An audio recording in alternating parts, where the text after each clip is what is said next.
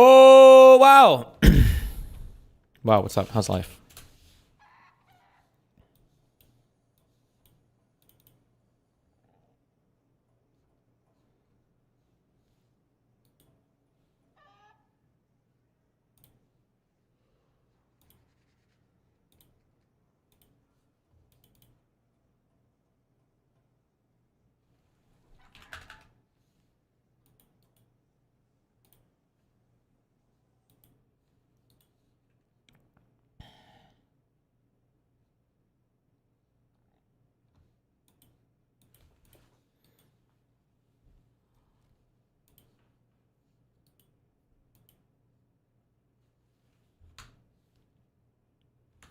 Stable Ronaldo wins 300K after predicting a gay couple kissing on the 2026 New York City ball drop broadcast. Wait, what? I need a gay couple kissing on TV for my parlay to hit. Please. Kai Cenat, Macklemore, Travis Scott, Stable Ronaldo, Burger. Okay, I'm the first person in the world to say that, number one. Number two, gay couple! Gay couple! Ah! Ah! Ah! Oh my god! Oh my god! Oh my, ah! Ah! Oh my god! Max, win! I have a memory of Pam Bondi saying that Jack Smith was properly appointed. Do you remember this, or was that just a dream I had? I'm 99% sure I did hear her say this. I don't remember it. What, during like her confirmation hearing, maybe?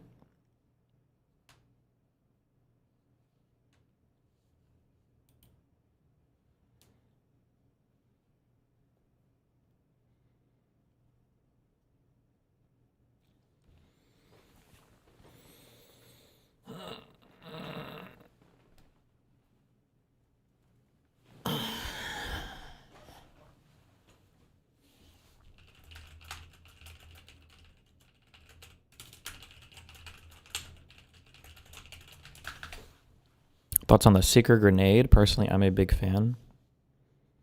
I think it's based. I'm thinking of upgrading Windows. How's 11 for you? Dog shit. You need to use one of those stripped down versions of Windows, I think. Okay.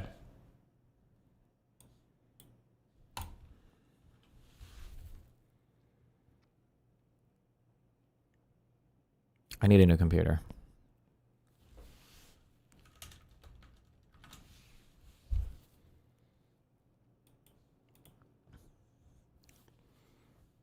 Wait, hold on. Let me think about this for a second. The computer I have downstairs is so good in the studio, but I don't, I mean, I imagine I'll still be doing stuff when I move to the other apartment. I should keep that one. The fuck is that noise? Oh.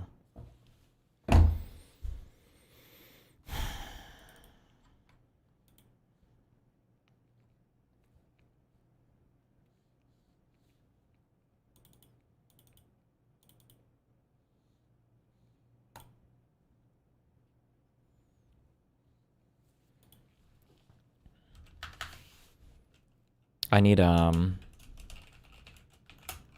what is the best? Is it the 9950 3DX? This is the best one. Damn, bro. Or X3D.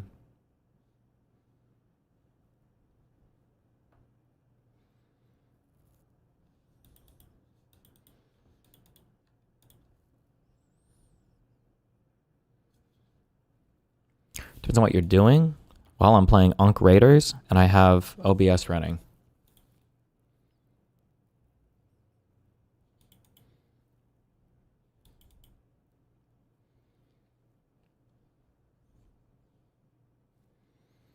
Only the best until February when the 9950 X3D2 comes out.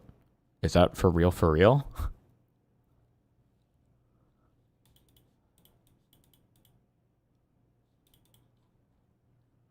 Kill yourself. 9800 is better for gaming.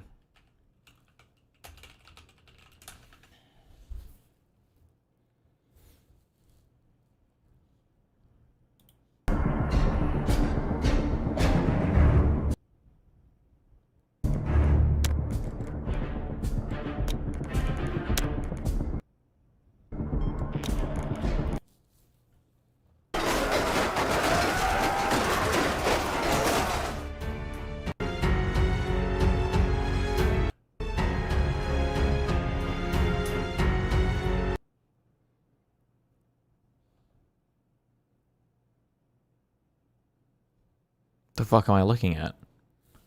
Is this saying that the 9800 has 12% higher frames, or no, 12 FPS? No, yeah, percentage higher than the 9950 in these games, and then the 9950 does better in these games. Wait, why would the 9800 be better than the 9950? Isn't 98 lower than 99?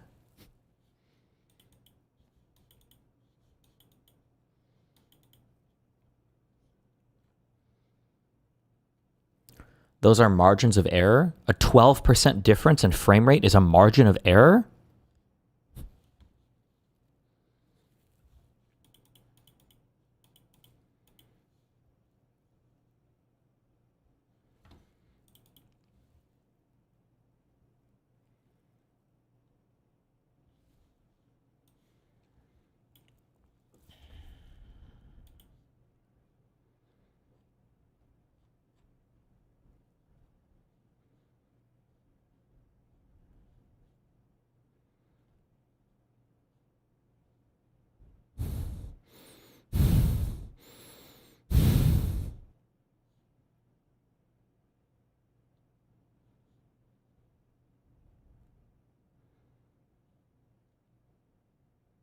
What's the 9950X 3D PBO?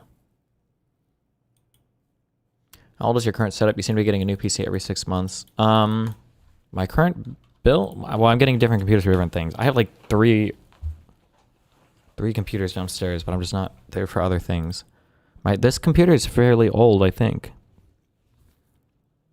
Well, we watched this computer get built on January 6th, so 2021. So it's that old, I guess.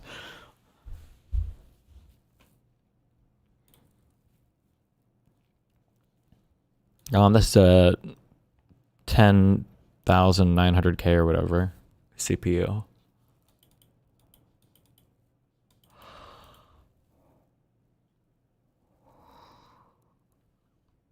Are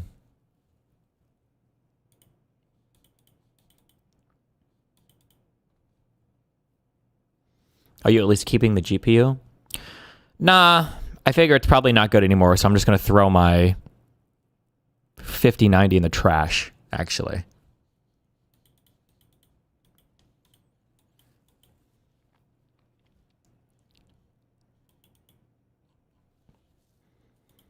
Why is he using 70%? I have like 7 tabs open in Chrome. What do you mean?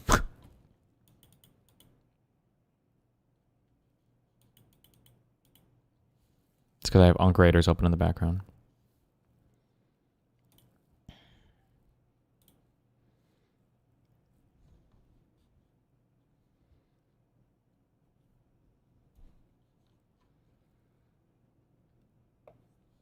I don't even know what the fuck kind of RAM I have.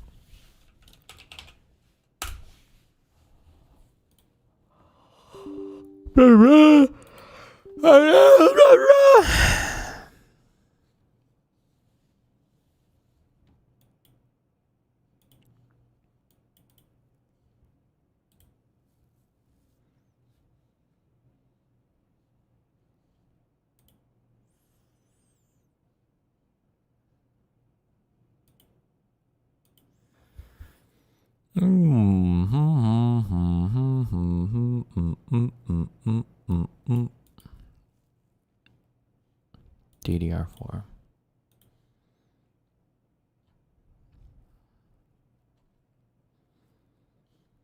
Okay, so I should just get this 9800X 3D. That's what I should get.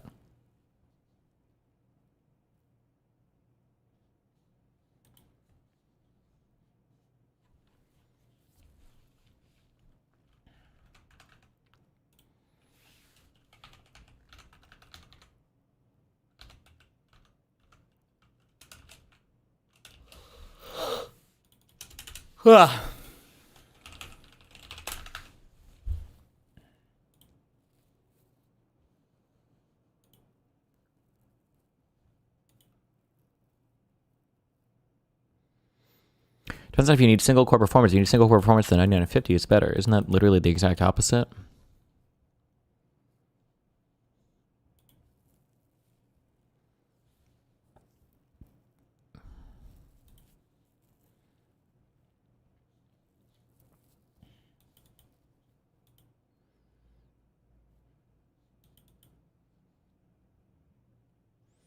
Okay, the 9950 X 3D and 4K, there's no difference, bro. It is way better multitask. I don't multitask on my gaming PC, though.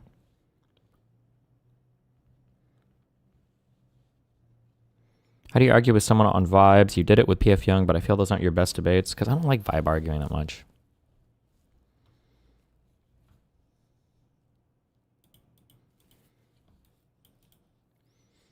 Dude. Oh, wow. Somebody sent me a sample. Hold on. Oh, my God. I've never seen IRI get smashed so fucking hard in a debate before. This is kind of pathetic.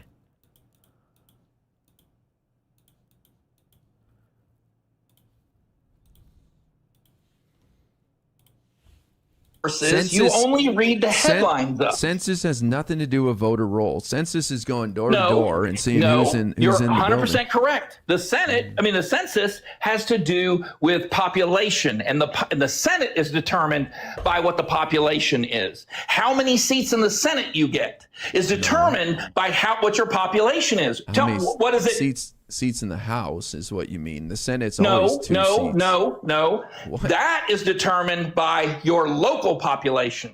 What? Seats in the House, local population. Seats in the Senate, state population. Every state has 2 senators.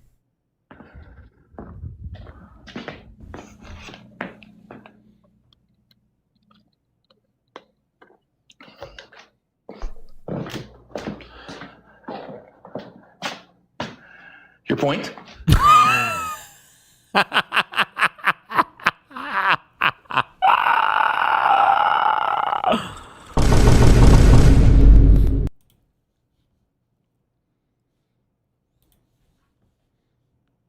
God damn.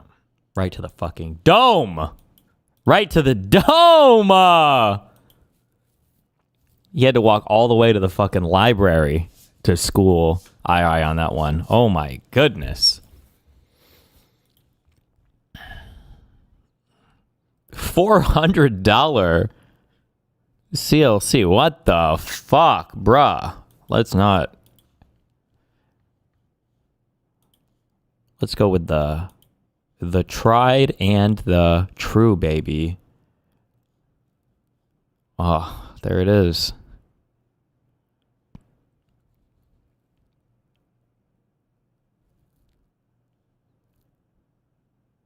I kind of like the one in black.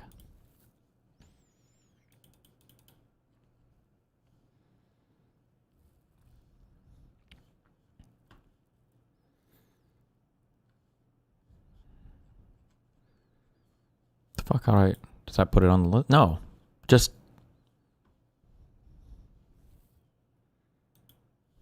Oh. There we go.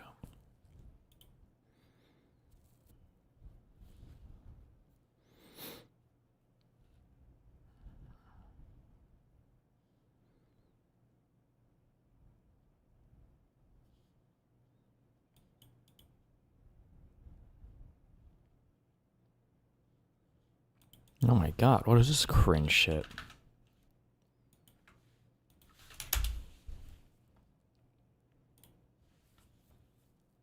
A lot has changed since the first person sat in this chair, but for me, the biggest difference is people do not trust us like they used to.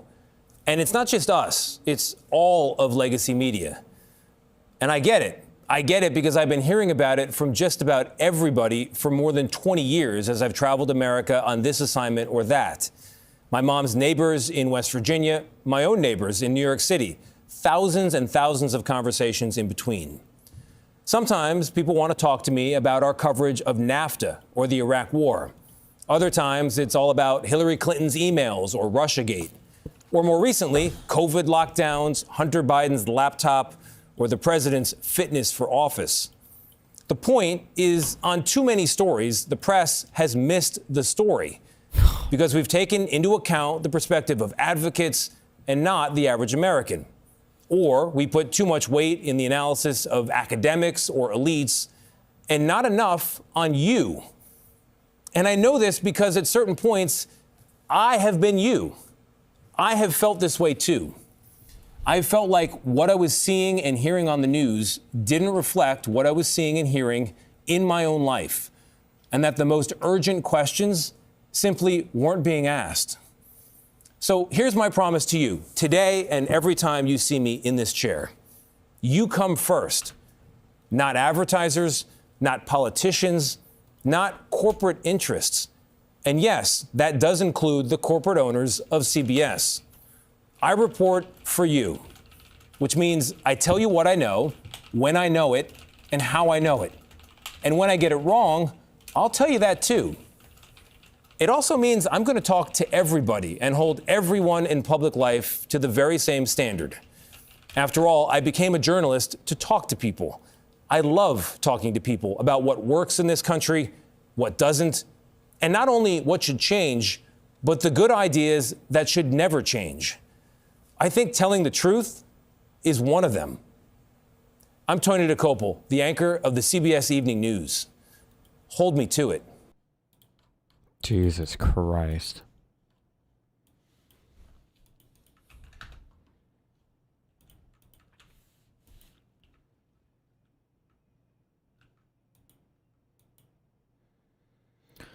Destiny, I literally bought that exact same Noctua air cooler for my 9950 X3D and swapped it out a month later for a cheaper AIO and never looked back. It's so much quieter. How does that make sense? It's the same heat. You're getting rid of the exact same amount of heat. How can it be? It doesn't make any sense. The only thing you're doing is you're adding an extra pump.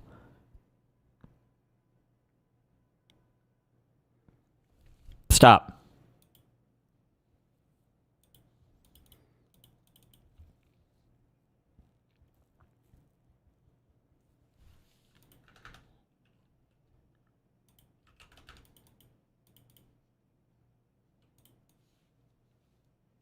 Because the water cooler is more efficient? Definitionally, how? Explain the physics to me.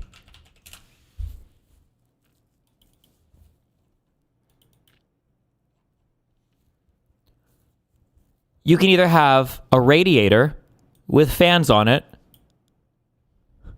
or you can have a water thing that moves heat to a radiator with fans on it.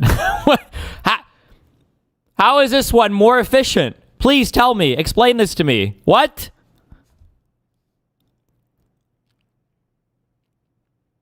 Bro, it literally disperses heat better. This is basic fucking PC knowledge. The water is not dispersing heat. It's the fans have to blow it away. The water is only removing heat from the CPU, but it's still at the end of the day has to be blown away from a radiator. What are you talking about? Water absorbs heat? No! Stop! We're not trolling. It's the new year. It's the new year. I'm not getting trolled by retarded physics takes from chat. It's not happening, okay? Okay. Oh, thank you, Sylv, S-Y-L-V. If you have a much larger radiator, then that would help you disperse heat faster. That's true. I don't think it's necessary, though. But thank you. That would help.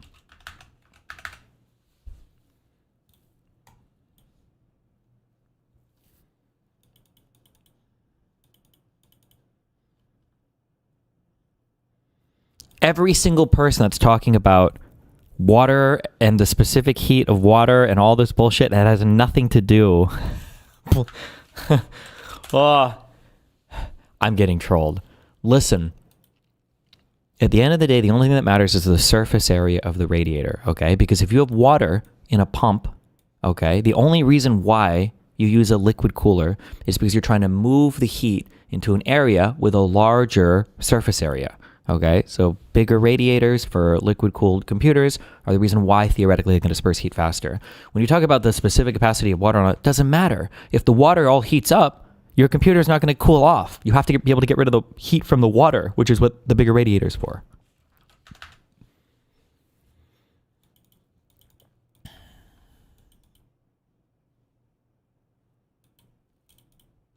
The heat doesn't build up, though.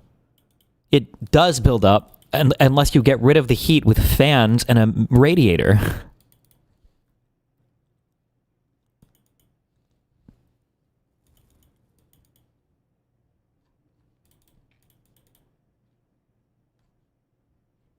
then why does running water over a hot pan cool it down? Because water running over a hot pan is not a CLC. It's not a closed loop cooler.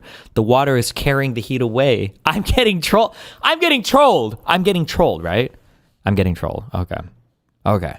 That's good. Don't care. The best CPU cooler according to Tech Jesus.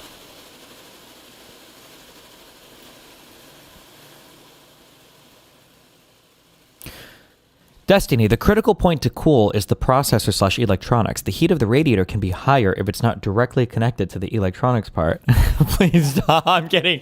Please wait. Stop. What does that even mean? What? Stop.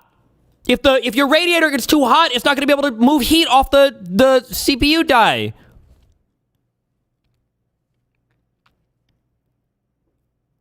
Stop. Stop. Everybody stop. This is a banned topic now. Stop.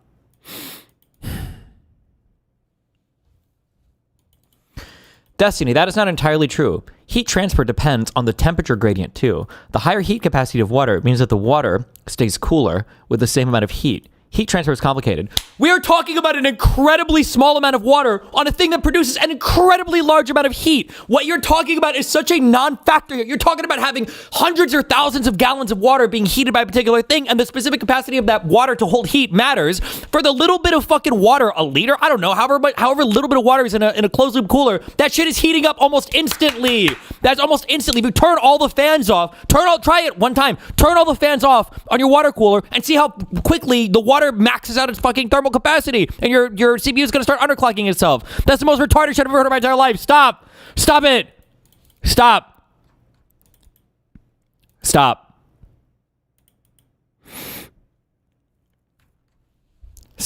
Okay.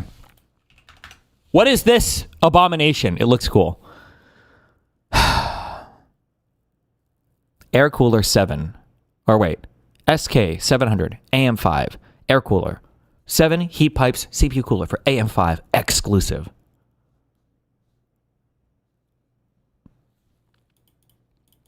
Link me the Tech Wizard video.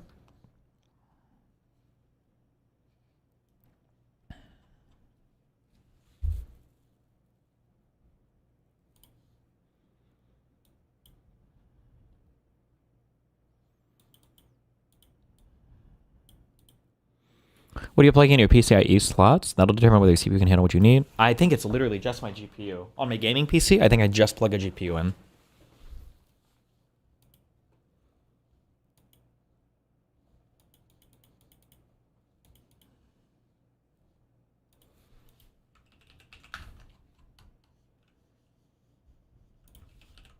No capture audio card? Nope.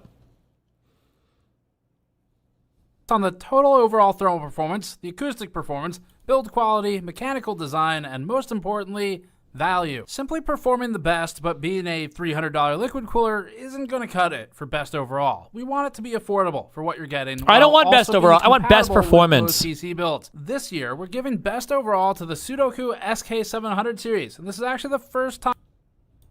Our next award is for Best Out-of-the-Box Thermals, a GN Classic. This is a simple award, and it's given for the cooler that has the best performance regardless of acoustics. This means that we just set the cooler fans to max speed and run it as loud as it wants to run. These are often different winners from noise normalized, just because some coolers run crazy fast fans. For this, though, the Best Out-of-the-Box Thermals at full fan speeds with liquid goes to the Trike's Panorama again. Even when running full speed, it's a chart topper by about 1 full degree Celsius, leading the Kraken and the Corsair coolers in the 9800 XPD chart.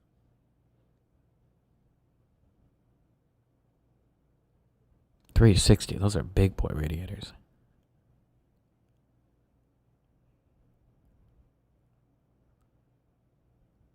These are all water coolers, I'm guessing. This was at 2.5 dBA, so it's less acoustically Not the biggest. Look at 420. 420. efficient than the Kraken. Jesus. Kraken Elite when at max speed. The Corsair Titan is about the same noise level, and with an error of the Panorama. The Master Liquid Atmos 2 is quieter at max speed, but also warmer for CPU temperature. For air coolers on this chart, the winner would be the A720, tied with the NHD15G2 and with an error. The A720 has an advantage in its louder noise level than the NHD15G2, allowing it to brute force its way to an identical temperature result, despite, of course, being louder. Our 9950 XPD chart at full speed also goes to the Panorama at 53.8 degrees above ambient. The Nautilus and the Titan are close behind, as is the Liquid Freezer series. Cooling performance at full speed mostly comes down to how loud companies want to run their fans, which has to do directly with that speed. Many of these entries are lower than winners of this category in years distant past. They're still loud at full full speed, but not as loud as something like the old EVGA CLC series and its odd fan choices at the time. So again, for this one, they go to the Panorama for liquid and the A720 for air, both links below. Our next award is for best mechanical design. Years past have seen this awarded to the Noctua NHD15G2 for its impressive focus on mounting hardware and tuning to the physical aspects of the cooler, the Deepcool Assassin 4 for its ease of use and installation features, and the NHP1 for its excellence in passive cooling. What the fuck? What was that Terminator 2 looking thing? The cooler, the Deepcool Assassin 4. What is this thing? Jesus Christ! For its ease of use and installation features, and the NHP1 for its excellence in passive cooling. This year, maybe fittingly with the Assassin's Pride victory, giving the award to the Sudoku SK700 series for its high build quality and fine-tuned mounting hardware kit. Interestingly, this is an AM5 only cooler, which is fine because Intel basically doesn't exist on the consumer market right now. The Sudoku cooler may look familiar, and that's a special report story for another time for us. And yes, we do have the full details. We're just waiting on a few things. But the short of it is that if you've wanted a US Entity List compliant Deepcool cooler, there are options available. The Sudoku SK700 is built of sturdy hardware that feels familiar to the old Assassin series we recommended for its build quality previously, for maybe visually obvious reasons. The cooler uses an ILM replacement plate that secures it directly to the CPU and helps clamp it down. This is like the Intel contact plates we've tested in the past, and this one works well. When replacing ILM, the plate is bolted down with... All right. SK700, you're the guy.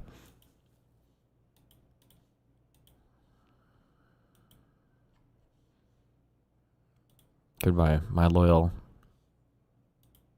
Noctua.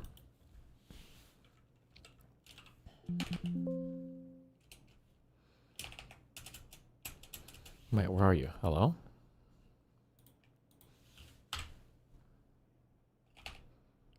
The fuck? Why is it not here?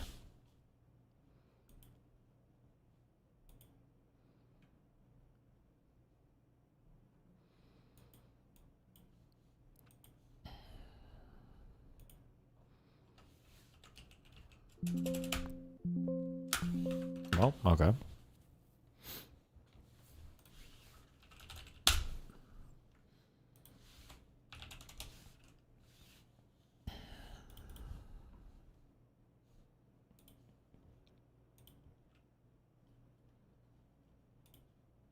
It's not compatible? Wait, what slot is this bullshit, the 9800 X3D? 9800 X3D.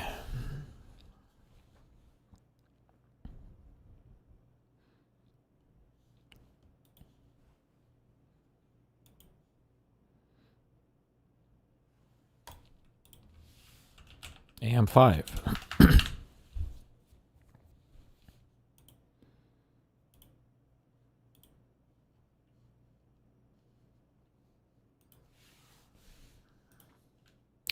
Add to cart. Okay. SK700.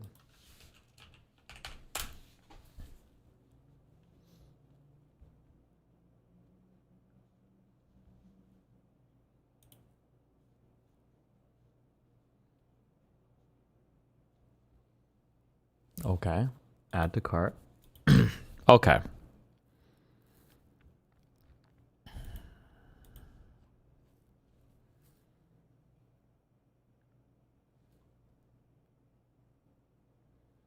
Are you planning on covering the YouTube streamer who had a girl puke on him and then he forcibly kissed her? No, what the fuck? Dude, why is your YouTube videos and live streams getting mass disliked? I can't even see dislikes on YouTube. But if they are, it's probably because I've been fighting with Asmongold recently.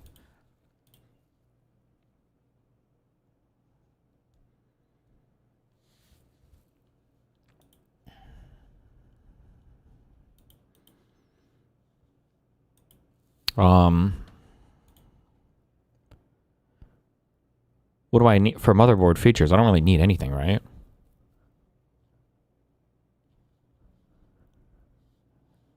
I'm a slave to the stars. Fuck it. What's our highest rated one?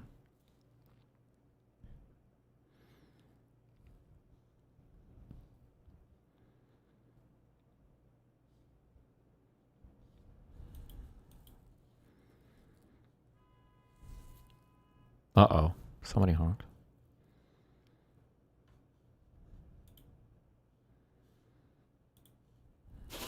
Stop!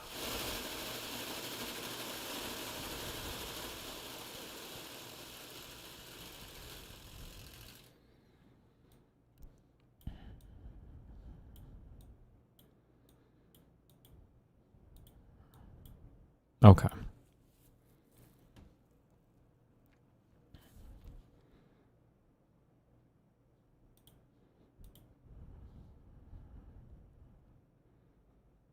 I have a PCI Express slot for my...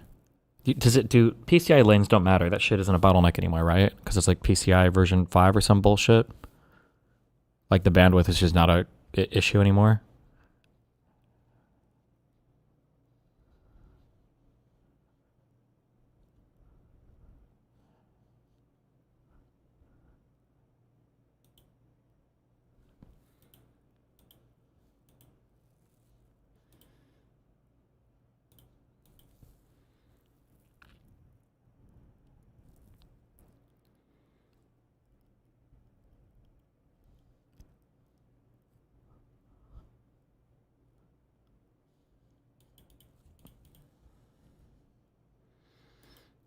Okay.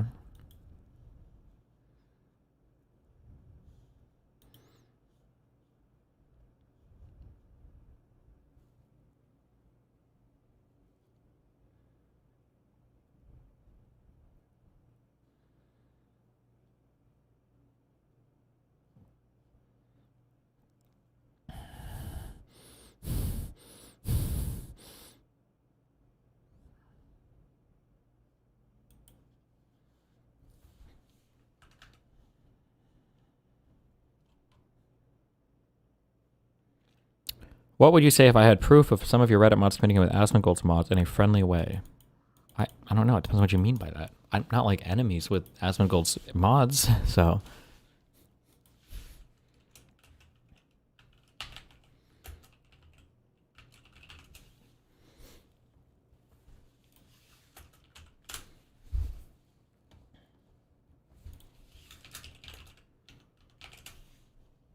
Motherboard roundup.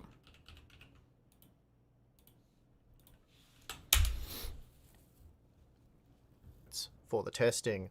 The case used is the Antec Flux Pro. Whoa! And for recording temperatures, I'm using a digital thermometer with K-type thermocouples, and I'll be reporting the peak PCB temperature.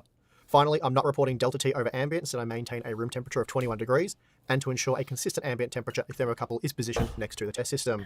As for the stress test, I'm using the Ryzen 9 9950X, and for load Cinebench 2024, which was looped for an hour, at which point I'm reporting the maximum PCB temperature, again recorded using K-type thermocouples. As you can see, most of the boards performed in the 50 to 65 degree range, which is very cool, and although the Gigabyte X870 Eagle looks particularly bad at 76 degrees, that's actually still quite a cool operating temperature and is far from being an issue. That said though, the Eagle did sustain the lowest average clock speed during our hour-long stress test at 4,780 MHz, Yikes. while the average result across all of the boards tested was 4,988 MHz, so we're 4% below the average with the Eagle, and 6% slower than the best recorded result. Most of the boards though were within a 2% variance of one another, which is pretty typical. As for actual... All right, I'm getting the one at the top. Looks like the best. Okay. Are you gonna buy an entire PC or only parts? Well, I just you gotta get everything again, you know. What are you gonna do? Why was he using that case? Was that a sick ass case that he was testing in? For the testing, the case used is the Antec Flux Pro, and Antec Flux Pro. Jesus Christ, what the fuck is this thing?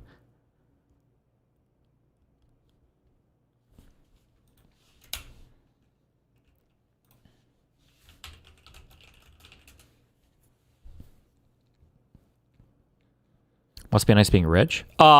This is my job. The Antec Flux Pro is Antec's newest case using the Flux platform, and I don't know what that means. According to Antec, quote, the definition of flux is flow luxury. However, according to Merriam-Webster's dictionary, all right, so this one's pretty easy to conclude. The Antec Flux Pro is the new chart leader in most of our charts. And our Whoa, that was the same glass that me and Dan had for anything else to drink. where it's not the chart leader, it's basically tied with the chart leader. It's close enough. So that's great for Antec. Our old testing methodology had hundreds of entries for variations on cases and cases themselves. I don't know how many actual just cases it was. It was at least 100 though. We have not retested all of those, but it doesn't matter because we have retested the torrent. And the torrent was the best in the old methodology and the best in the new methodology. It's consistent across very different types of video card cooler, which is just useful for other reasons. But this beats that. And so Antec's doing well right out the gate here from a performance standpoint. It already has a strong leg up. Now, for the rest, the main downsides are, I guess, the MSRP. It's $180 to $185. There are some strong competitors at that price. Fractal's North XL, though, also carried a $180. All right, Antec Flux Pro it is. Let's go. Let's go.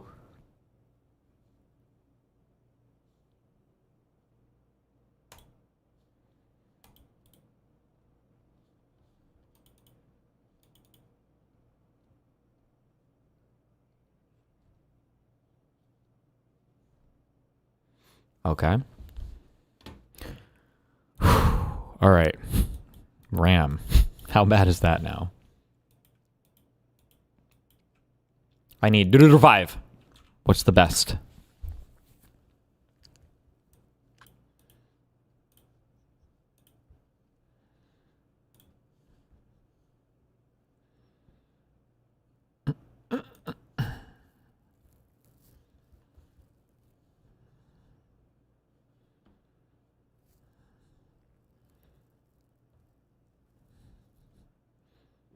This is it all. Oh, I guess it's all going to be DDR5. How much do you really need 64 gigabytes? Dog, $880. Are we being real right now?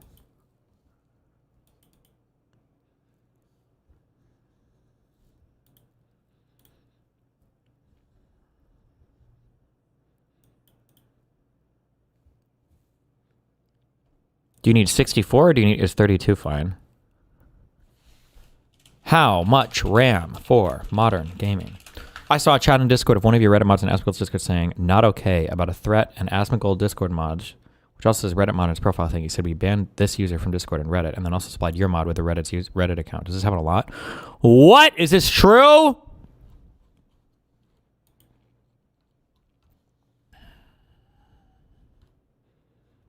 Three years ago.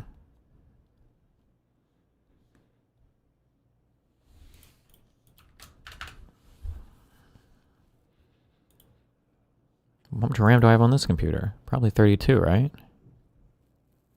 Memory.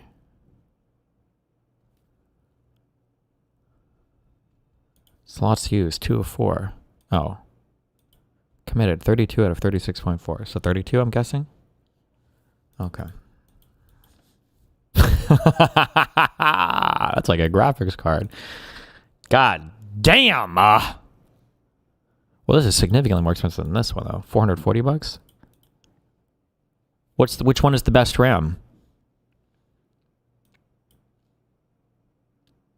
First word latency, cast latency. Oh, these are all CL30. G-Skill Trident? Oh, no, wait. Lower cast latency is better, isn't it?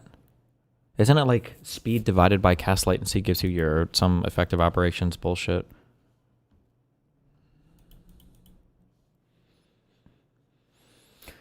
What does a cast latency 28 look like? That's what I need. That's what I need, baby. The G-Skill Trident Z5 Royal Neo.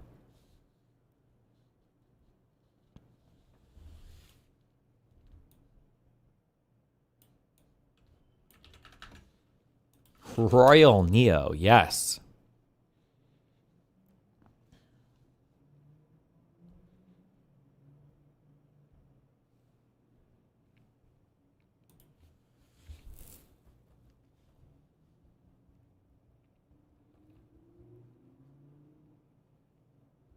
Oh, and they make it in gold?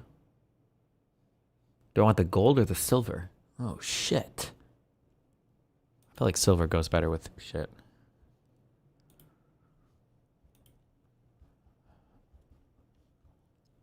Okay.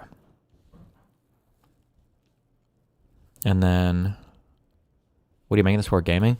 My game lags, okay? My GPU is not getting to work out as hard as it needs to. Okay, so I need to upgrade my shit if I'm going to be the best upgrader, okay? Because I'm addicted. I'm addicted to this game right now, okay? And if my YouTube doesn't get remonetized, I'm being a full-time gamer anyway. So I need to be ready to transition.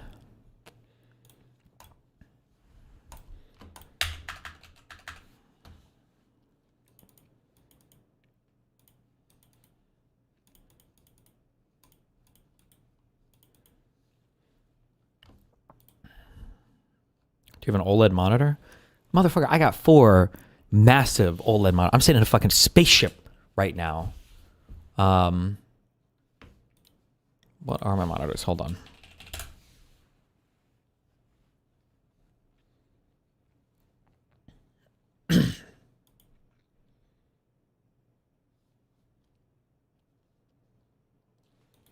I'm using 4 of these guys right now. This is kind of excessive. Jesus, really though?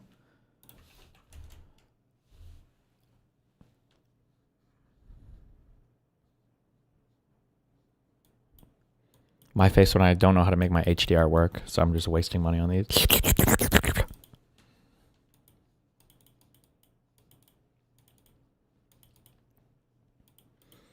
This is the best RAM kit for your CPU right now. Not available on Amazon Prime, so don't care.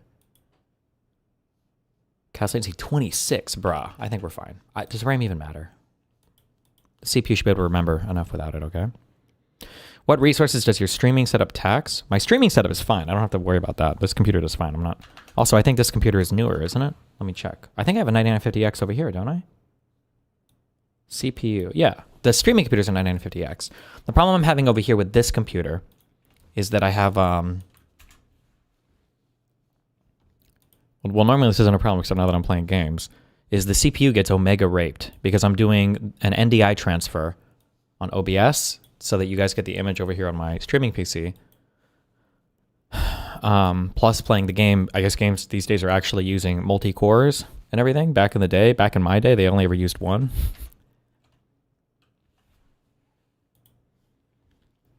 What possible use can you have for 6 monitors? I have 4.5 monitors. So on my streaming computer, I have on one monitor, I've got OBS, YouTube, Kick, Chat, Discord.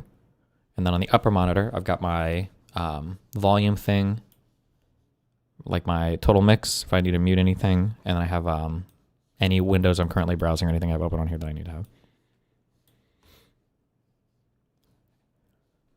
Like, it's my goon screen, true.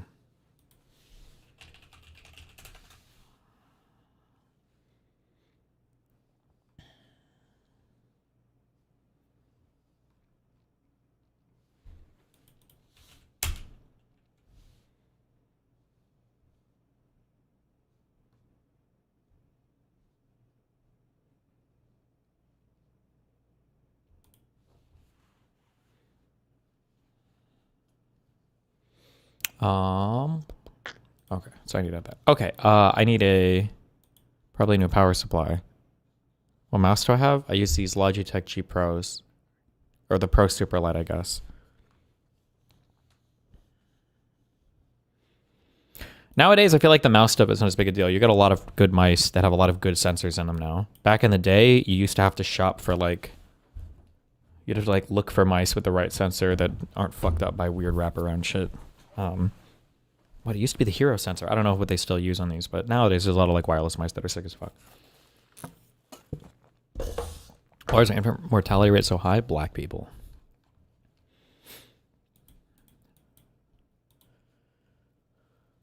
I don't know what to pay. Don't need this. Infant mortality is a weird one, I think, to measure because it's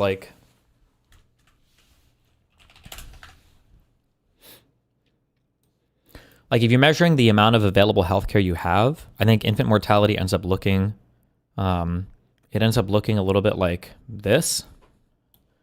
So if you're in a really shitty country, women just die because childbirth is hard because our heads are fucking huge. And then as your medical services get better and better, you manage ways to control infant mortality. But then as your healthcare gets even better, what happens is there are cases that you originally would just abort or you wouldn't even try to deliver them or whatever, but I think now you are delivering them and they are causing the infant mortality to rise a little bit. There's a single exception here, which is called Cuba, where if they think you're going to have issues, they just abort the fuck out of your baby. And their infant mortality, I think, is the best in the world. And they abort 80% of their pregnancies or something, or some fucking absurdly huge number.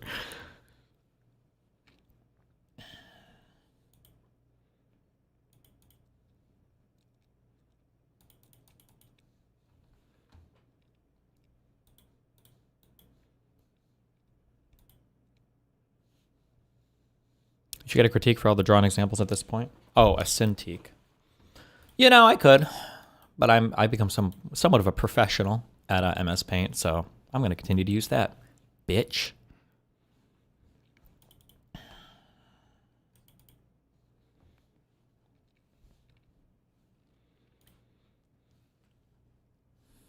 I'm just gonna throw this on here for now. I just want to see what my total wattage will be.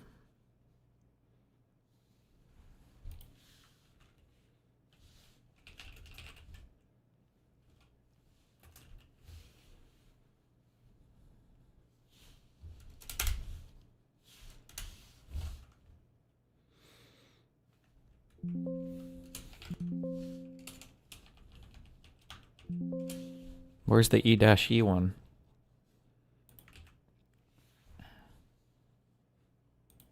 That's what he said in the video.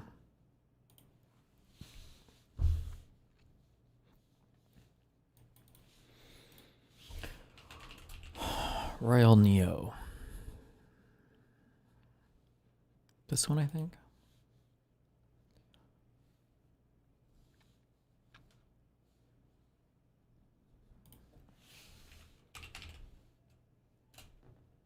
Did you ever get that weird Corsair screen you were talking about a while ago? Yeah, I actually have it. We just haven't done any notes for a while. But that's this screen down here.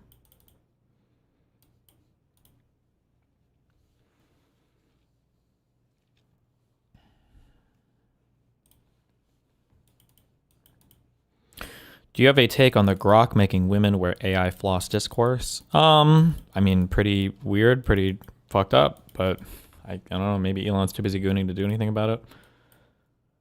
RTX 5090 Vanguard.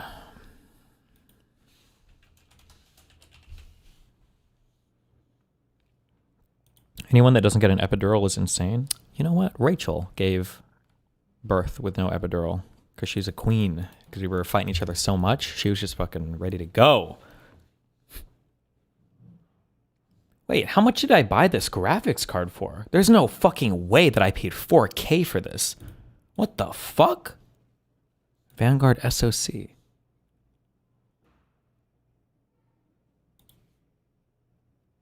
Did I buy this in person? You got gifted it? Somebody gave it to me? No way. I must have gone to PC Part Picker or something.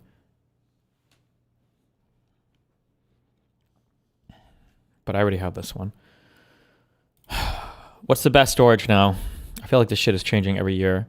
Dude, we can store so much shit. Oh my god. It's like, bro, storage is so fucking free today. It's at high speeds and everything. What the fuck? You guys don't know how lucky you have it. And you guys don't even use it because you just stream everything. I feel like I have 7 of these 990 Pros because I was going to use them for the cameras, but I ended up getting the T5 drives instead. Didn't you get it at Micro Center? Yeah, I think I did. Do I just get it? Should I just get another 990 Pro? I feel like I could just take one out of the computer downstairs, but then I'd have to open it up and everything. Oh.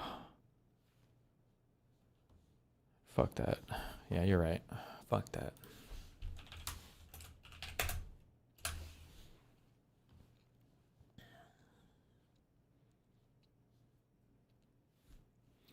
$990 Pro.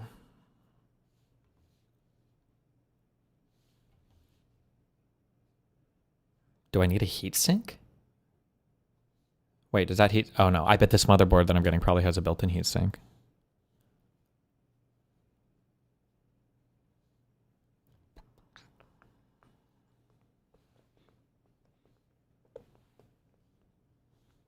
Fuck the 990 Pro, get this bitch. 9100 Pro. The fuck is this?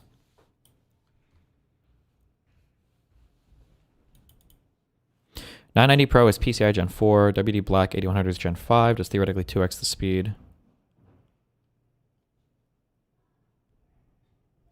It's the Gen 5 variant. Are we even close to saturating any part of hard drives for gaming though?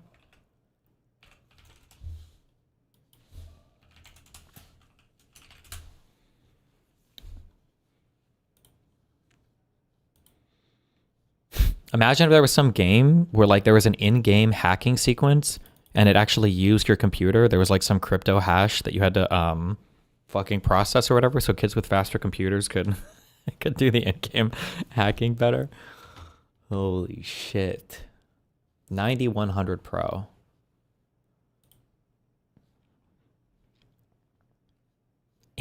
They make an 8 terabyte offer? Holy shit. 4 terabytes is a standard. What am I even using on this computer?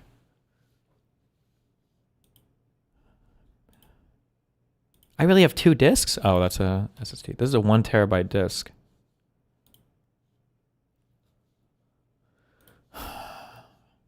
I'm using 400 gigabytes of it. I feel like 1 or 2 terabytes is plenty.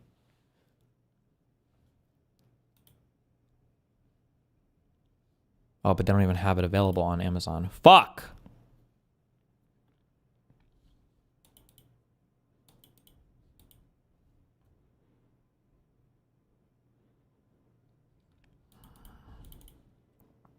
If you're getting a Gen 5 drive, get the WD-8100. Samsung got mogged in the Gen 5 generation.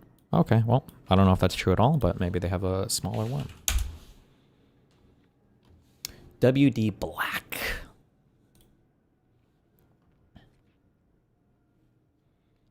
Oh, they do have a 2 terabyte version. Yes. It's available on Amazon.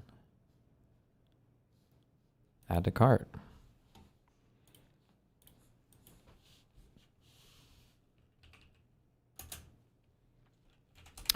You know, building a new computer is a great opportunity to install Windows 11 LTSC and never worry about OneDrive. I don't believe that it's as good as you say it is. I just can't believe that. If that was the case, I feel like I would have heard from this or heard about this. Wait, what the fuck is this? Wait, why is the WD shit not available on here? Is it not compatible?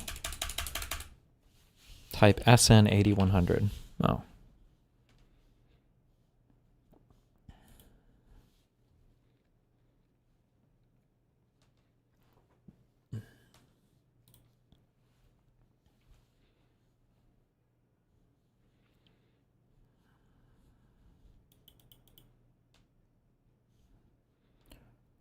Okay. I just need a PSU basically. Damn.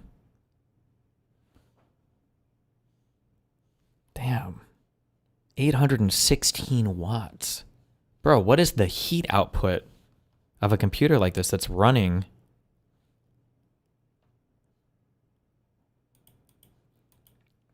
For general streaming, NDI is easiest, but for gaming, you'd be better off capturing with an Elgato or similar to do capture to avoid CPU tax. What's your target resolution frame rate?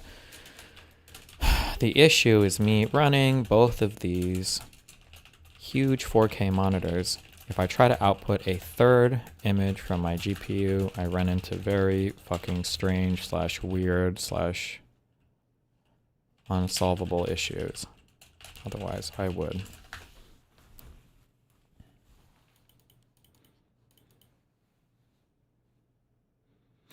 For 2026, I want you to stop saying, is that true? And just start going with it. Someone says, yo, you hear about Russia trying to influencing Asmongold to corrupt our youth? Go with it and just believe it. Stop looking at facts, yo. Okay. Are you going to stream in 1440p on Kick anytime soon? No, Kick only handles a max of 1080p.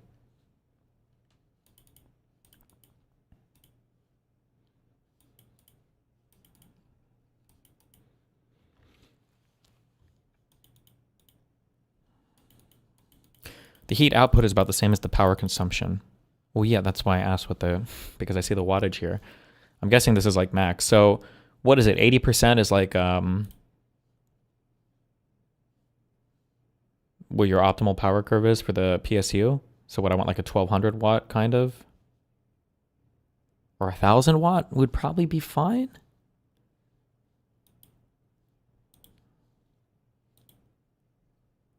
Wait, is this a new, did I put in a new power supply on this computer when I got this graphics card? I don't remember. I must have, right? Who remembers? Does anybody remember? There's no way that I just threw in a 5090. Oh, somebody link me the build. What did I have here? Artesian builds, Destiny, PC, part list.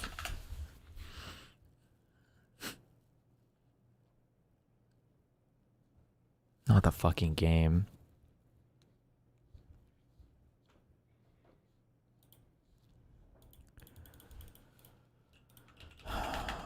Destiny. Oh, it's in my Obsidian. PSU is a 1000 watt PSU. I didn't put the brand or anything. How lazy. Lian Lee XL black case. Wait, this is not my artesian. Wait, is it? Oh no, it is.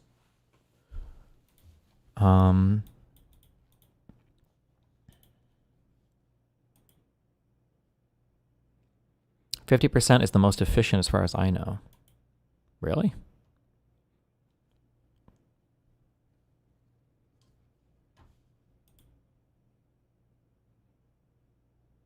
Oh, you're right. I think I bought a new one because I needed that 12-pin power cable and everything too.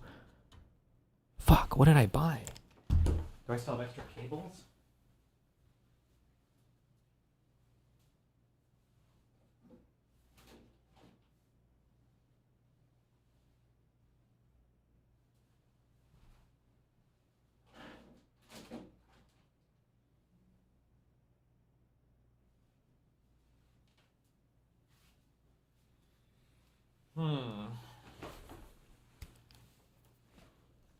Who's disliking your YouTube live stream so much? My guess would be Asmongold fans. But I can't see dislikes. So I don't know where you guys even see that at. Have you looked into any of the Stream Deck stuff yet? I have a Stream Deck. What do you think my soundboard is?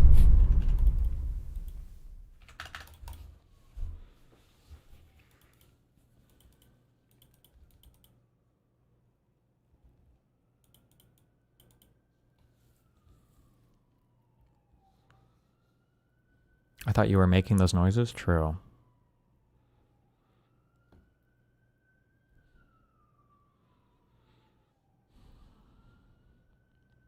I don't think I need a new PSU. I shouldn't. This current one, even with the current cable, should cover everything just fine, right? Okay.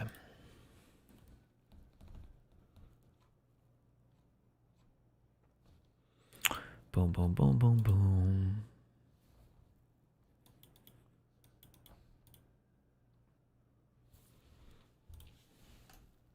And then I need a keyboard mouse combo. I'm tired of switching the cables around every time I need to troubleshoot the other computer. Fuck that. Just a cheapo $30 one. Yes.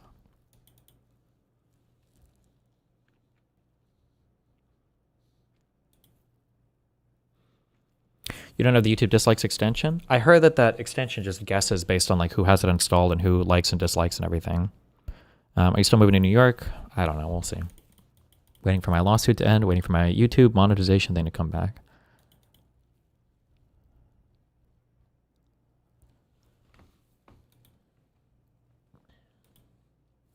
Or not come back. I just need an answer on it. Hopefully I should have one within 2 weeks.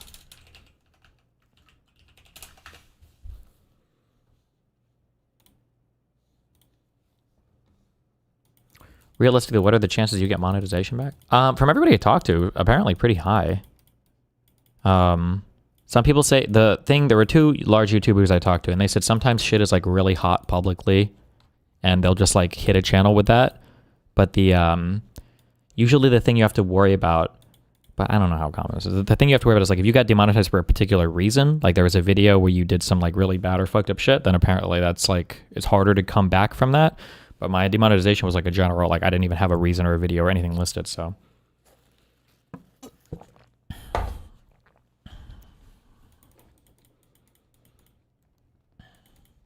Has anyone from YouTube responded? I mean, I put in my appeal or my re-application like 2 weeks ago on the 16th, and I just have to wait. They said usually you get an answer back within a month. If you're denied, you'll have an opportunity to apply again after 6 months. No, it's after another 90 days. But if it gets denied, haha, we're just video gaming. Fuck it.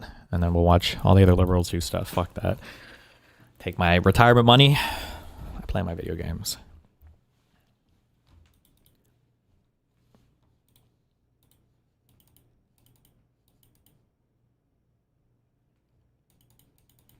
What about your Twitch ban appeal?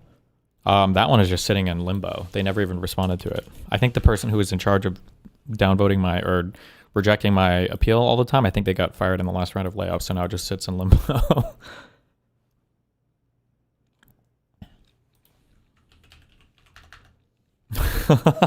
What is this? It's really disturbing that people are trying to rewrite history and say that Asmongold isn't good at any game outside of WoW, ... That's absolutely insane because he isn't good at WoW either. Nice.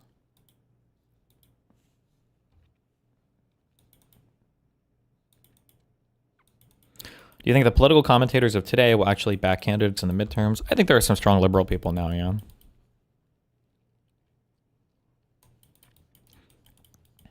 Are you really gonna retire if YouTube doesn't appeal? I don't know, bro. It's a lot of solo work out here, okay? I'm not retiring, I'm just playing video games, okay?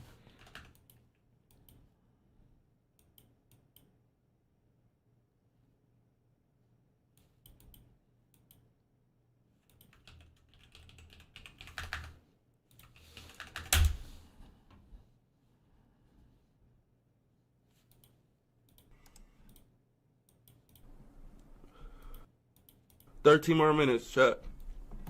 13 more minutes left, you know? I only got 1 good hour in me. That's all I can, I don't know. That's just my attention span.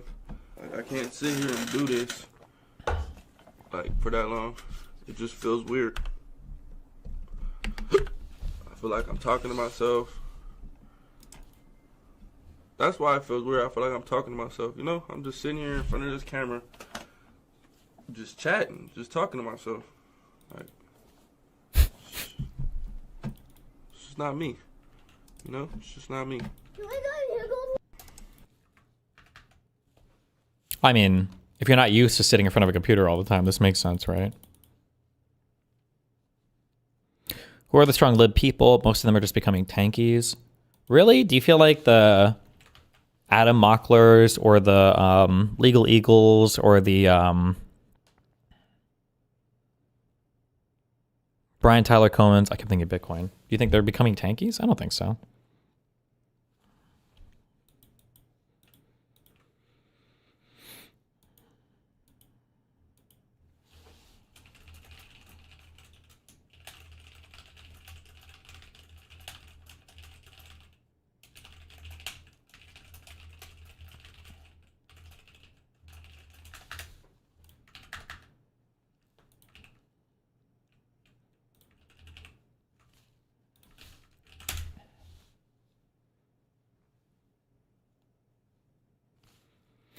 I spent the last decade talking about the separation of Zionism and Judaism. While conceptually it is true, these sorts of images make a much stronger argument against said separation.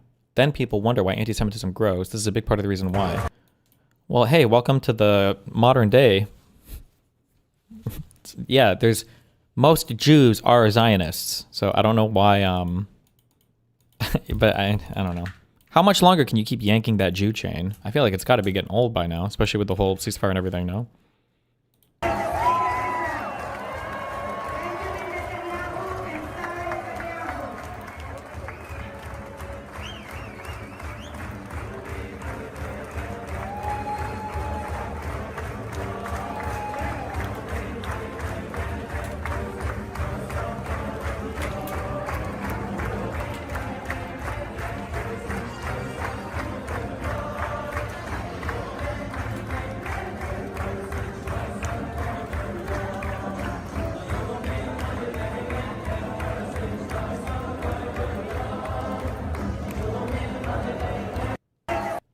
How is this supposed to be erasing the difference between Zionism and Judaism? Israeli PM Netanyahu received a hero's welcome at a synagogue in Miami, Florida. Okay.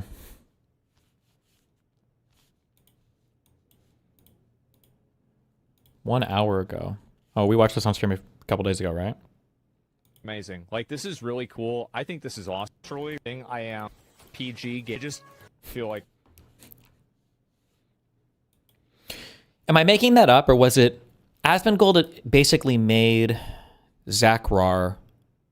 Was it because of Dark Souls? Am I making that up? I feel like there was a game that he was playing on stream.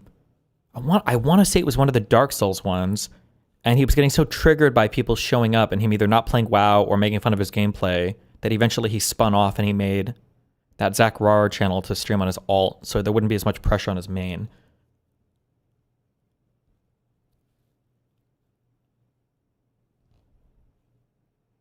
Okay, hold on. I'm sorry. Let me clarify.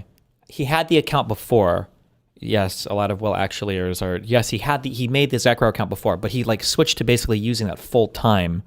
I thought it was on the back of the Dark Souls stuff. I know that he had it before and he gamed on it at night before, whatever, but...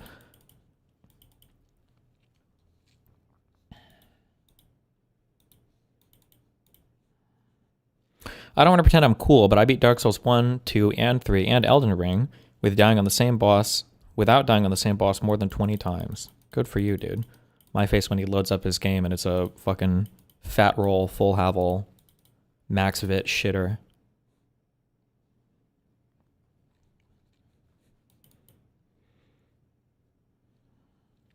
If all of Mt. Gox's crypto was recovered, would you expect the value you invested / lost, or the value at the point of recovery? The UK recovered $5 billion in Bitcoin recently. That was worth $50 million when stolen. Personally, I feel the victims are not entitled to the full amount, but not sure if I would feel different being the victim. I would have liked the modern value of it, because I'm pretty sure, don't those guys have the modern value of it, because they have the coins. I think when I got reimbursed, they paid out, I don't remember. It was like $500 a coin. So I got my 3 Bitcoin reimbursement it was like $1,500. Fuck you. I want my like 150K or 300K. I don't know what Bitcoin's worth right now. Because when they recovered all the coins, don't they have the modern value? They can offload it at the current value. No? Motherfuckers.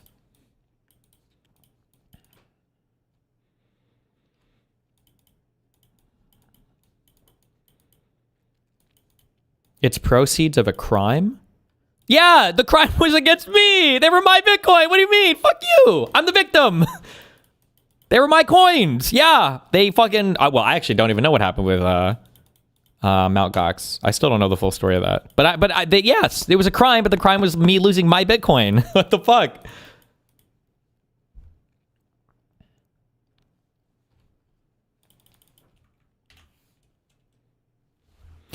Hello, random question. It's been almost 8 years since you talked to Avillo. Do you miss talking to the guy? Whew, bro, there's a lot of crazy people online. It's a very not okay place out here. I wonder if the real world has as many crazy people.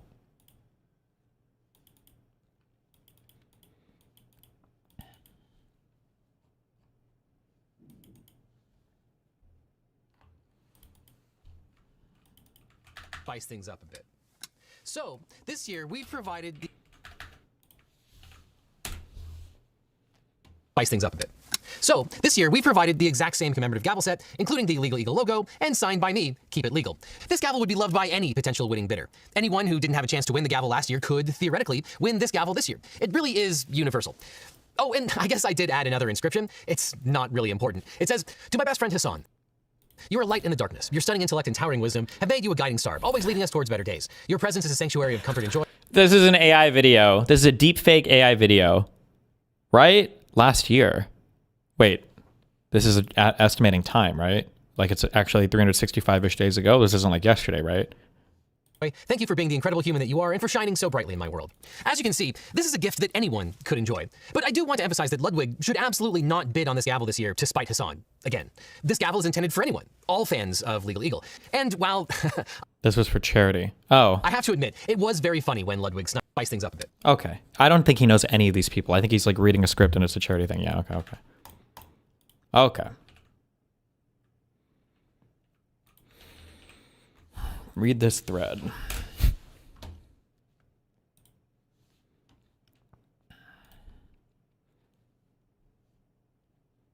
Wait, this thread is supposed to trigger me, or...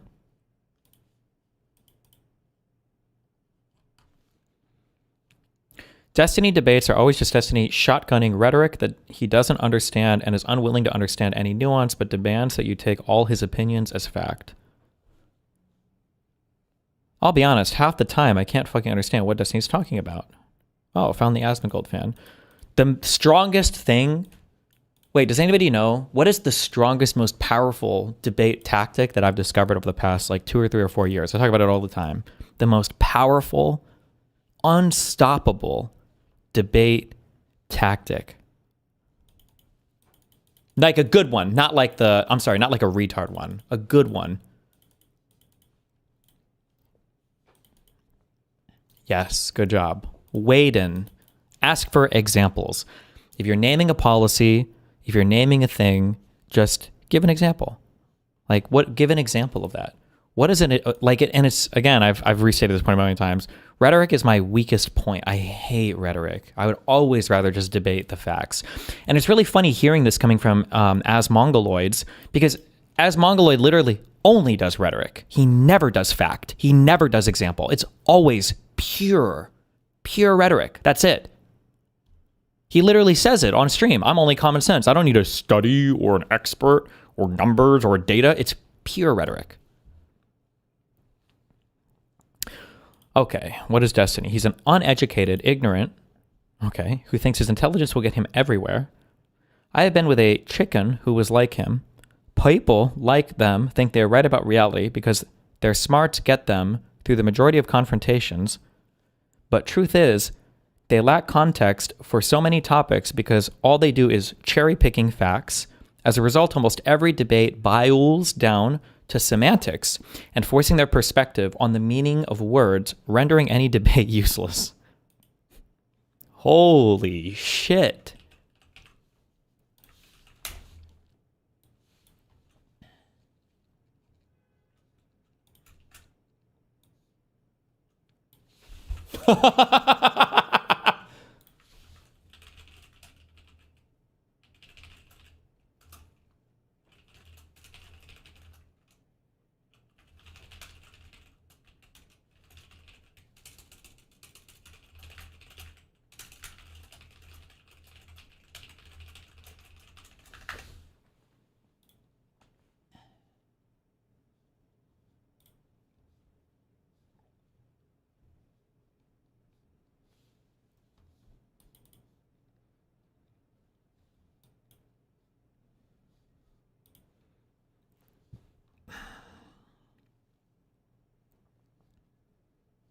Okay.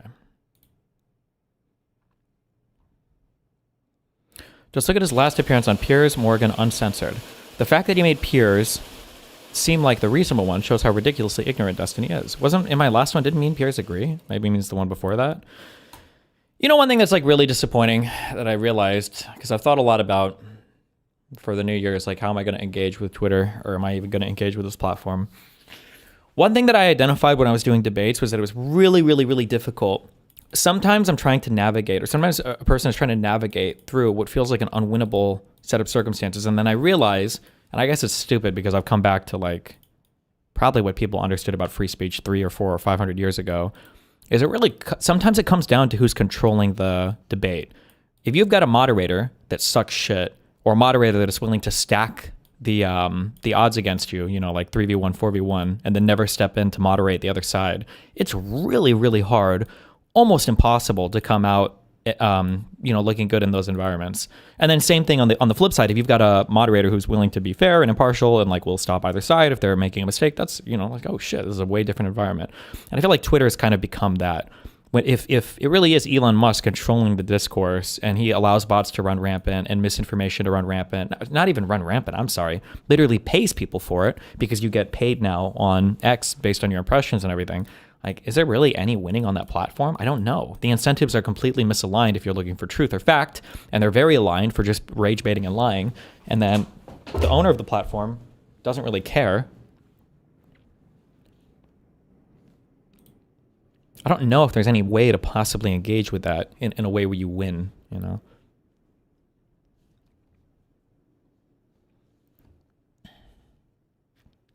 This is the same as being a streamer, ultimate control of the narrative. Well, I mean, in your own fan base, yeah, kind of. But typically streamers have to fight with each other. Well, I guess they don't anymore. That's actually the reason why a lot of streamers don't, is because they don't, because it allows them to control whatever they want in their own stream, yeah? Remember when you once said you felt a responsibility to political commentary because you have a unique ability and fill a unique niche? Do you not feel that anymore? Yeah, but I mean, at some point, I'm only human, okay? Jesus, I'm fighting a lot of battles right now. You gotta understand, okay? The YouTube demonetization plus losing every fucking friend I had last year plus my lawsuit fees that are being driven almost exclusively by fucking Lauren De Laguna and then a weak-willed white progressive woman from a rich family. It's a lot. It's a lot of fronts we're fighting on, okay? But there are other, like, liberal people that have stepped out, which I think is good. Did Asman thread, old Asman thread with viewers calling him shit at games? True. Don't you mean I send prawn to minors, Destiny? That Destiny? Behazed. Yeah, the Destiny was more evidence he was a pedophile than any evidence in the Epstein files about Trump. True! The Asmongoloids got to this thread real quick. Oof. Actual Chad, LOL. Nah, seriously now, there's nothing to gain for Asman. Worst case, he gets wrecked by the dude that makes a living by debating. Best case, he can convince some of the audience about his viewpoints, but he doesn't really need it if he has a large audience already that will spread everything he says through multiple social media channels. He can't convince Destiny either. That train is long gone. Like, it's a dude that lets other guys fuck his wife, etc. Based. Dude is off the deep end at this point, so barely any gain, and at worst, he risks getting massacred in the debate. I like how this guy is a little bit like unintentionally honest about, okay, this is Asmon's subreddit, not LSF also. I thought this was LSF for a second. Jesus, okay. This makes way more sense then. Whew. I like how they admit there though, like, whew, I don't want them to massacre my boy.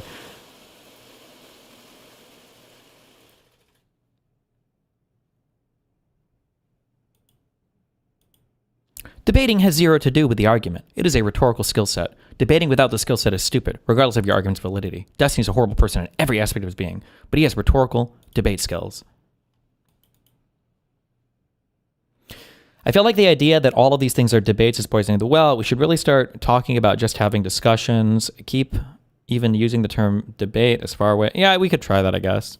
One of the issues, though, is that, like, so many people use and weaponize debate or discussion depending on what they want to achieve at the time, or rather where they think their strengths are. Like, I think Hassan has a huge fault in this, and that there are times when Hassan becomes a debate pervert. Willie Mack, debate me, or why won't Asmongold debate me, or Ethan Klein, debate me. But then if he thinks he's on the, if he's got like a disadvantage in an argument, then it's like, huh, I'm not going to be a debate, bro. Wow, you think I'm going to be a debate, bro? You think it's just about screaming at each other? Debate is worthless, right? It's like everybody's so performative, I guess, or instrumental in how they use it. Like, it's only, like, debate is only good insofar as they think they can win, and then if they can't win, then it's a worthless, stupid loser thing.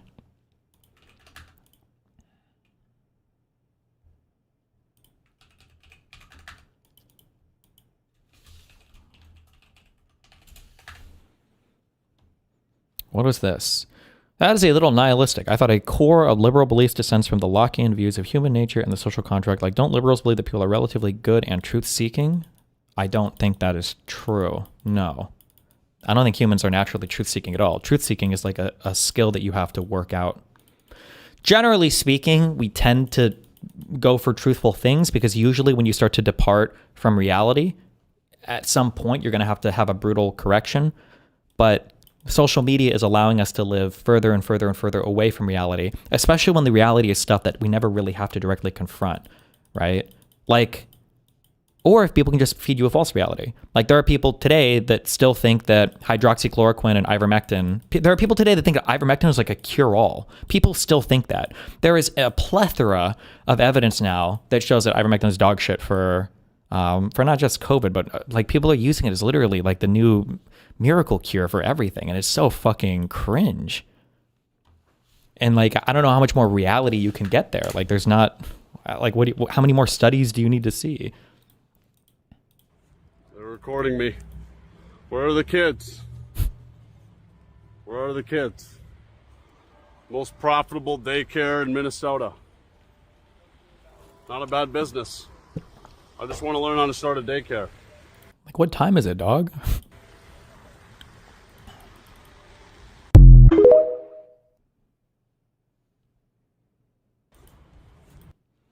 Caleb Hammer went over your tweets about the Somali fraud on his podcast and was on Nick Shirley's side. Yeah, of course he is. Like, I don't know what to say. I don't know. It's just like a retard. I can only say the word retarded so many times. This is why we're just playing video games now. Like the Nick Shirley thing is just an obvious example of bad journalism. Like, it's just so obvious. Fucking, if Caleb Hammer wants to, I will donate $5,000 to Caleb Hammer's show or whatever if he needs the money. If he wants to sit with me for 2 hours and go through that whole video from start to finish, okay? We can find a charity or whatever, and I will spend 2 hours. If he wants to spend 2 hours, okay, we will go from start to finish through that entire video if he wants.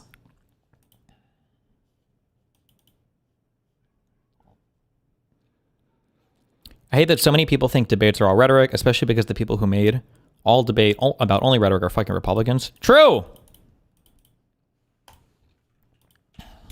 Isn't he in your DMs on Twitter? True. I should try this. Let's see if we can be a human. The thing is, people always... Okay. Hey! Exclamation mark. I heard you went through some of the Nick Shirley video on your YouTube/stream recently. If you want, we can spend some time together just going through the video with me bringing up some criticisms about his investigative approach. I'd be curious to hear your feedback. Exclamation mark. Let me know if you're interested. That was a nice message there.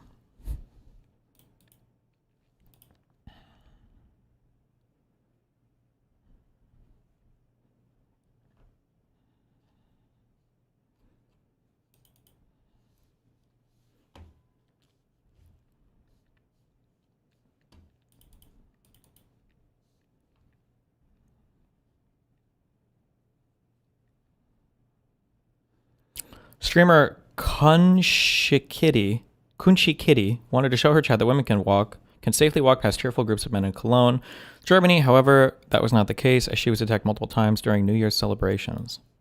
By the rape gangs? Wait, what happened? Ow!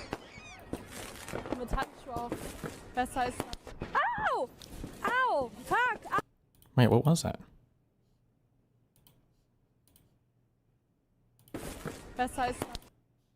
Wait, what? Did he throw a rock at her? Who is this guy? This guy. A small firecracker that explodes on impact? Ooh, poppers. Wait, that's a gay thing too. We used to call those poppers as a kid though, right? Am I making that up? You'd have like a little bag of, you'd buy a little bag of things wrapped in paper and you'd throw them and they go pop. Do they call them poppers? Poppers are also the name given for, oh, snaps. Maybe they called them snaps. Poppers are also the name given for, fuck, what is it? I don't know what it's called. Gay people use it apparently to fuck each other. You open a thing and you inhale it and then you have sex or something.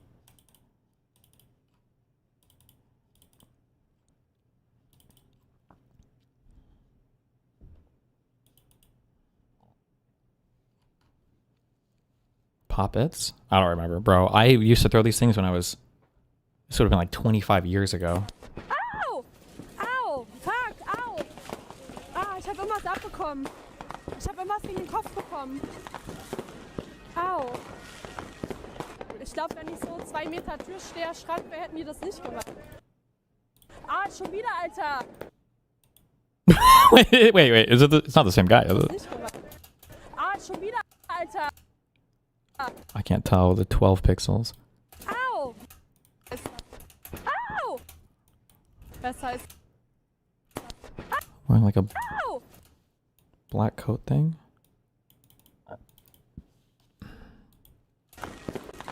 Was gegen den Kopf bekommen. Ich glaube, wenn ich so 2 Meter Türsteher Schrank wäre, hätten die das nicht gemacht. They're all wearing like black Ah, coat schon things. wieder, Alter! Oh, I think it is the same guy, right? Wait, who is the guy? Does the guy hate her? Wichser! Wait, does she know the guy? What the fuck?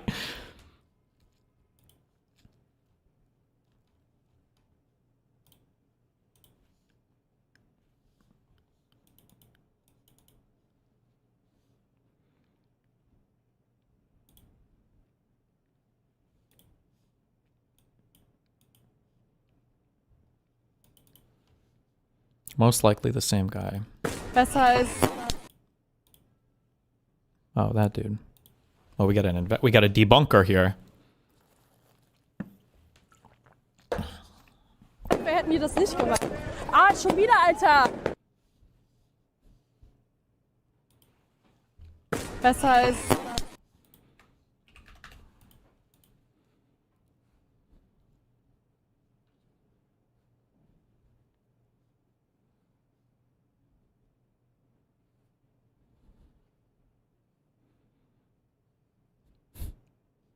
Jesus Christ. Okay. Germany isn't the same as it once was. He's part of the rape gangs. True. Good luck, Germany.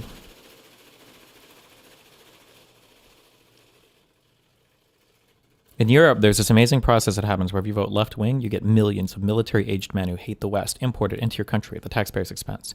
If you vote right wing, you get millions of military-aged men who hate the West imported into your country at the taxpayer's expense. Oh no.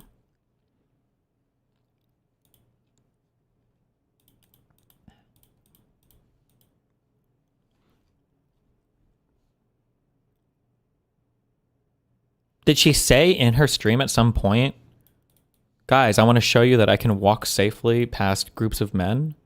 Is this even a thing? No, it's clickbait. What? What are we just now? We're rage baiting on LSF or race baiting, rage baiting. What did I say? Race baiting is what this is, but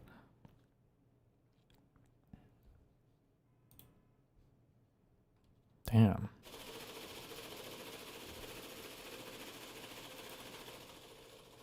Probably not. Check post history. All these motherfuckers.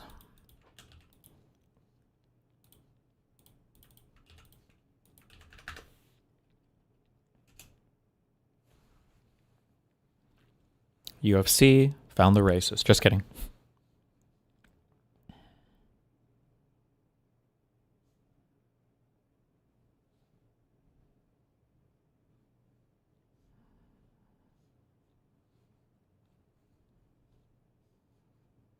Public freakout. Has that turned into a rage bait or race baiting sub yet? Or Asmongold rants on Pokemon after she claimed the streaming scene is becoming more male dominated.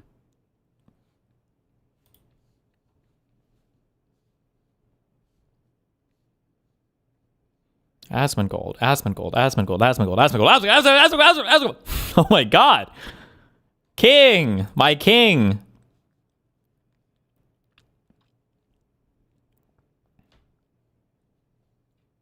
Asmongold reaction to Gorlock the Destroyer getting a skin added in Call of Duty. Limeo. Jesus. Okay. Based. Destiny makes fun of Asmongold for dodging the same way as Hassan. The thing that bothers me most about this clip is the hoarding situation going on in Destiny's inventory. Why does it keep sorting by best? I don't ever want to sort by best. I have no idea how that works. Please stop doing that.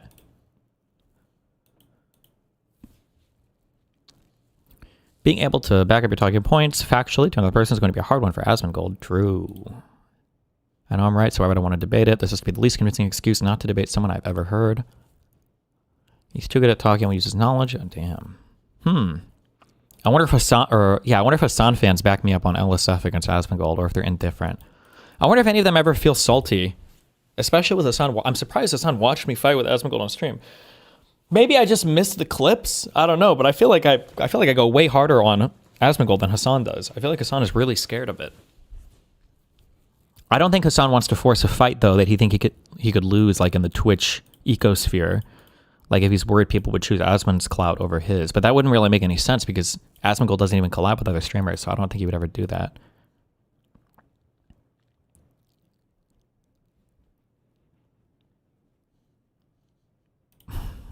I should sell like a whole bunch of shit. That guy is right. I just feel bad selling pink. I don't know what I'm going to use this shit. Oh, I did sell some last night actually. Never mind. I said fuck it. Well, yeah, fuck that guy then.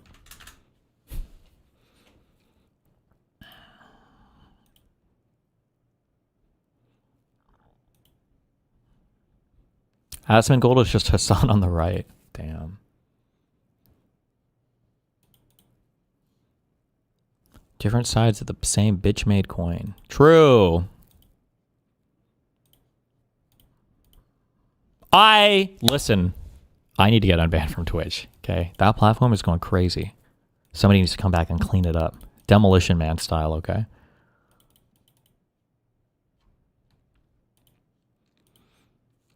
Why does LSF love you? My fan base is very active on Reddit. You just have to think about the factions. It's mine, it's XQC's, it's Asmongold's, it's Hassan's. I don't know if the OTK one is there much anymore. I don't know who XQC's fan base would side with on a debate challenge like this. Asman's, I imagine, would be against me. I don't know where Hassan's is going to be.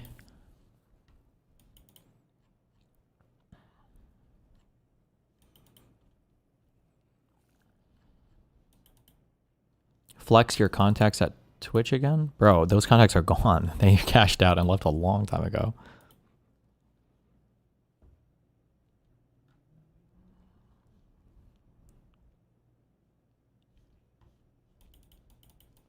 OTV viewers all killed themselves when Pokey left. Yeah, it feels like OTV and OTK viewers kind of scattered to the wind.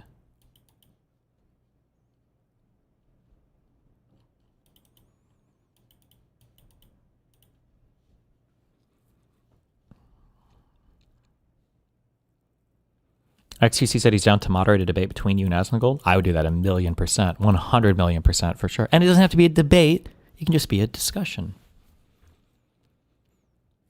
The debunker? What?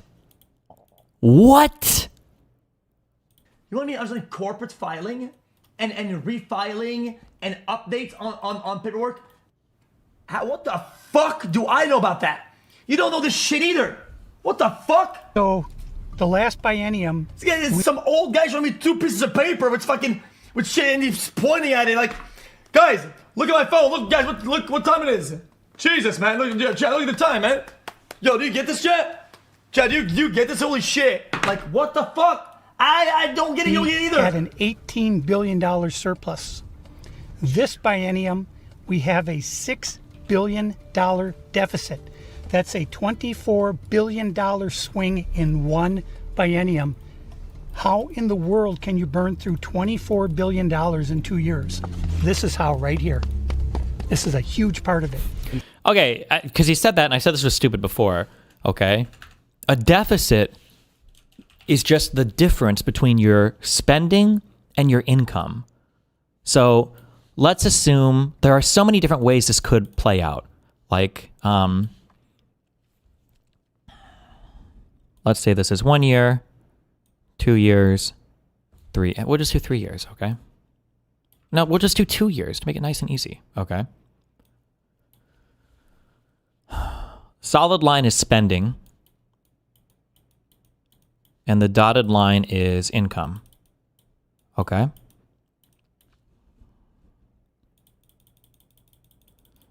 This could be your income, okay? You could spend this much, and then next year you could spend this much. You could turn a big deficit into a big surplus, because you're spending less than you're earning, into a big deficit. But the only thing that happened here is you spent a ton more money, but your income didn't change, right? It could also be that you have a, we could say you have like this type of situation going on. Or rather, let's do this. Hold on.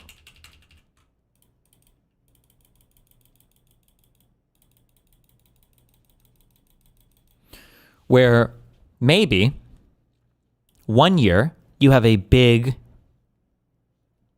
surplus, the next year you have a big deficit, but your spending was actually the exact same. You just made a lot less money this year, right? Maybe because of tariffs or taxes or whatever else, right? Just because you go from a surplus to a deficit, you don't even really, that doesn't really tell you anything. You have no idea. Like, well, what happened? Did you spend more? Did you spend less? Did you take in more? Did you take in less? Like, what's actually going on? You could be in a situation where your income is increasing, but your spending might be increasing even more.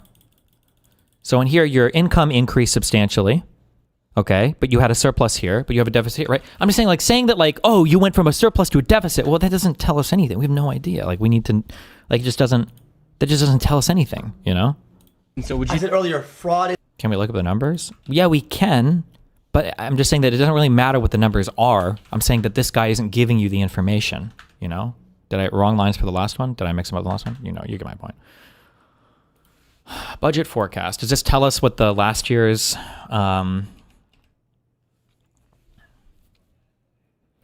U.S. real gross domestic product.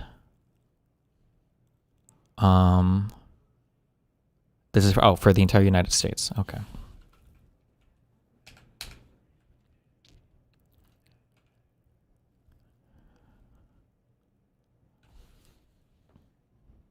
And then this is the state's budget.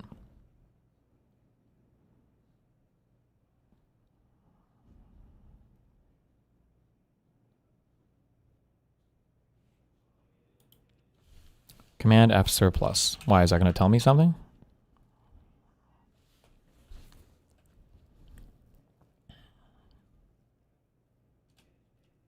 Higher healthcare costs and slow economic growth drive an increased structural imbalance in the fiscal year 2028 to 2029 planning estimates. That's in the future.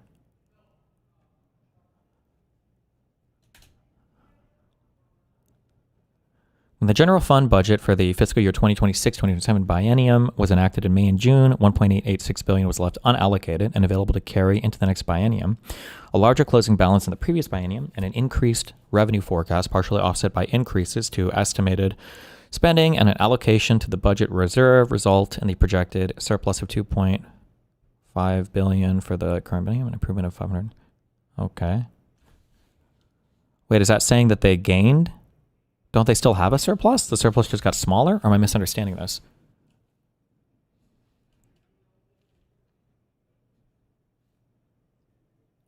An improvement of $579 million. The remainder of the change in beginning balance for $9 million statutory budget reserve allocation. Also, what the fuck does biennium mean? Hold on. Biennium. There's 2 years. Okay. Cash flow. Budget reserve.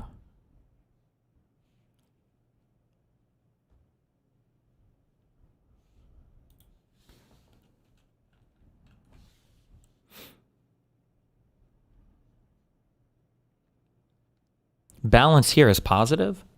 So does Minnesota just hold a ton of money in the bank? Is that normal for or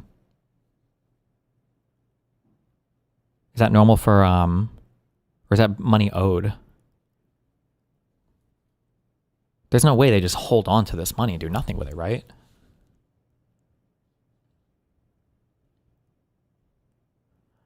Hold on, there's always a comment like this. LOL, what he just read out went against his whole clarity. When? You mean went against? Okay. I don't know. I truly don't know if this is like an IQ barrier thing or not.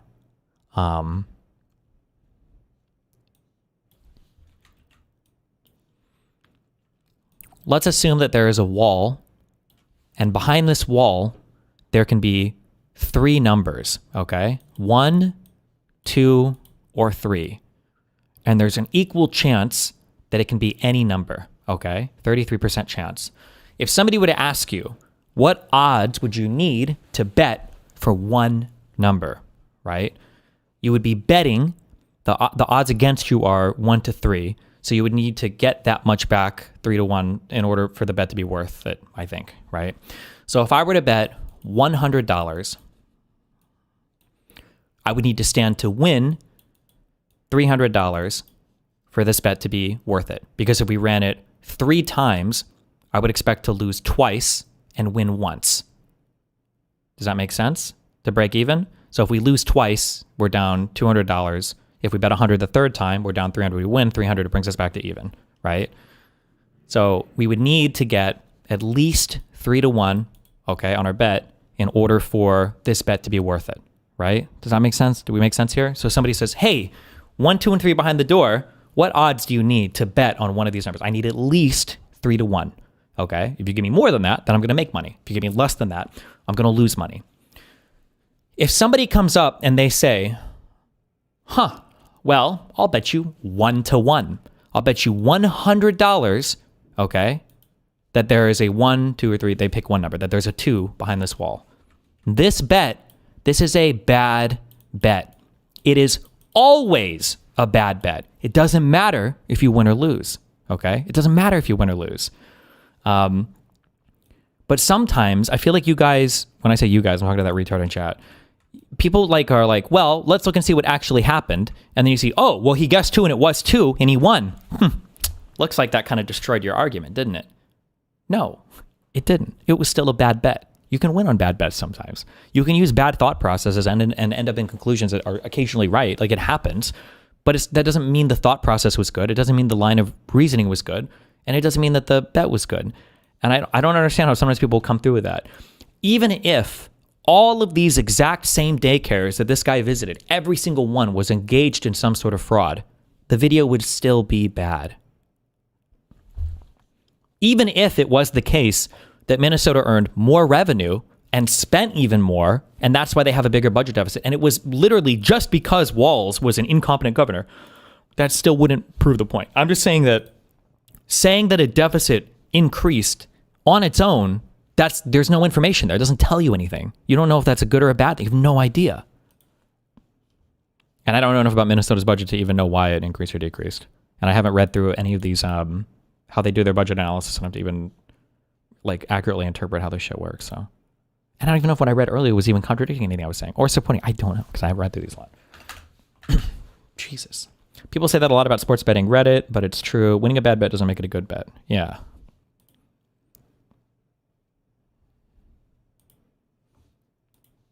$1 billion swing in one biennium.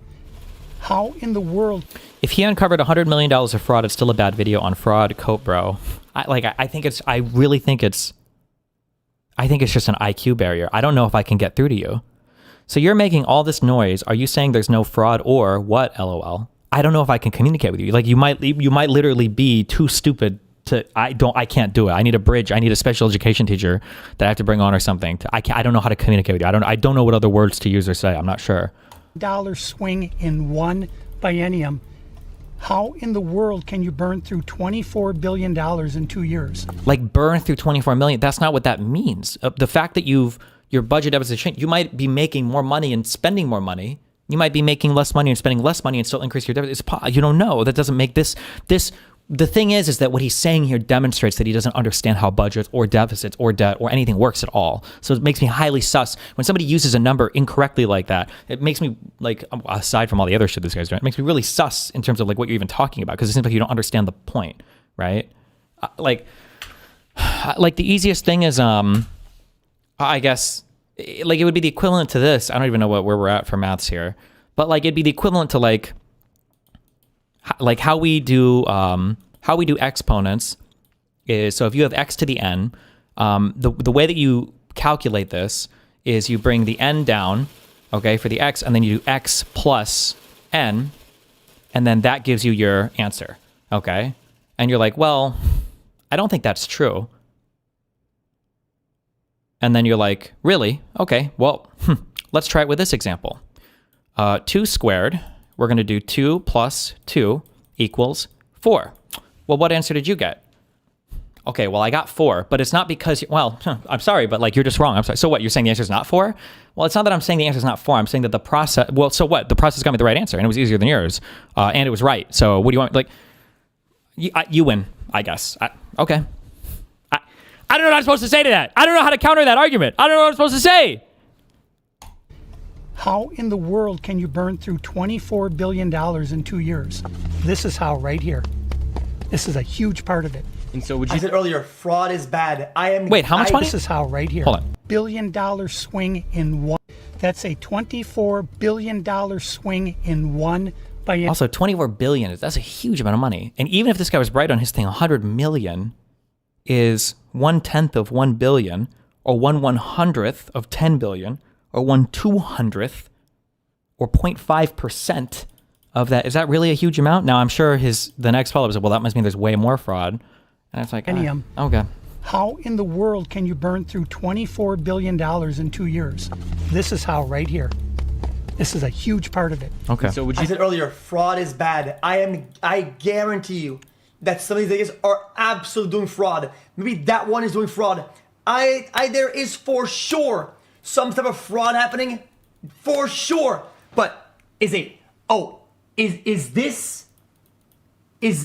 these guys pointing at the fraud happening? Are these guys debunking the fraud? No. Are they passing the burden of proof? No. This is some dog shit. And like, this is the point. Like, fraud is bad. Even when black people do it. Even when Somali Americans do it. Fraud is bad. And we should go after it. And the Biden admin did go after it. And it was good when they caught him doing it. And if there's more fraud happening with daycare centers, they should find it and get it. But this video did not accomplish that. It was a bad video that's now sending a whole bunch of investigators in the DOJ down some red herring bullshit pathway when we could be doing good videos. That's all I'm saying. This is dog shit. You'd say a lot of that is fraud that's taking place here in Minnesota? Absolutely. I would say better than 90% of it is absolute outright fraud. In a large... Like... Absolutely. Shit. What? This is dog shit. You'd say a lot of that is fraud that's taking place here in Minnesota?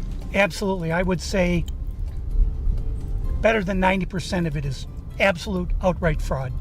This is not a bad faith question. Are these centers like fully state subsidized, or why are the amounts so high? I wonder why they didn't talk about that in this video. The amounts that they are claiming that they're getting from the government, those amounts sound really high to me. You're licensed for 50 to 100 kids and you're getting millions and millions a year in subsidies. That does sound really high to me. But I don't know where those numbers come from. The guy has a bunch of papers that he's running around. Look at my papers. I don't know where those numbers are coming from. I don't know if any of those numbers are actually true or accurate. He doesn't really provide a source other than saying I think he got them from friends in the government, and we never look over those numbers because they do seem really high to me. Better than 90% of it is absolute outright fraud. And a large percentage of this fraud is from these healthcare companies that are charging the state millions of dollars while they... There are no children at 1 p.m. Sir, we operate at 2 p.m. Oh, whatever she says. Let's get out. There's no children here. Let's go to the next fraud. Like, what the fuck? What the fuck kind of brain dead shit is that? True. God damn!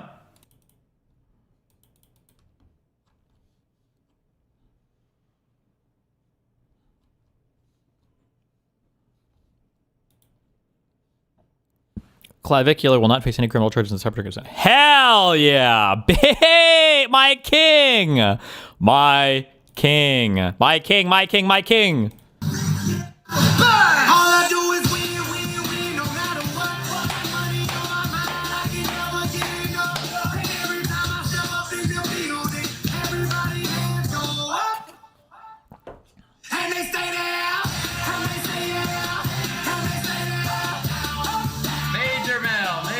I wonder if there's anyone out there who would do a little bit of research on those numbers to figure out what is true and what is not. It would be not. Well, I don't know what those numbers are. I don't think that any of that information is publicly available. We just have to rely on this guy's like top secret sourcing. Major mail. Let's fucking go, boys. Let's go. Dubs in the chat for that. Dubs in the chat. Holy fuck. Dubs in the chat. Let's fucking go. Now, I will say, I don't know if this guy's retarded or not, and I don't know what he's sourcing here. TMZ, criminal charges, Cybertruck, Times of India. It could just be that the police department isn't filing criminal charges right now, but they might in the future. They might still be investigating or looking into stuff. I don't know if this is saying that like none will be brought. I don't know if we know that or if he knows that.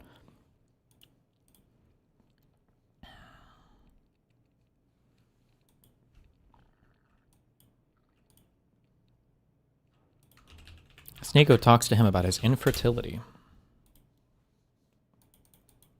Right now,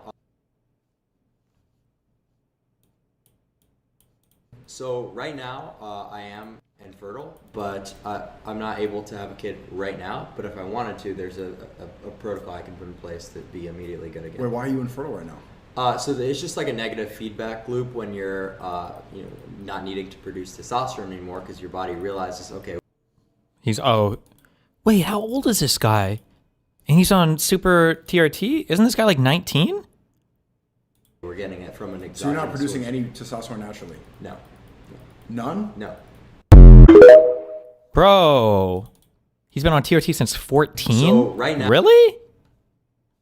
Wait, why? He doesn't even look... I'm not shitting on him. He looks nice, but he doesn't look like ultra crazy jacked. He's a looks maxer? He needed TRT at 14 to looks max? Or what was the point?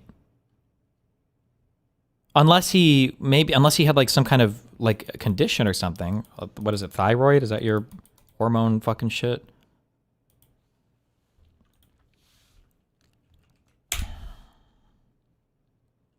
He doesn't believe in working out, so all the muscle you see is exclusive from steroids. Ah, based? Okay.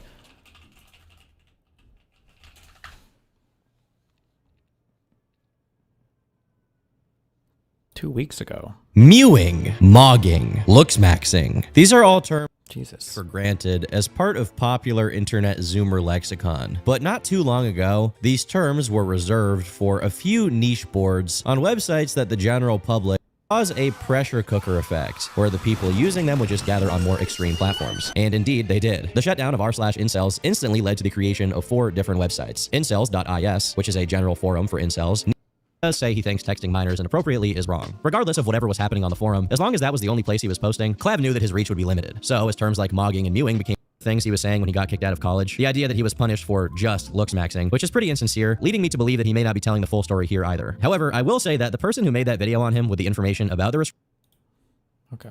Maybe we'll watch this. We'll see.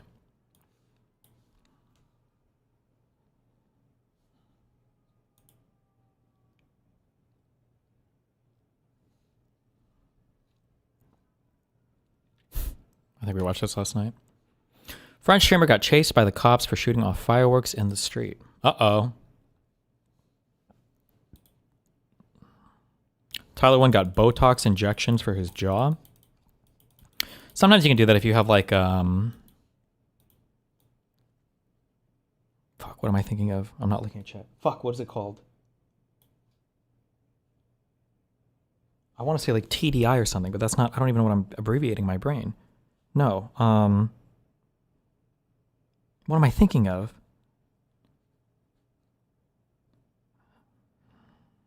Fuck, I can't remember it. TMJ, that's what it is. Because I think Botox is like a muscle paralytic, and it'll make your shit chill. Temporomandibular joint. TMJ syndrome? Or disorder? I don't know what you call it, but... Bonne année mon frère, oula, Inch'Allah que Dieu.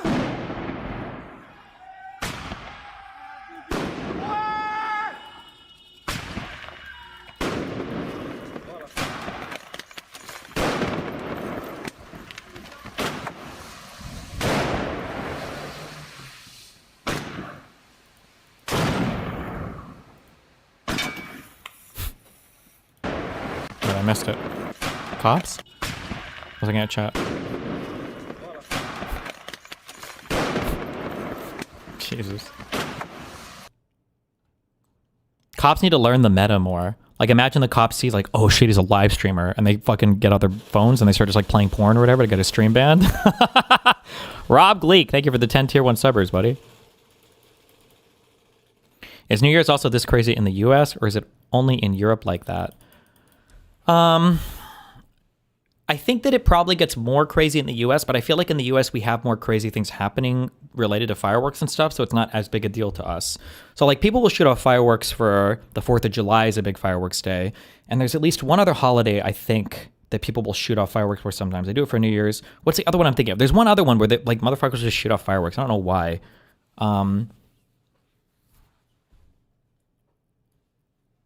Super Bowl, they might, maybe. For Veterans Day or Memorial Day, maybe Veterans Day. Like I feel like I'll hear them go off every now and then. Maybe it's for sports events or whatever. But 4th of July is a big one. So yeah, so we see them sometimes, and it's like okay.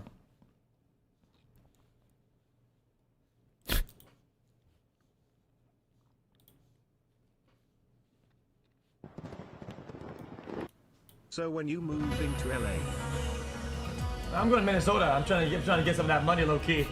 True. I'm opening a fucking Quebec-based daycare. 0 children licensed, and I'm making fucking 20 mil a pop. I don't give a shit. I'm trying to get my fucking pockets greasy, buddy.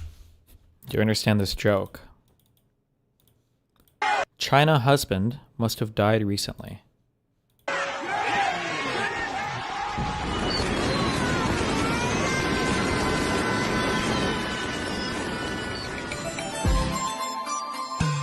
Oh, Erica Kirk joke?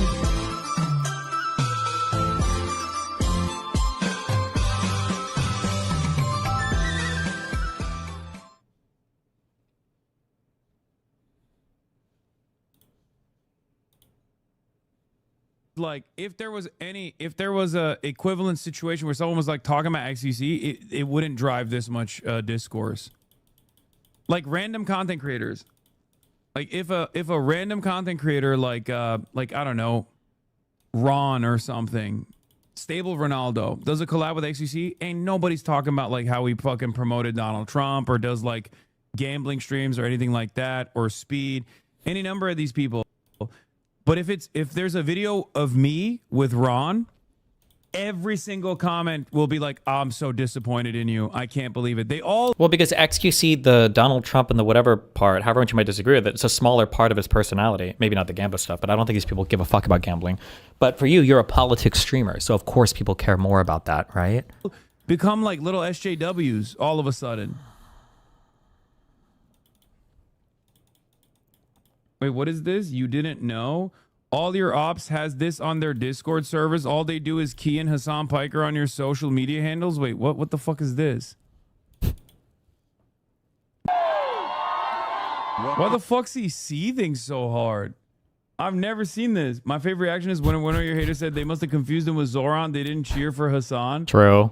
Yeah, no, they thought I was Zoran Mamdani. They probably did when he was coming out and people are cheering because they think he's coming, and they're like, oh, it's this guy. Before the clip, you were just telling somebody how nobody out there knows who you are.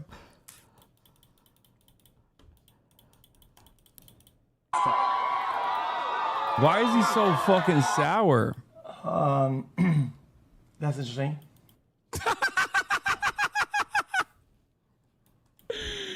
Oh, that's funny. What is... Oh, that's good. That's good. What's chat saying?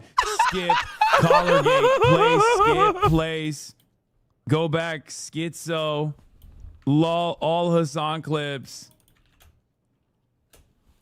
Hassan's America, easy clap. I need a video. How the fuck did his... Does Destiny give his take on the weird wall kisser Ludwig clip?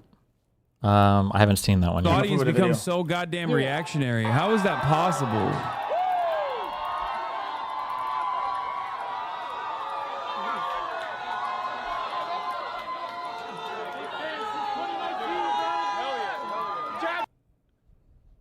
I just don't get it. It's a blue state. What did they think was going to happen? Law is all Hassan. Get off LSF. Holy fucking shit.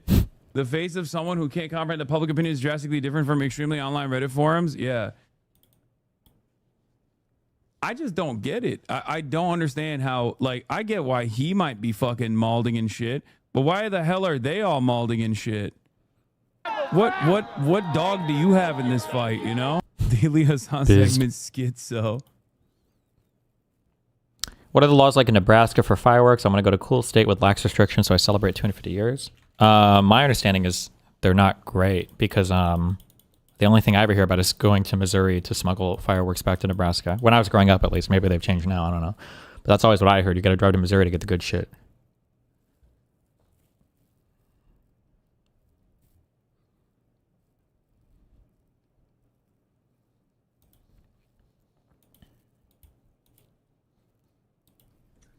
I have a question. So how do you guys get around like Wait.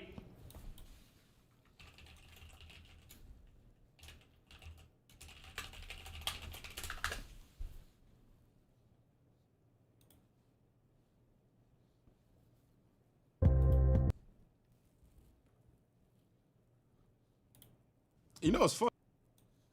Tell me these two don't look related. The black conservative gun guy, Colin, this guy, Colleen Noir, a little bit. Funny. You know, every year around this time, everybody drops top 5 guns of 2025 and shit like that. I have a question. So how do you guys get around, like, let's say, hypothetically, one person is bigger than the other person. One person does this, one person puts in more effort. It's still just... Well, you got to hold each other accountable and say, listen. Oh, British. What? My bad. Forgot I made that comparison. I'm putting in a lot of effort here. You guys need to step up because we're even parties. You know what I mean? I like that. I actually really like that. It doesn't matter about the size of individuals because we are a collective. We're not individuals here. Yeah. Like He's part of the group chemistry Sidemen? is what makes the Sidemen. It's not the fact that KSI's got 20 million subs or, you know, Harry's got 16 million subs. It's the group chemistry that people care about. And there's going to be people that watch for me. There's going to be people that watch for Vic. Like, we all bring our own thing to the table. FaZe split up drama. So you split evenly. You work hard together. Is Sidemen part of FaZe? Is that like a group that was part of FaZe? Or is that like a totally different thing? Or is that like non-gaming? I don't know anything about this. No, totally different. Okay. Oh my god, that audio compression. I love it. Yes. What is it, 32 kilobits per second? Oh, compress me more.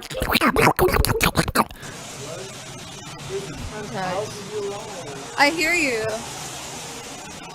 I'll give you a ride. No, UK YouTuber group and probably larger by FaZe. Or larger than FaZe by a lot. Okay. Do you see Merc do coke on camera? Nope. I swear to God. Sidemen is an actual successful content creator group. The guys talking to him had to leave FaZe because they were short financially. Oh, okay. I swear to God, you can trust me. No, listen, I believe you. I just don't see where am I? We'll get a drink. And we'll, I don't. I mean, we'll come to my house and I have some. Is he across the street? What? What about? I think he's across the street. What? Okay. Come to my house, Mo. Thank you.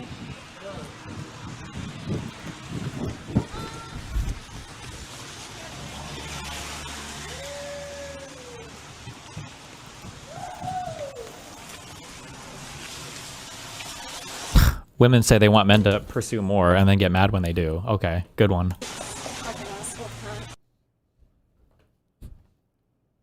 Got him. What the fuck is this?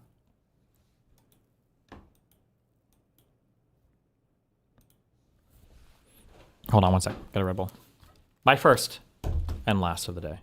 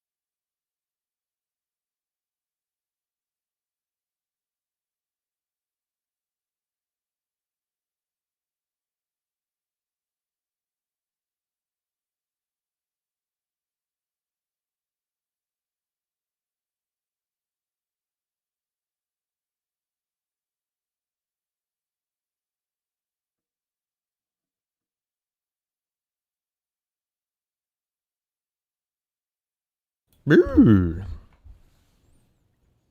I can't prove it, but I swear to God, he's a real scrolling. Why the fuck would you assume that?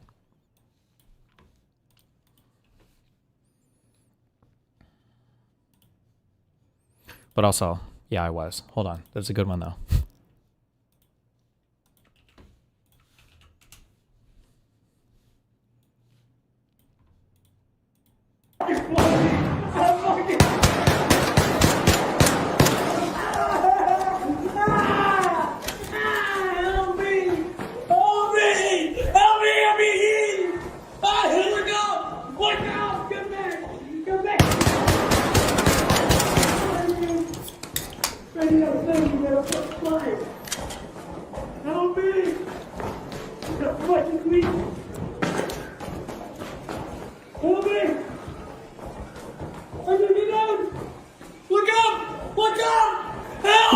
What the fuck? What the fuck?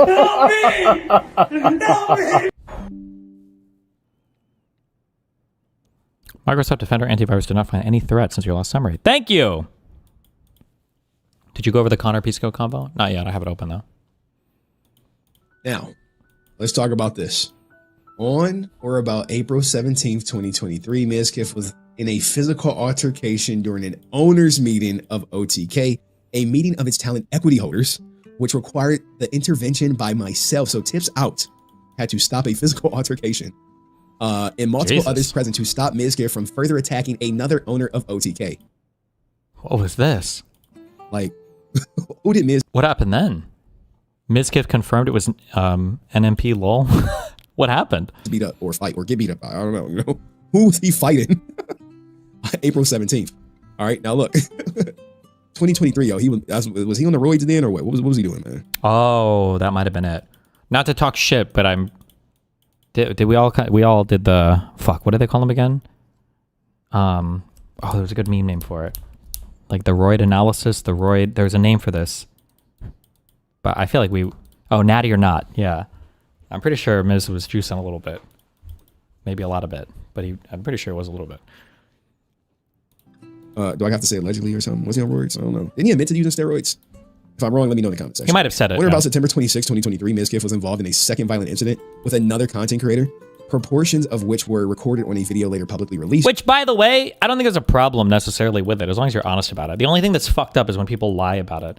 When you see some guy getting super big in like fucking 6 months, and he's not even like gaining like any fat. He's just like, he's putting on pure fucking lean muscle mass, and he's like 32 in like 6 months. Like, bro, what? And you're like, well, you know, I'm getting my full 8 hours of sleep now. It's like, okay, chief. Based on information available to OTK at the time, the incident resulted in serious injuries to the other individual, including reported head and dental injuries, Mitch Jones.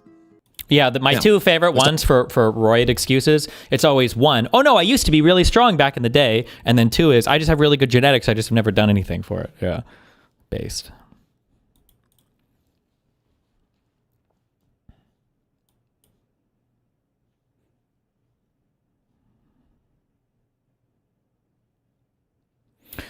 Basically, Miz can't take OTK, Mythic, and King to court because he signed an arbitration clause in 2023. So unless the dispute gets addressed off court, the lawsuit can't continue. Oh, did he really sue them when they had an? Oh, that's pretty standard, I think. Usually, you have like arbitration agreements and whatnot built into these contracts because you don't want, really, just don't want to ever go to court over this shit. And I think courts like them too because then it's less weight on the court as well.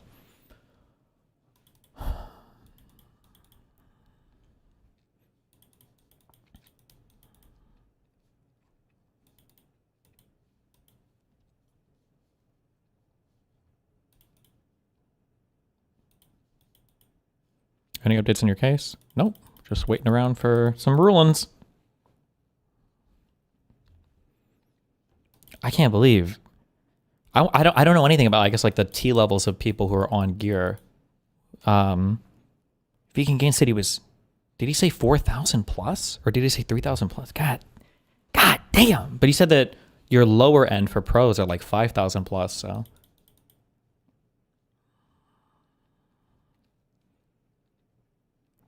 Idub's wife tells us why she doesn't want to have kids with him. Kind of fascinating because, like, if I look at you, even in like the viewfinder, extremely masculine chin, which is also why I like the buzz cut because it like emphasizes your chin, and your like heavy brow. Like, I would argue you have one of the most. Part of the reason why I don't want to have a child with you is because I'm terrified if we have a girl that she's gonna have all your masculine features. Brow. Isn't that interesting? I think about that a lot. Yeah, I just don't know why you would phrase it like that, but okay. I have never met somebody who has such an eagle face. Like, you have a very strong brow, which is very attractive on men. To be honest, there's a lot of attractive women that have that as well, like Kristen Stewart. Yeah. But combined with yeah. me, I think the combination would be bad for a woman. I think you're tripping. I don't know. Okay.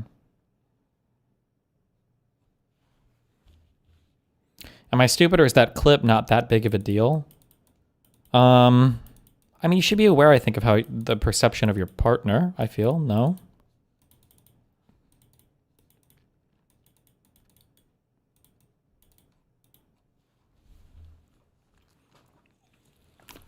I don't know if I ever brought this up publicly, but I remember when me and Melina were doing even all the Red Pill shows or whatever, for a while, Melina kept floating the idea by me of her saying that we should just say that we have an open relationship, but it's only girls.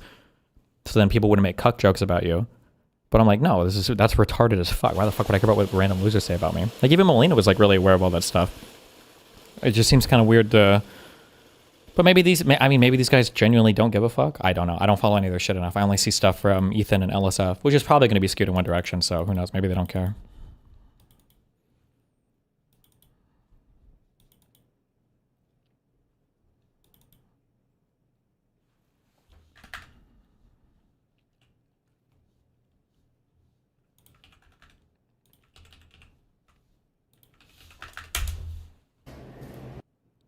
The fuck is this?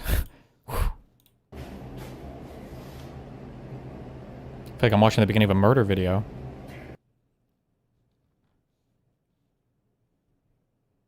What? Hello?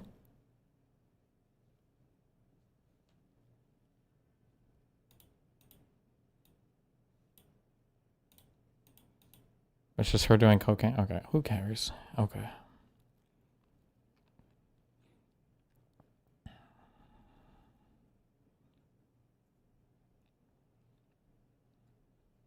Oh, was this the meme? Ludwig says Ron has to kiss the wall after Aiden Ross bought him basketball tickets.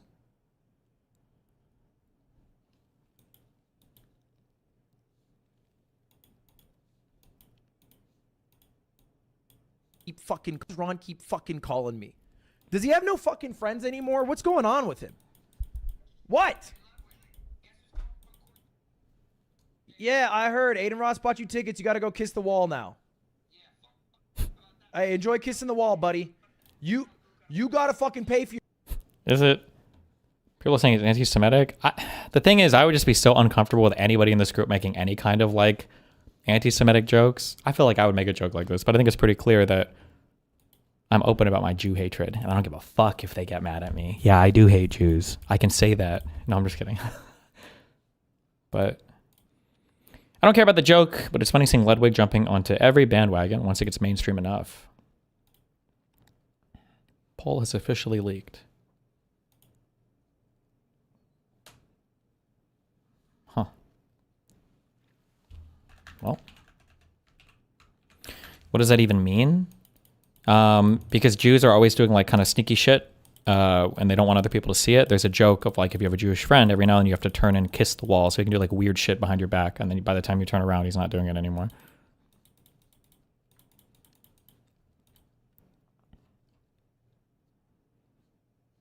And then there's also like a secondary meaning to it, because like when they say kiss the wall, that's for Goyim. Like Jews can't kiss the walls because their noses keep them too far from being able to do it. So it's like a Jew test as well. Stop! I'm just kidding. Sorry. There's like a holy wall in Israel. Now it sounds like everything I say is going to be a troll. I mix these places up, but if you've ever heard of Al-Aqsa Mosque, okay, it sits on top of the Temple Mount, which is supposedly where the old the second temple or whatever of Israel stood. And there's a wall that still stands called the Western Wall, which is like part of that old holy monument. And it's like the most holiest of all fucking relics to all of Jews in Israel. So, and that's the Western Wall, or some people call it the Wailing Wall. But if you ever see pictures of people going up to kiss the wall, that's what that wall is. They do call it the Wailing Wall as well, right? Am I making that up? What is the Western Wall? But this is what they're talking about. Yeah, okay. Earth Cam live, Western Wall. What? Live? Look, they're kissing it live. That must be Aiden Ross or whoever he bought the tickets for.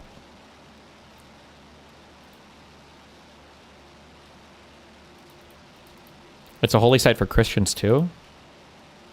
I don't know. Maybe. Is it? It's not supposedly. What are you talking about? Sorry, it is the remnants of the Western Wall of the first temple or second temple. It's the second temple, right? It's also the place Muhammad ascended into heaven on his magic horse, Alhamdulillah. Maybe. So I've heard there's debate over that where, I don't know, in the Quran or something it mentions like, oh, thank you for zooming in, that like, Muhammad ascended to heaven on like the westernmost temple, but some people argue that that mosque couldn't have existed at that point in time, so it's actually not referring to that. I don't know if that's true or not, but I just don't know enough about cringe.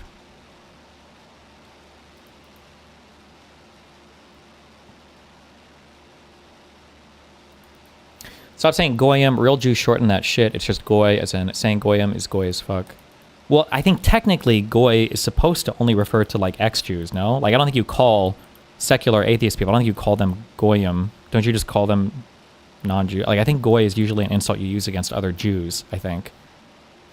But Nazis claim, I think, that Jews use it against everybody.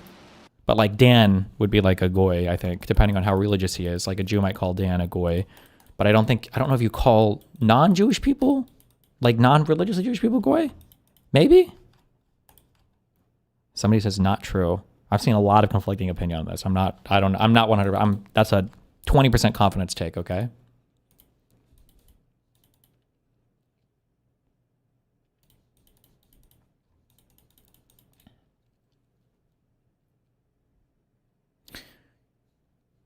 Jews call non-Jews goys all the time. What do you mean? Goy is used to mean non-Jew. Goy means non-Jew. Rude way of saying it.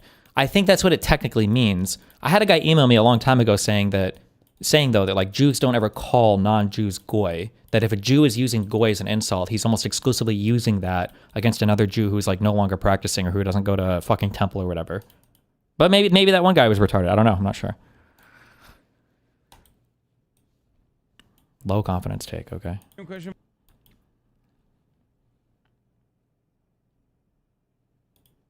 Genuine question about the dog abuse allegations of that older tail pulling thing fake. It's crazy to me how much motion the whole Kaya thing got. It felt astroturf, but at the same time that propaganda worked on my brain.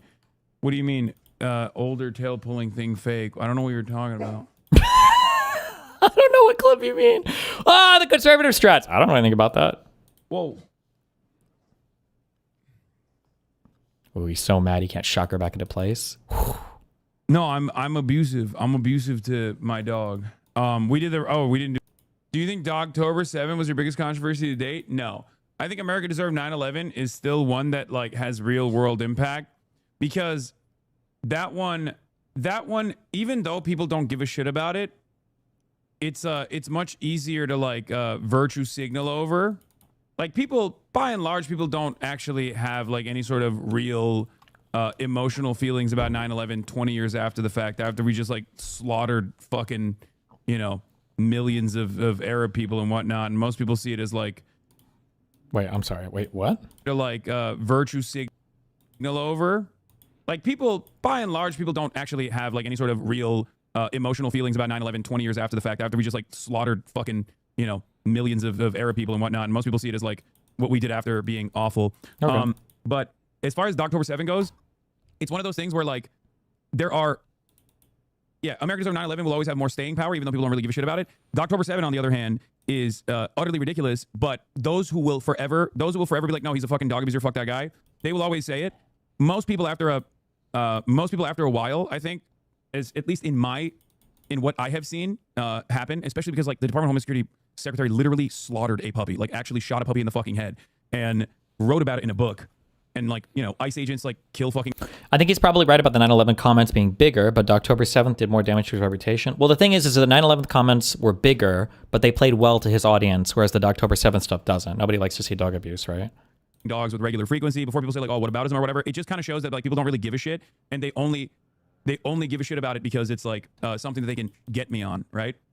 And yeah, there was a WoW streamer that literally, like, I think choked the fuck out of his dog on stream this year, and not a single person said anything because nobody choked the fuck out of. Is he talking about the one that like hit his dog or whatever? That was fucked up. But I think people did give a fuck about it. I just don't know if that streamer was as big. No, didn't he get banned? Am I wrong? Who cares?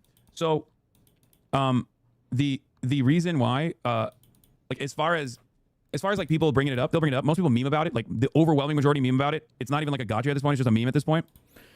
What is a tanky? Use the term a lot and I'm not 100% sure what it means. Google is conflicting. Tanky just refers to somebody who's like an ML or Marxist-Leninist, which refers to somebody who believes in like a militant version of socialism.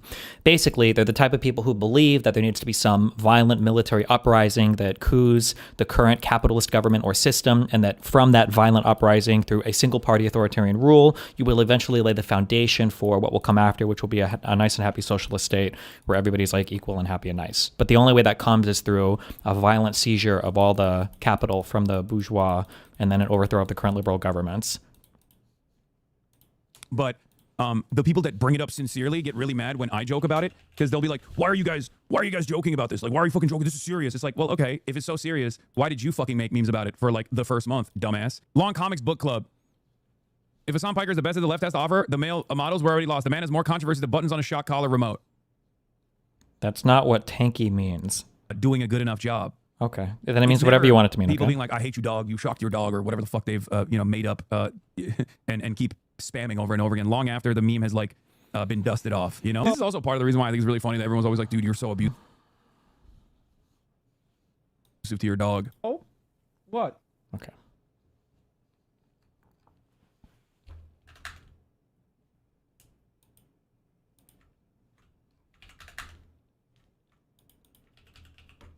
True.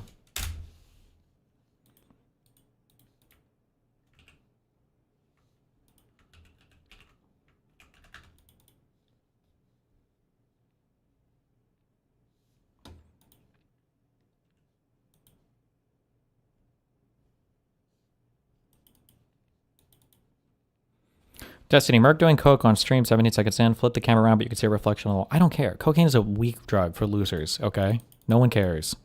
No one cares about cocaine, all right?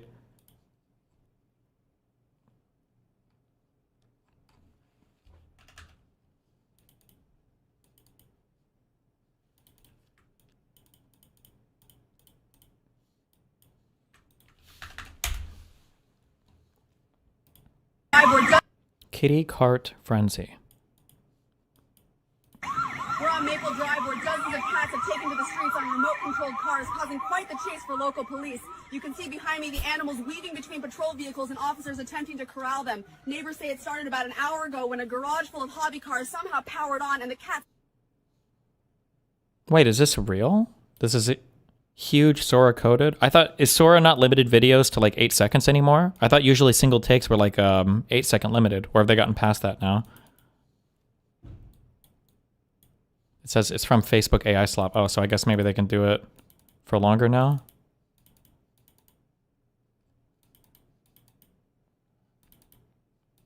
No, you can do fucking 2 minutes or some shit. Oh, okay, well. Did you ever see a YouTube video a long time ago of a guy that created fake traffic jams on Google Maps by putting like 50 phones in like a little wagon and like pulling them through a city? Wait, cats really drove on the street. Oh, are there cats on these? Oh. Just kidding. Never mind. I wasn't watching that closely. Never mind. Just kidding.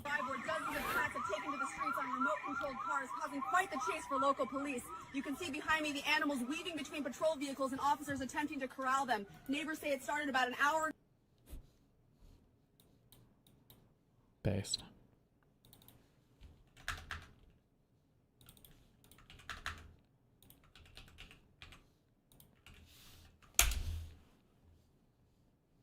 The Trump administration says it is now withholding all federal child care funding to the entire state. The agency says the state receives $185 million for 19,000 children, and now that money will be gone. And the agency did not specify any alternate plans for families who will be affected.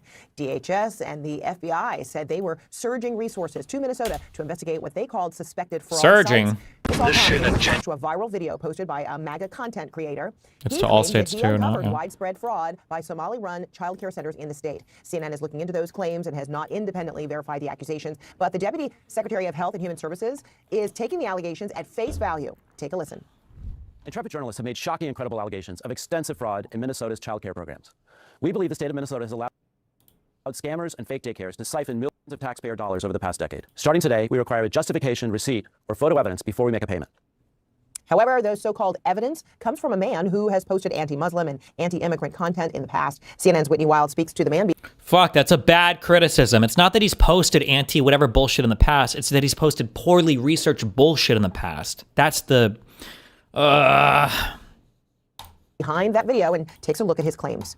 We're from CNN. Can we talk to you? This is MAGA YouTuber Nick Shirley. Back at a daycare in Minnesota, he alleged was a fraudulent facility in a now viral video. If you are going to say it's a left or right issue, but no, fraud is fraud. And so I'm not out here trying to put a twist on things. Shirley's viral video, released over the weekend, in which he says he's uncovering tens of millions of dollars in fraud at Minneapolis daycares run by the Somali community, was retweeted by Elon Musk and Vice President J.D. Vance. In the video, Shirley tries to open locked doors and talk to people at various daycares he claims are frauds. Did you come during their normal operating hours when you came to visit? I came at 11 Hmm. a.m., I believe, and I also came the following day, later in the day. The point of it is not whether or not I came at the right time of their operation hours. The point Okay.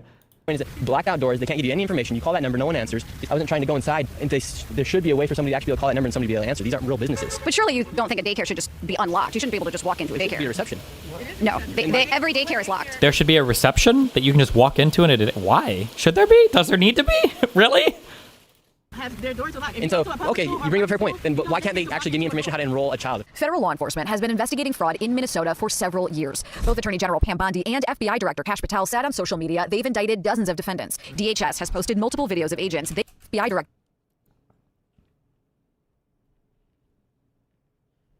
Yeah, but wait, these indictments were for cases 2 or 3 years ago, right? Unless this is a different 98 individuals indicted. More than 60 have been found guilty in court. Oh yeah, this is old. This is such a lie tweet from this bimbo fuck cunt.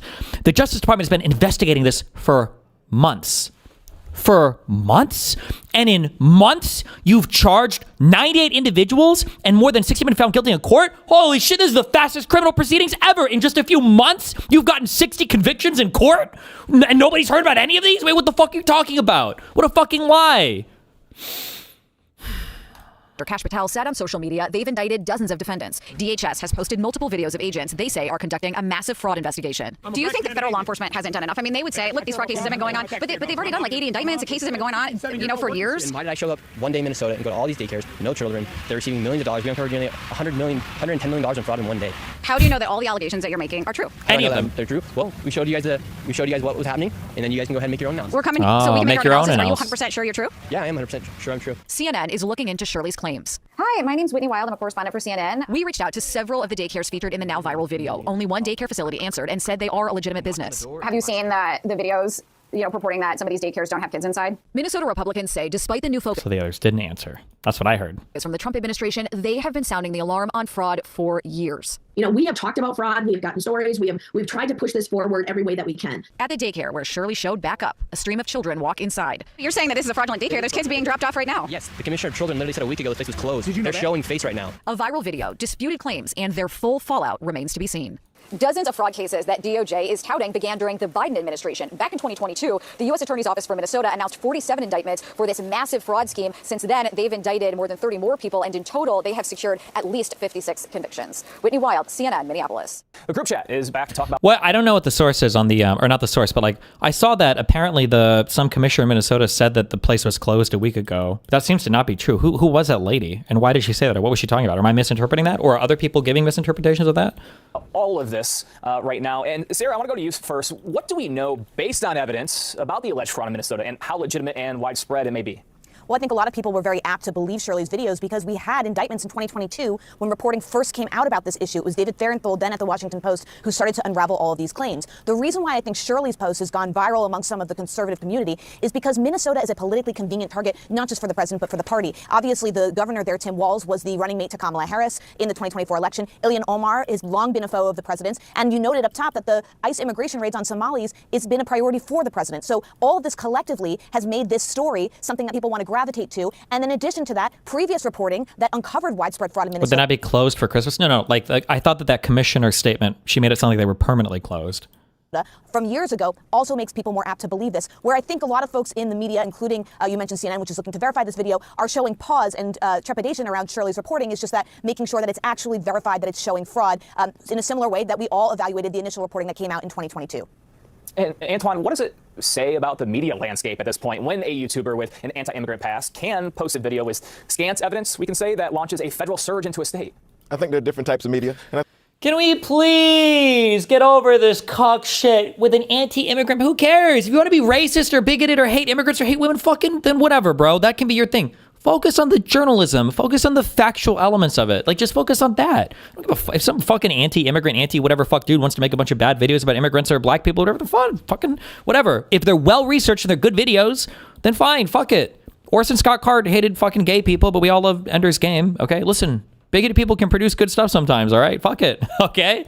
But focus on the claims. I think Sarah's right. Truth be told, there's been local reporting on this matter for years. In fact, there were 59 convictions under the Biden-Harris administration, as I understand it. And quite frankly, while there's a lot of attention on the Somalian community, there's a white woman by the name of Amy Locke who was convicted, I think, on several different charges, who was considered the ringleader of this. And many of these daycares have been shut down for other reasons, like their ability not to be able to operate properly in the state. And I think the YouTuber video points to one of those who had already been shut down in the past. And quite frankly, I think that the governor has been hamstringed by the legislature for political reasons in order to do more. He was able to shut down the Housing Stabilization Fund, another accusation. So this has become politically convenient, and there's currency in this by this administration to make this a right-wing, red meat, racial talking point about the Somalians, and of course picking on Tim Walz. At the end of the day, I don't think anyone wants to run away from accountability, particularly Tim Walz, who's up for re-election in the state next year.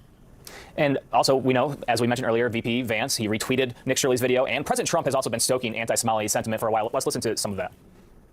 Look at Minnesota, where Somalians have taken over the economics of the state and have stolen billions and billions of dollars. And what's happening in Minnesota with Somalia, where billions of dollars is being stolen, right? Like candy from a baby. So, Terry, I'll ask you, where is all this headed, do you think, now that we have this kind of like resurgence in reporting of the situation and as well as the attention from the highest office in the land? Well, I think it's a refreshing change from the Biden administration that was infiltrating Catholic organizations like the Knights of Columbus and classifying parents who spoke up at school board meetings as potential domestic terrorists. Look, this is old. This is, I think I saw news stories and videos as far back as 2014, definitely 2018. These claims of fraud are verified. They are credible. They've been trying to do things here. And listen, I think that our justice system needs to be colorblind because Oh, I see. During Monday's press conference, officials said the Quality Learning Center had closed last week. However, officials later sent a correction, stating the Quality Learning Center had notified DCYF on December 19th that it was closing, but officials learned Monday afternoon they decided to remain open. Oh, okay. the fraud is not, or I'm sorry, the fraud is colorblind. This is not about the Somalians. I think the reason that it's being focused on the Somalians is because they're the ones committing it. We took these also, people. apparently it's Somalis if you want. It's not Somalian. Somalian is not a word you're supposed to use. Apparently it's Somalis if you give a fuck. Nobody cares, but... as refugees, and it looks like there's billions and billions of dollars of scam. So hopefully we can get some convictions here and get some justice, because people need this money. People need help with daycare, and no one should be scammed of it, especially taxpayers. Well, if I can just quickly add, keep in mind Trump University is... I also, I know that I'm nitpicking, but it's not really a nitpick. We need to have a good mind for scale. That's important, okay? We need to have a good mind for scale. If I tell you that when I go to Wendy's now, it's $50,000 for a fucking cheeseburger. Or I'm paying like $50,000 for these Happy Meals. I'm paying $50,000. That's retarded. Okay, it's $50. All right, $50 is way different than $50,000. Okay, it's not the dollar menu anymore. It's the $1,000 menu. That's a huge difference. Okay, you cannot interchangeably use billions of dollars of fraud with millions of dollars of fraud. Millions is still bad, but billions it's a much larger amount. We're going from like city budget size to like state budget size. It's a huge difference in terms of the scale of fraud. Also was convicted for fraud. And I would also add that this president has pardoned those close to him who's had True. And we don't. Oh, I saw this fucking meme shit. I saw her fucking tweet. These motherfuckers just don't even remember what... It's like when Dave Smith was like, 2020 was the worst year ever for censorship. And it's like, motherfucker, Who was president? Oh, God damn it. Hold on. Pam Bondi had a fucking banger tweet.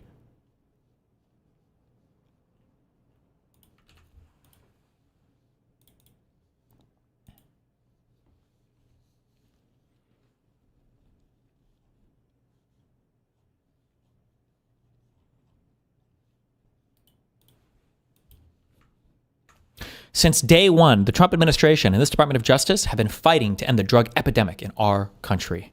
President Trump closed the border. DOJ agents have seized hundreds of millions of potentially lethal fentanyl doses. We are aggressively prosecuting, and then this is the chart she shows. But the issue is these people never remember the correct year, okay? This decrease here, this was Biden. Biden was the president of the United States through 2024, but people just don't remember it.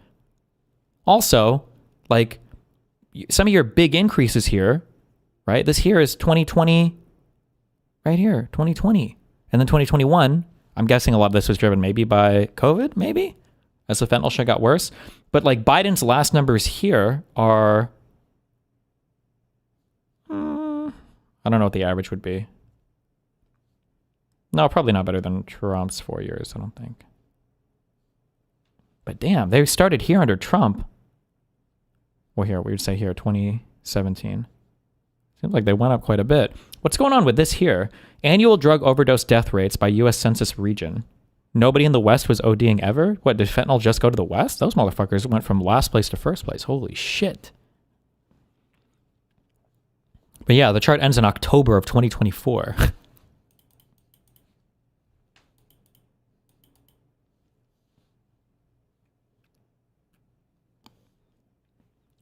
The bottom axis and the heading contradict each other. Wait, how do they contradict each other?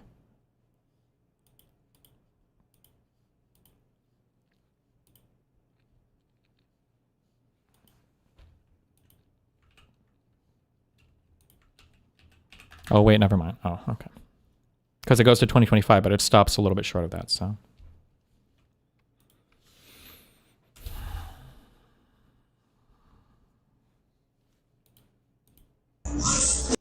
Holy fucking veneers. I am now live, it says, and you see me.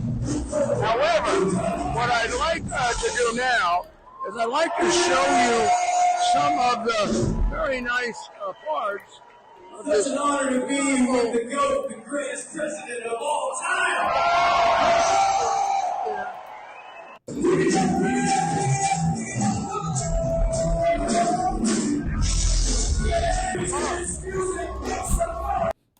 Okay. All right, I don't even know what I'm watching here.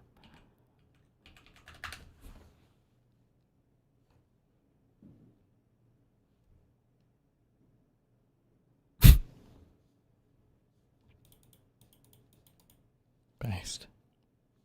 Can I just say every single phone's camera should start off with the front-facing camera? Wait, does the new iPhone do that? Or does it depend on what you used last? I don't ever want to open my fucking camera and see my crazy fucking face staring at my camera. Ever. I don't ever need to see that. Ever. Jesus.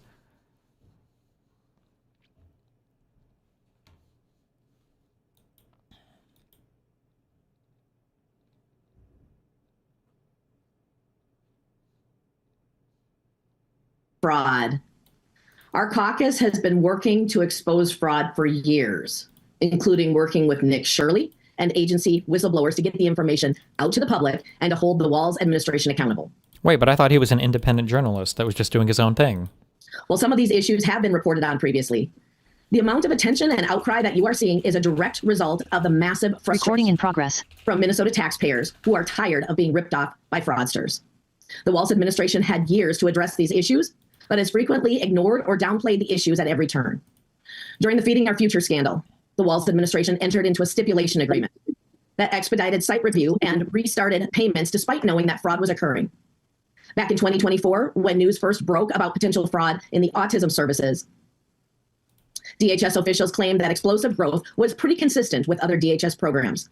And an assistant commissioner was quoted as saying, "I don't think we're surprised or particularly disturbed by the rate of growth."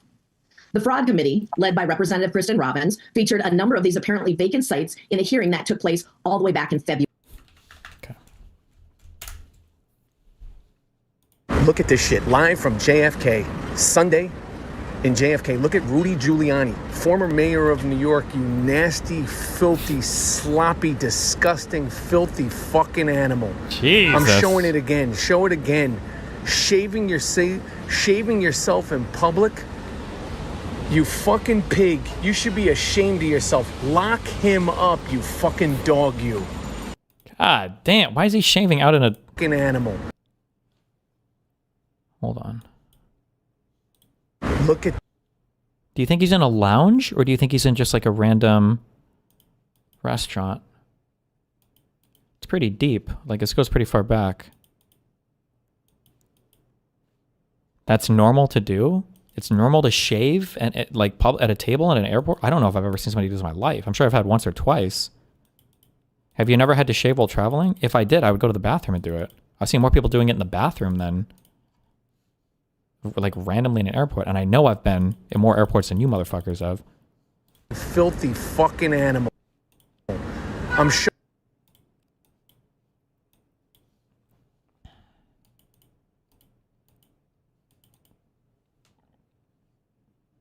I think it's an old generation thing. My grandpa used to shave in the car in public all the time before he died. Maybe that's why he died. Because he was... I'm just kidding. How do you like... What, do you have like a warm washcloth to wipe away the hair or whatever? Or...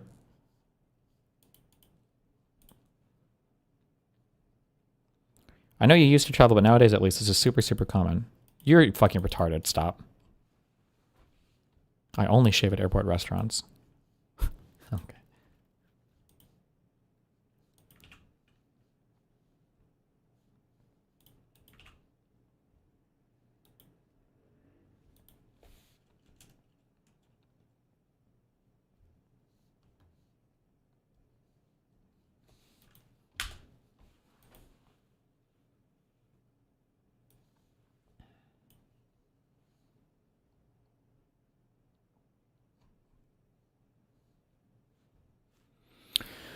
Mehek and Thomas are following Nick's lead with the work he's doing in Minnesota and are investigating the Somalian learning centers in Columbus, Ohio yesterday. They did file a police report because in both videos, the Somalian people they spoke with almost destroying Mehek's phone in one and pushing her out the other. I'm glad you filed a police report for both of them. From my point of view, I see in both videos there were no children's footprints on the ground for one and no daycare center has their boards up blocking what is going on.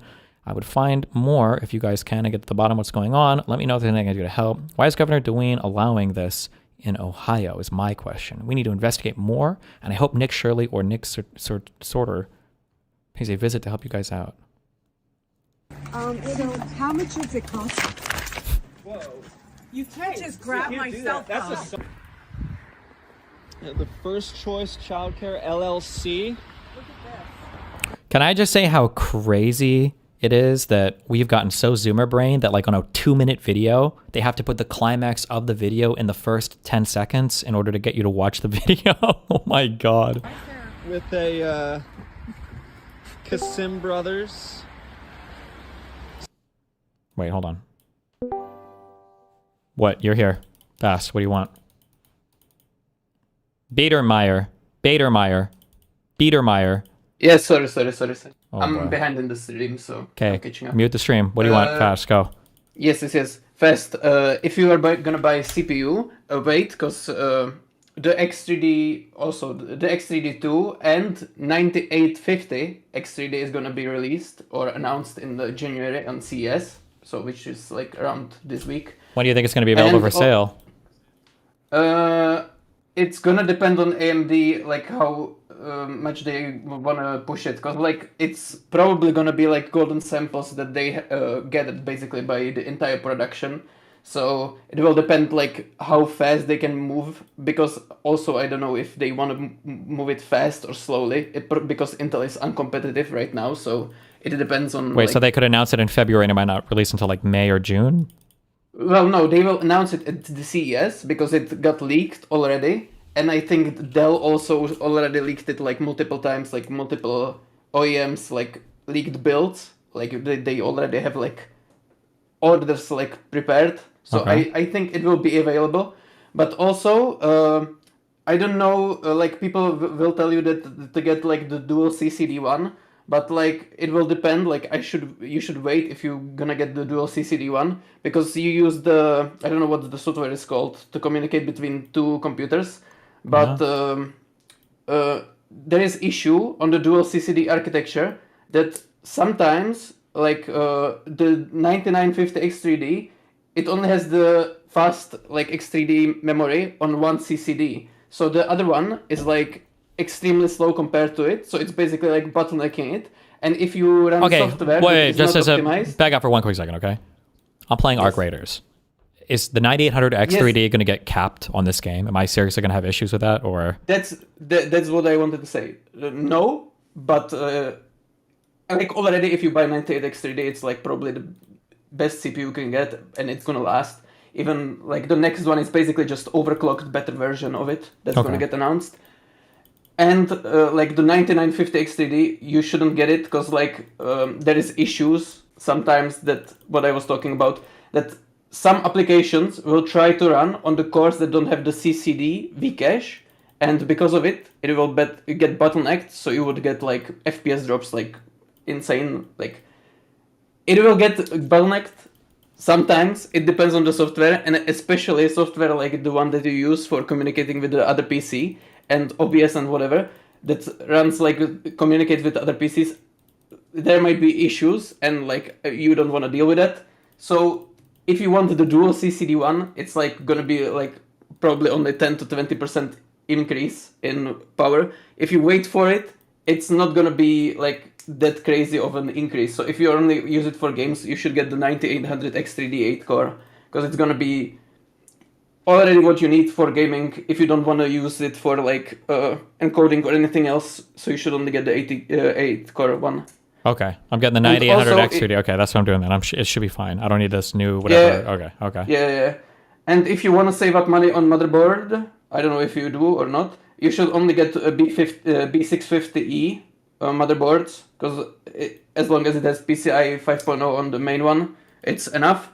And also the cooler, I would say just to get Noctua cooler, because I like they have like, you don't have to deal with mounting shit, because like the cheaper ones are better for like if you want budget, but it's pain in the ass because like the budget coolers usually have like dog shit mounting systems compared to Noctua. So that's all.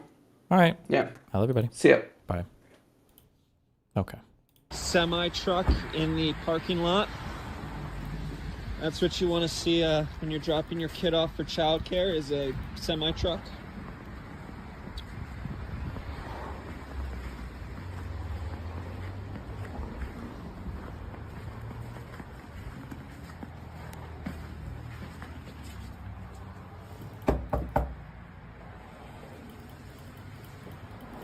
See if we can it's locked. Yeah. I could get one thing though. I should get a sound card that does SPDIF in, and I would get rid of this external device that I got that I probably don't need. That would be helpful, right? I should get that. Which makes sense. Okay. I mean, Yeah, it they should be locked, yeah. Most daycares I've been to, they are locked. Legally, they should be, you would Yeah. think, to protect the kids. Yeah. You're gonna need more PCIe lanes? Bro, shut the fuck up. There's no way. Security cameras. Notice the trend at all these locations. Camera up there, camera over there. I'm ringing the doorbell. I don't think I hear anybody in there though. There's no cars in the parking lot, so They're open 7 days a week though, and there's no signage to say, say it's closed. today. So there's, What's the cheapest card with a digital in? and then this is kind of the neighborhood you're looking at. Next door. Oh, we have another daycare center right next door. Bright Futures. So I guess we can just, oops.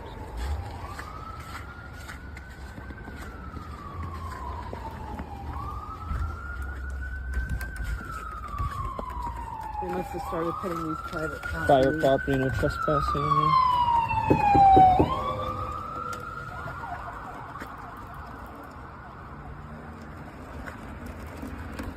Nice. This one also has camera up there. You should absolutely get a 9950X 3D. I don't care what the fuck anyone says. You're not only gaming on that PC, you're running like 50 Chrome tabs and watching a 4K YouTube vid. A 4K YouTube vid? What does that have to do with anything? Stop. It's interesting that they've boarded all of this up too, so you can't You even can't see through inside it. at all in And any I've of been to tons these. of daycares where at least this is open, so you can. Fuck, all boards have native SPDIF in? Wait, really? I feel like it's really rare to see a native digital sound input. Well, I say that on old computers I built. On current ones, it's not true. Let me check this motherboard. They have a nice lobby entry. Yeah. Hi, I was wondering, are you open today? Do you have any paperwork? I just wanted to look up your enrollment. I don't think this one does. I don't think that's true. My name is Mehek. Oh, fuck all. Never mind. My bad. Consumer sound cards do not have SDI in. This is the cheapest. Not SDI, SPDIF. Just a digital sound input. That's all I'll just use this fucking USB thing I have. Never mind. Don't worry about it.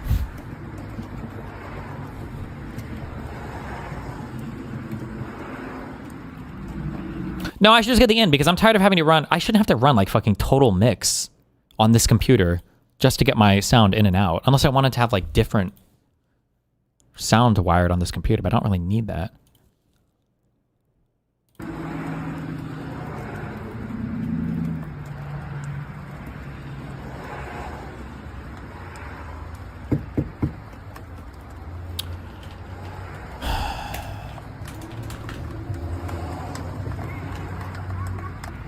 I'm sorry? I'm sorry. Am I what? You're going to send somebody? No. Oh, okay. Creative Labs, Sound Blaster. I don't know, ASOS, I love you, but I'm not making a whole ass account on some random fuck website to buy some random fuck thing, okay? Okay, that's fine. Price after we fill the application? So how much does it cost? I don't understand. Realistically, how many of these daycares do you think are scams? I mean, it wouldn't surprise me if people were trying to like scam a little bit, like lying about how many kids they had or some shit like that. But like total, completely like stand up fraudulent businesses, I have no idea. That seems like it would be a lot more rare. So how much does it cost? I don't understand. What is it? Just asking how much it costs to go to daycare here. Thank you.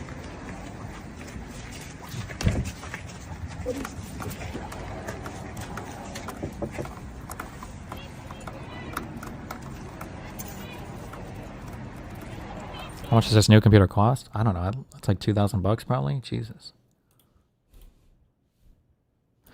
Also, this is not like real journalism. If you really want to do this, make phone calls. Go on the website. Try to enroll a kid. Like the idea of like knocking on a door and showing up with cameras and be like, I want to enroll my kid. I want to enroll my kid. Like obviously these people are going to be mega sus, right? These people are going to look at you really fucking weird.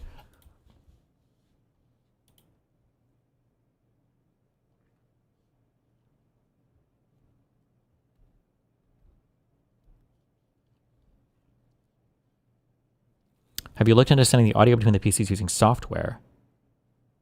I don't trust. I just don't know enough about what you're saying or how I would do it. What, like through network? It needs to be zero latency and everything else, and I know how sound cards and all that work. I don't know any other solution.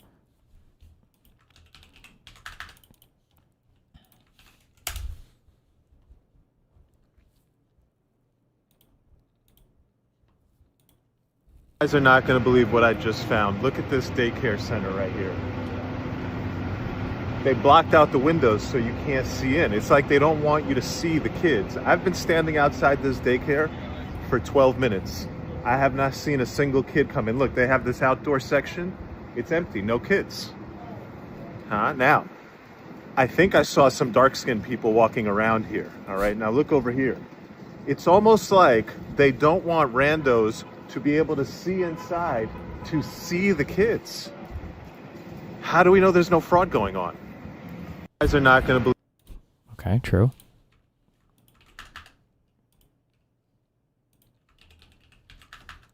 This is when Nick Shirley attempted to debate at AmFest.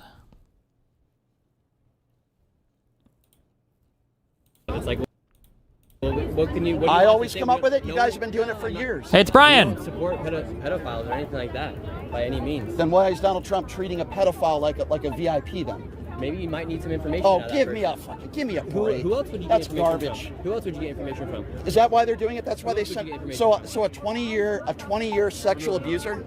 Yeah, exactly. I know. Keep going. Keep going. What do you want to say? A 20-year I gave you my reason why that'd be. A 20-year it's unprecedented for anybody to be treating a pedophile like that. What's the matter? You don't have me on camera? No, I said you don't not even have it on me. I don't? Yeah, you're missing it. Oh, okay. I was just recording. All right, guys. Do you have anything to say before we move on? Regarding the things you said about Trump made promises to end the war in 24 hours. Did he do that? You have to realize that being a president means you're constantly negotiating. So that's a political. How are those negotiations gone with Vladimir Putin? Well, Give me one sanction. Saying that you're going to end the war in 24 He said hours that. I didn't say it. negotiation. Okay, but he said that. You're trying to Like, it must strain credulity. It has to be a weight on the mind of like, he's still negotiating. He's still negotiating. He's still negotiating. He's fucking negotiating. He's still negotiating. He's still negotiating. Still, like, bruh. Do I have a son, bruh? Bruh? Nope. Only Jank.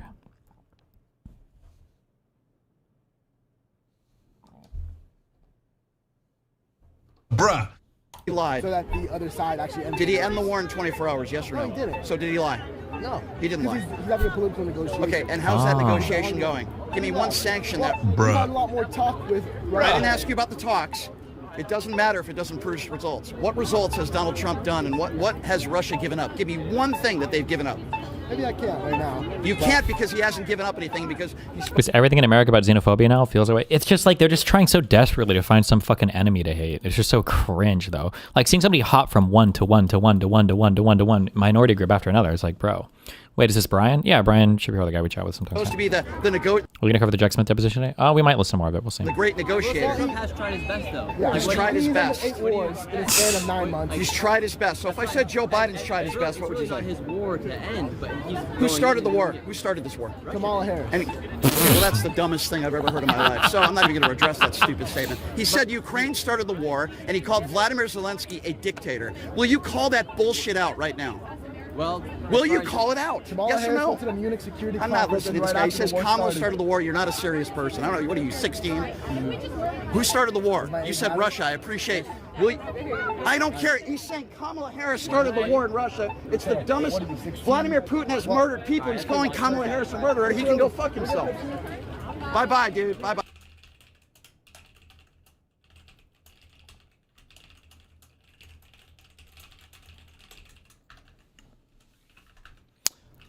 Bye-bye.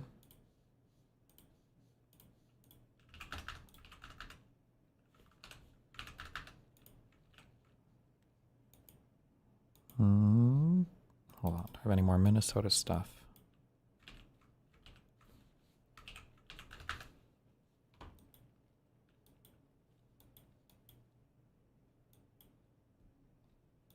The fuck is this? r/Asmongold. Since Destiny wants to do a debate so bad, let's not forget how he fared in the past.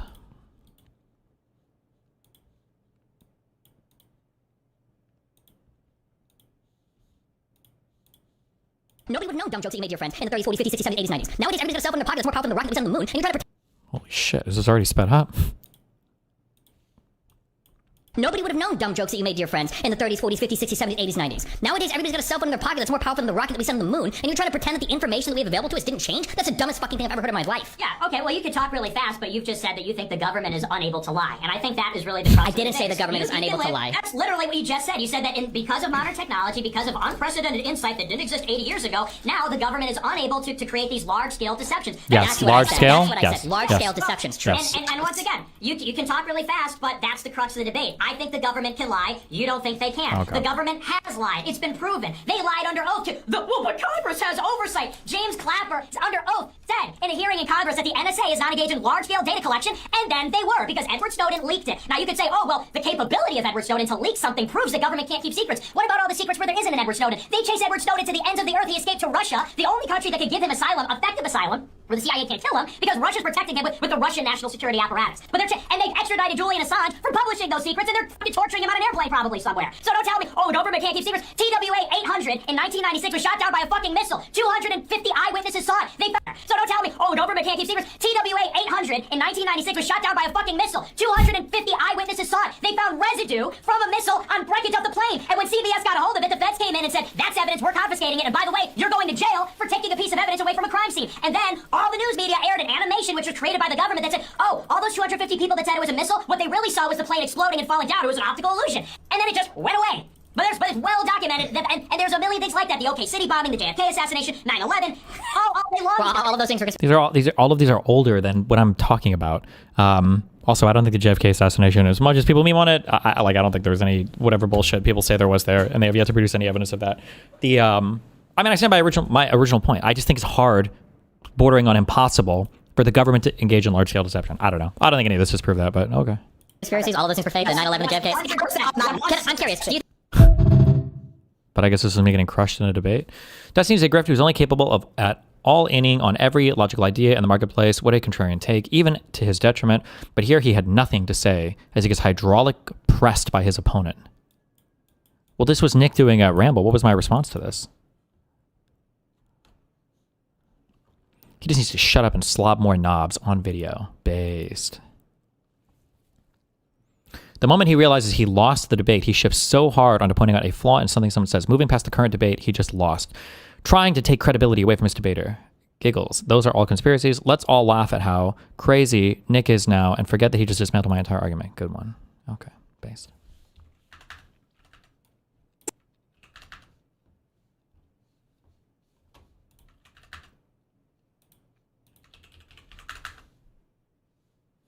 Yeah, I don't think the government ever lies. True. That is my point.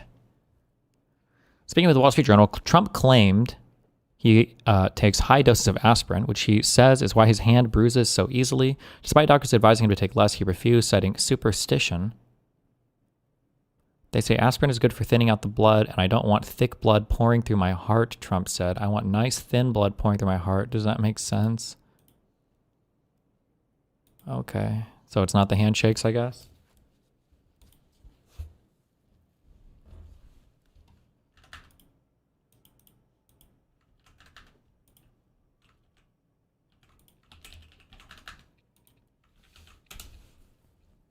Listen, we cheer him on for it, okay? Keep doing it, bro. Amran's husband fired off thousands of dollars worth of mortar rocket fireworks on New Year's in the early morning hours, and the neighbors are not happy at all.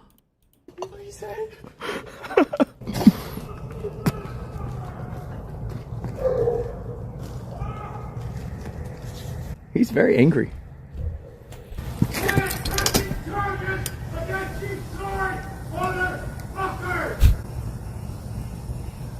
What? Pretty sure that guy's a fan.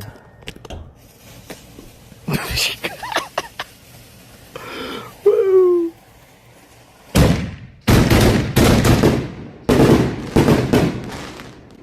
Encore, as they say.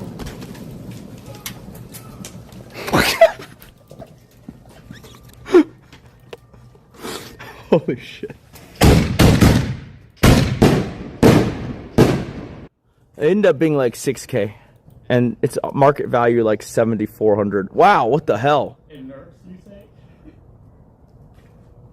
Fire extinguishers are a scam, man. Whoa. Not to wake up the dead. Damn, dude. Fire extinguishers are such a scam. Are you serious? Yeah.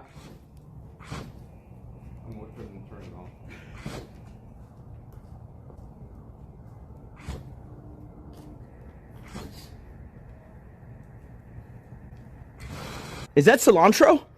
I think that's cilantro.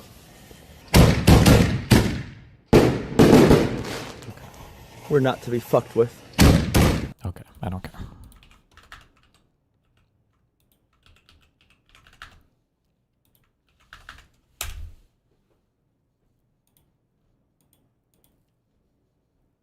Every top expert has said this is a U.S. Congress moves to eliminate online privacy and institute online mass surveillance and censorship. I haven't looked enough into her funding and how Qatari aligned or whatever she is, but all of her takes on like internet censorship are really, really, really hard to explain like rationally. Like anytime somebody talks about like censorship, she brings it back to her positions are just so hard. What was the last one she was arguing when Europe was trying to ban like cell phones from kids or social media, limiting social media access to children? She was like, they're just trying to prevent kids from learning about the truth about Israel-Palestine. Her positions on everything are just crazy. I don't know. I have to figure out her like ideological alignment better to even begin to analyze the weird shit she says. She's just gotten some wild shit. This shit is a genuine terrorist attack. Genuine terrorist attack. So how do you decide who gets the lip? We able to split it.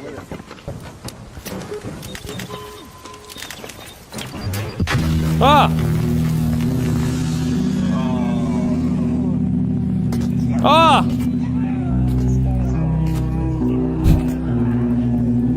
Oh no!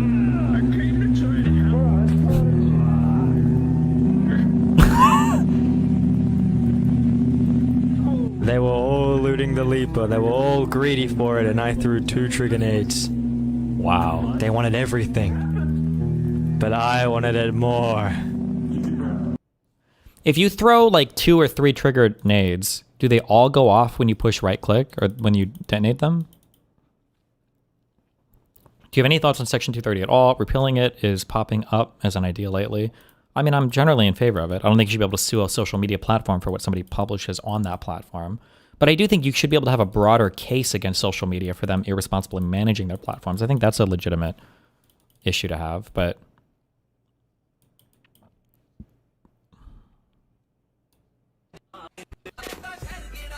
the fuck is this? This guy ruined everyone's New Year's Eve.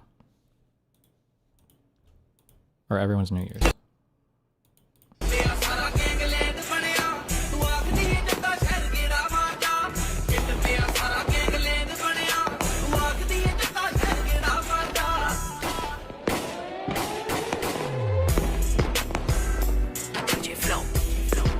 Yeah, this is AI slop as fuck.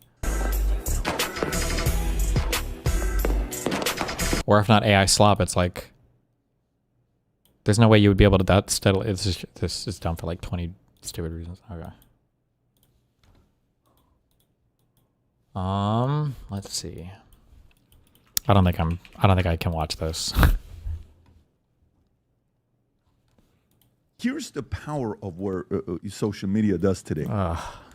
23 years old, you go and find out for yourself. You're not waiting on ABC, CNN, CBS, any of these guys. You go ask questions. After asking questions yesterday, I believe was it HHS, Rob, that came out yesterday? If I'm not mistaken, they came out yesterday and they stopped $185 million of funding to Minneapolis because of the video you posted. So watch this, folks. This is a byproduct of what Nick Shirley did on December 26th. Go ahead, Rob. Hello, I'm HHS Deputy Secretary Jim O'Neill. I'm here with Assistant Secretary Alex Adams. Alex oversees the Administration for Children and Families. Intrepid journalists have made shocking and credible allegations of extensive fraud in Minnesota's child care programs. We believe the state of Minnesota has allowed scammers and fake daycares to siphon millions of taxpayer dollars over the past decade. My office, ACF, provides Minnesota $185 million in child care funds each year. That money should be helping 19,000 American children, including toddlers and infants. Any dollar stolen by fraudsters is stolen from those children. Yesterday, I spoke directly with the director of the Minnesota Child Care Services Office. She could not tell me with confidence whether those allegations of fraud are isolated or whether there's fraud stretching statewide. Today, we've taken 3 direct actions against the blatant fraud that seems to be rampant in Minnesota. First, I've activated our Defend the Spend system for all ACF child care payments across America. Starting today, we require a justification, receipt, or photo evidence before we make a payment. You can stop it right there. Second, So the idea is $185 million stop because you independently went out there and created this content, exposed it to everybody, and then allegedly, was it today that CNN came after you, or was it yesterday? Yeah, today they put a hit piece out on me. And when did they interview? When did CNN come and interview? Yesterday. Yesterday they did. Yesterday I showed up at Quality Learning Center. Is this the one? Yes. So this is you. You show up. You're in Minnesota yesterday. Yes. At the Quality Learning Center. We got to say correctly. By the way, his sweater he's got on. If you guys want to purchase the sweater, we're going to put the link below as well to the Quality Learning Center. It's becoming a hot commodity. Rob, let's make sure you put the link below as well to support what he's doing here. But here's CNN. It doesn't look like they're happy for you doing their work. When they first came up to you, were they friendly? Were they nice to you? What was the approach that they took? Yeah, the lady came up to me very friendly, and then she kept asking me these questions. I'm like, ma'am, you're defending fraud. Like, what are you talking about? Like, the issue wasn't what time I showed up to the daycare. The issue is that this building right here is receiving $1.9 million and it's not even operating. And they're showing face right now while they're literally shuffling in kids while the Commissioner of Children is saying the daycare was closed last week. That's pretty wild. Okay, so play this clip, Rob. Go ahead. This is MAGA YouTuber Nick MAGA Shirley. YouTuber. Back at a daycare in Minnesota, he alleged was a fraudulent facility in a now viral I mean, he video. is, right? You are going to say this is a left or right issue? But no, fraud is fraud. And so I'm not out here trying to put a twist on things. Shirley's viral video, released over the weekend, in which he says he's uncovering tens of millions of dollars in fraud at Minneapolis daycares run by the Somali community, was retweeted by Elon Musk and Vice President J.D. Vance. In the video, Shirley tries to open locked doors and talk to people at various daycares he claims are frauds. Did you come during our normal operating hours when you came to visit? I came at 11 a.m., I believe, and I also came the following day, later in the day. The point of it is not whether or not I came at The cited dozens that you're making the video. and a lot more businesses that don't. Yesterday in Minnesota. We have talked about fraud. We have gotten stories. We've tried to push this forward every way that we You can. can pause it right there. So this is yesterday in Minnesota. Yeah, yesterday in Minnesota. Wow. And you went back to Minnesota because you just told me that you're working on a part 2 yourself. Yeah, because there's a lot more fraud. How much more did you find? Oh, we found a lot more businesses that don't exist. There's millions of dollars. We found daycares with more $1 million daycares. I mean, there's literally hundreds of daycares receiving millions of dollars in Minnesota at this moment as we speak. So from the first one, you guys were over $100 million of fraud that you found, right? With the second one, now that someone that you were there yesterday, how much more did you guys find yesterday? I have to do all the numbers, which I'll do when I do all my editing, but at least another $10 million. Another $10 million. Wow. Okay, so on the other side, while you're doing this, what caused you, and we see this man named David, right? We keep seeing this man named David, who I think yesterday, he said, if you want, I'll put $100,000 for anybody that can prove any of this wrong because this is government document. How did you and David, Rob, is this the clip where he says that? Yeah. Do you want to play this clip of David? Don't call any paddocks. Anybody want to take me up? If you $100,000, if you $100,000, you can disprove my information. What is this paper? If you can disprove my information. 100,000. 100,000. 100,000. 100,000. Keep going page by page. Keep going. Come on, girl. Just keep your video on and just screenshot it while you're going. Wait, $100,000 to disprove? What is it? Let me know when you got it. All those people out there defending the fraud, and he gives them the option. They're defending the fraud. Yes. They're not on your side. No. How many of those people are on your side right there? None of those people you're hearing in the background. Just you and David and the camera guy? Just me and Dave. Yeah, I was my cameraman. So who's recording you there? That's somebody doing a live stream. That's from them. That's not even yours. That's that Kadra Abshir that's recording you. Yes. Got it. So they're recording you, and he's offering $100,000 to go prove if any of these things are wrong. Yes. So how did you and David get linked up? David messaged me on Instagram, and out of the hundreds of DMs I get, I just opened David's, and he had all the proof because I've known about the fraud happening for so long in Minnesota since back in June. I've known about the fraud, but it's hard for me to go out and get all the information because they make it very hard to get the information. Luckily, David had somebody inside the Capitol who's been leaking him all the numbers, leaking him all the information. Somebody from the... Has he tweeted out anything with this paper Yes. available Yes. for this $100,000 challenge? Does anybody know? Or okay. Trump was saying is they're What is this? poisoning our kids, and that 100,000 people are dying every year from drug overdoses. We have to put a stop to this. Oh my God! Stop lagging. From the time Trump's been in office, deaths by overdose have dropped off a cliff. Look at that. Look at 2024, and leading into Look at 2024. 2025. Just Look going at down. these are all deaths from overdoses. I mean, that's kind of crazy. Like, look at that. From all drugs, which is the top one. Mm-hmm. Look at that drop. I mean, that's crazy. So you see the peak was in 2022, or it looks like actually 2020, between Looks like 2023 maybe. and 2024. Uh-huh. That's the peak where people are dying. And then from the time Trump's in office, it's taking a fucking sharp downturn. Wow. And why is that? Well, part of it's because they're blowing up these fucking boats that are bringing in all the drugs. Wow. And not just drugs, but drugs that are tainted with fentanyl. Fentanyl's terrible. Terrible. Because a little piece can kill you. Exactly. It's smaller than a penny and you're dead. And people are snorting lines of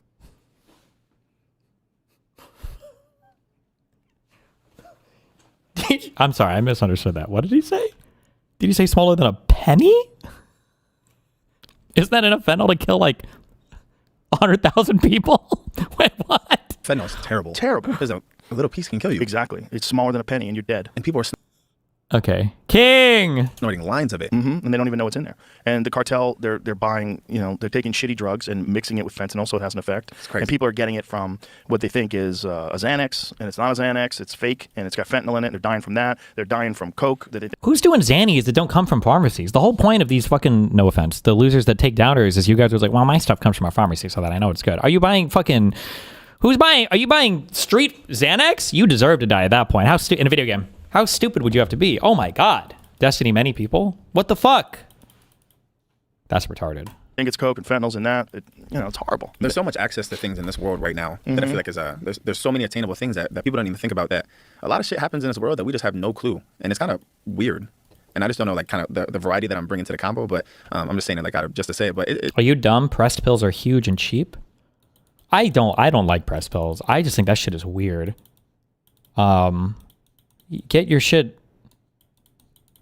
Just get capsules of stuff and then buy an extra and test it, or just get stuff from pharmacies. I don't know. How else can you do Molly? What do you mean? You get somebody to shave you off some MDMA and put it in a capsule. Buy an extra, test it. I mean, you can do press pills for Molly. I don't know. I know people do. It's probably the most common way people do it. I just think press pills are spooky. You never know anything about that shit.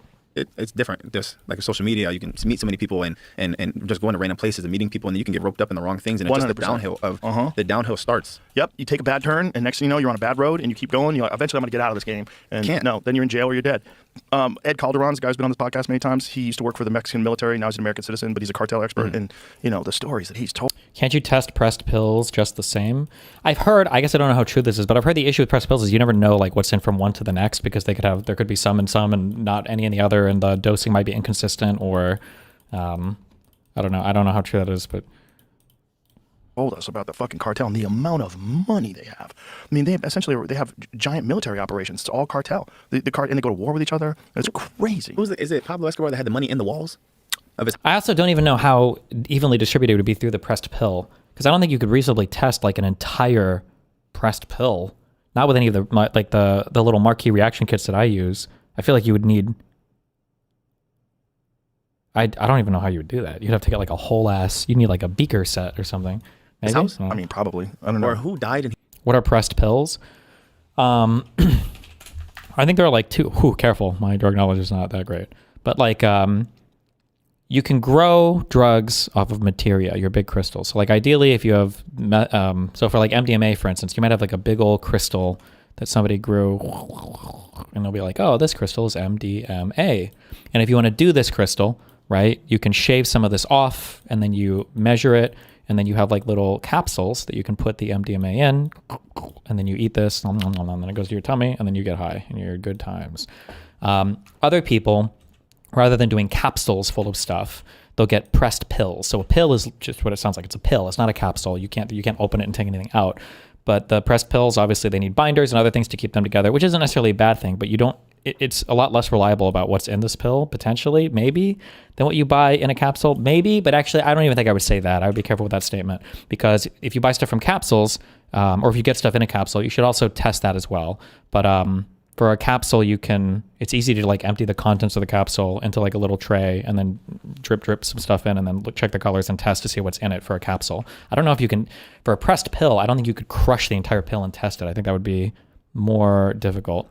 I will also say something you should be careful for is, and you can never identify a drug by the way that it looks, number one. And number two, if you're eating any drug that you get in a capsule, you should always test it first. Some people will tell you that like, oh, well, if it's crystal clear, that means that you know that it's like pure shit. No, that's not true. Or if it's cloudy, that means it's not good. That's not true. You can never, ever, ever identify any of these crystals by sight. You always need to test them. Yeah. That same shit could happen with capsules too. No, one capsule could be fine and another could have shit. I mean, I guess it could. My assumption would be all of it is shaved from the same crystal though, and then you would just test that. But I don't know if you could test an entire pressed pill. Have you ever tested a pill and it showed it was something else? I don't know if I've ever tested a pill before. I've tested like capsule stuff, and most of that comes back as like dark purple or whatever. The one time I've seen something tested that was red was the streamer guy in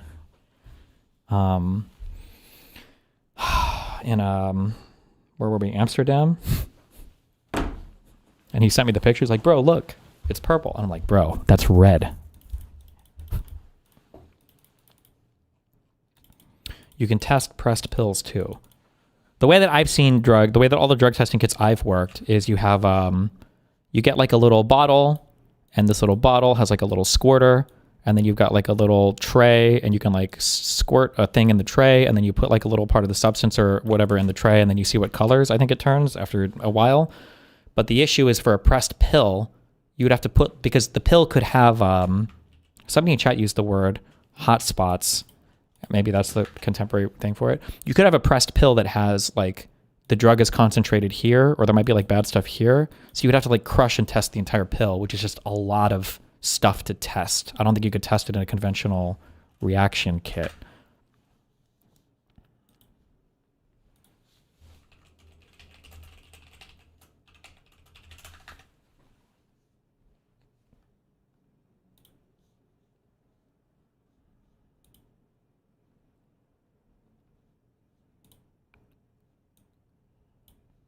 Does it show you what a thing looks like? Like it'll dip out of this, but I don't know if this is like little trays and shit. Yeah, the color it turns will tell you what all is in it or can identify things in it. Somebody is saying that there are websites that identify pills. While that's true, the problem is that if there are certain pills that get really popular because they're like good shit, other people will start making the same pill, but they might cut it with other garbage or whatever. So like there might be like a pill where it's like, oh, if you get a pill like the 2000 MDMA pill or whatever, these are really good. Sure, but like somebody else might start pressing 2000 pills and then put shit in it. So you can't really, these really aren't that. I almost don't even think this site should exist. Or at least like the pill identifier. Maybe, I guess, I don't know. But like you can't, it's not really 100% reliable. If I was tasked with testing pressed pills, I'd likely take some percentage of the pills, assuming multiple, crush them, mix them, and test the mixture. If you only have a small number of pills, crush, mix, test a small portion, and then repackage the remainders in gel caps. Maybe. I would just give them to friends first, and then wait a few hours, see if the friends die, and then if they don't, then you're good to go. Good to go, baby!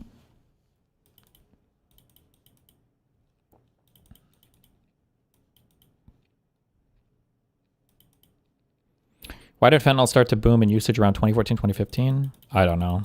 I think it's a combination of opioids were becoming easier to prescribe to people, and so people were getting hooked on opioids and surgeries afterwards as like pain recovery. And then I think it was the availability of fentanyl generally became, like once fentanyl was discovered or something, I don't know, was that kind of recent or whatever, how to make it? It's just, I think it's an incredibly potent, incredibly cheap drug to make. Like you can kill somebody and get so high and so crazy good off of like such a small, cheap amount because it's so fucking potent. And I think that happened relatively recently, I think.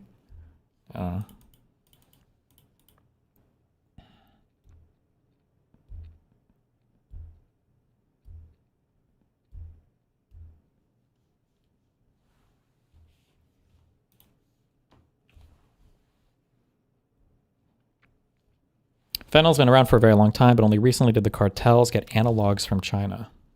Okay.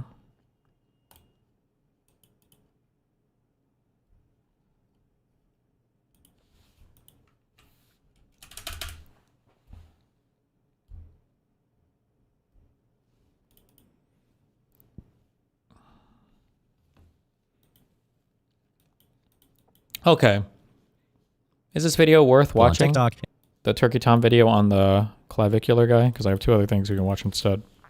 We still have more of the Jack Smith thing. I don't know if we'll watch through all of this ever. Because we still have 6 hours to go on it.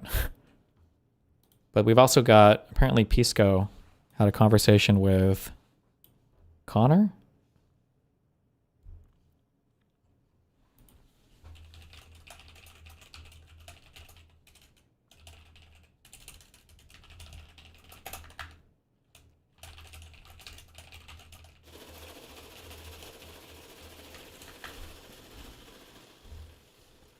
The doctor told me it's because how they changed prescribers' rules. It became harder to get opioids and doctors started losing licenses. Mr. Giordano, you're going to start with Dr. Smith. Who's Stop!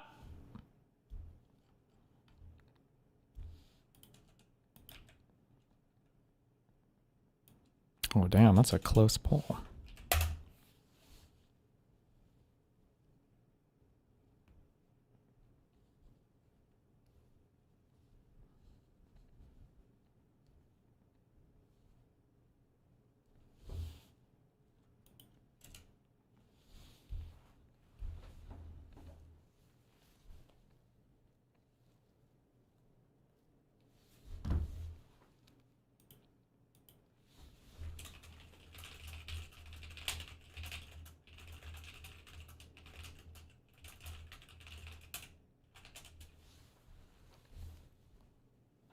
Jesus.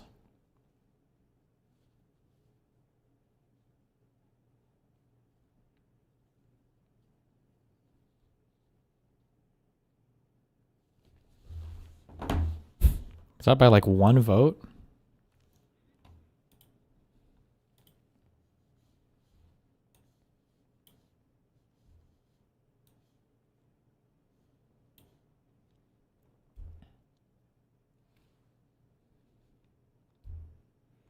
Destiny, according to Mark Galena, liquid cooling more efficiently distributes heat over more convection surface area than pure conduction, allowing for reduced fan speeds or higher total power. I mean, it just depends on the size of your radiator, right?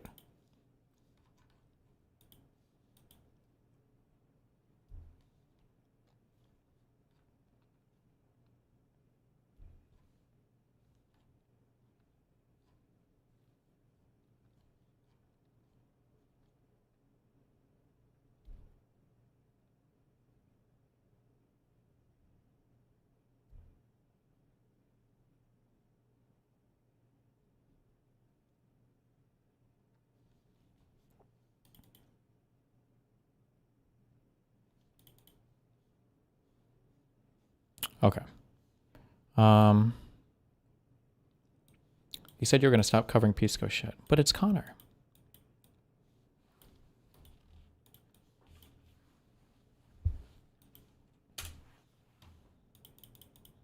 Today. I just have one question for you though first before we get started, Connor. Yeah. Why are you cultivating a community of snarkers in your community? Because I don't police them enough. Yeah, so don't you think that you have an obligation to moderate your community?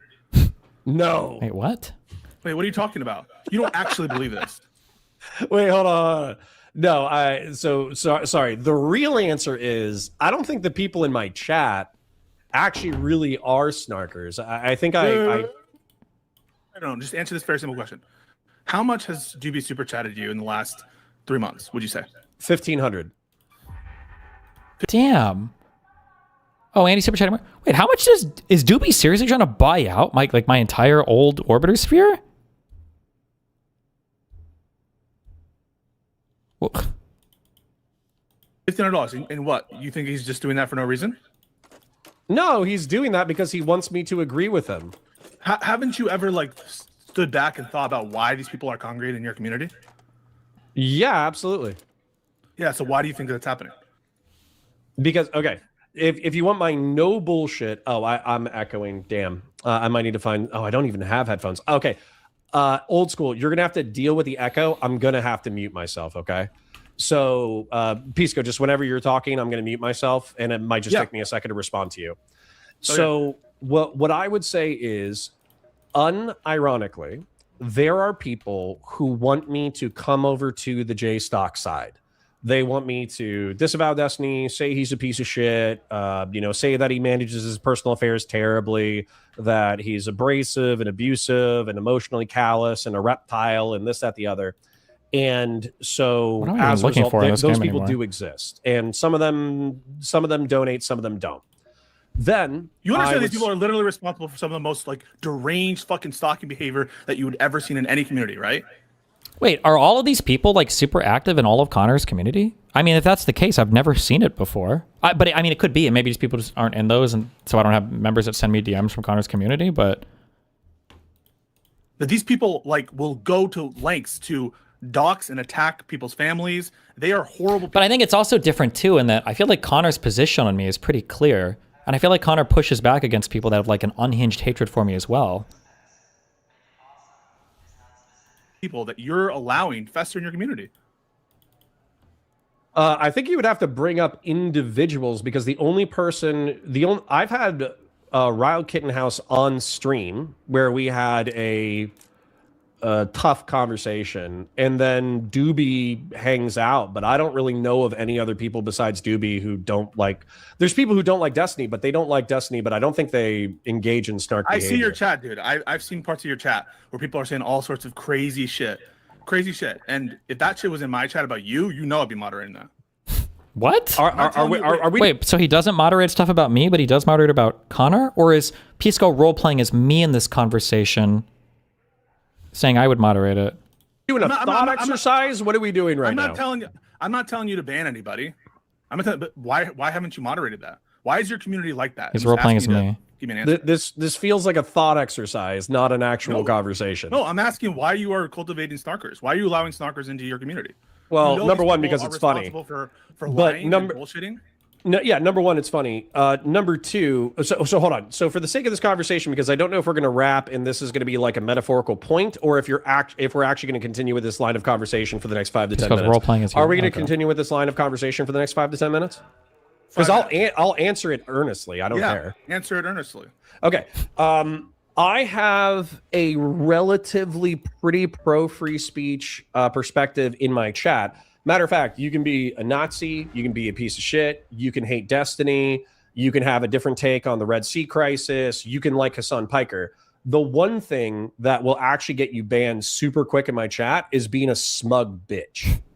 That's like the fastest way. So if you have free speech, but you can't be smug to me. If people are making insane accusations of people, you don't moderate that. You don't think you have a duty to moderate that and ban these people?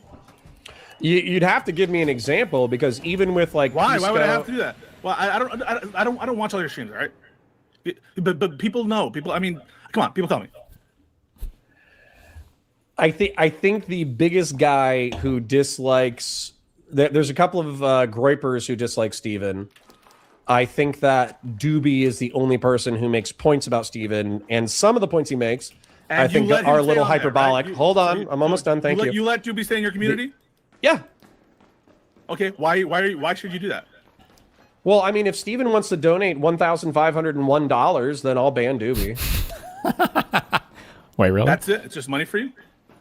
Yeah. It's not cultivating the community. I mean, it's also entertaining. Oh, okay. That's all it takes, and then you're good. So you think you fulfilled a good standard of moderation?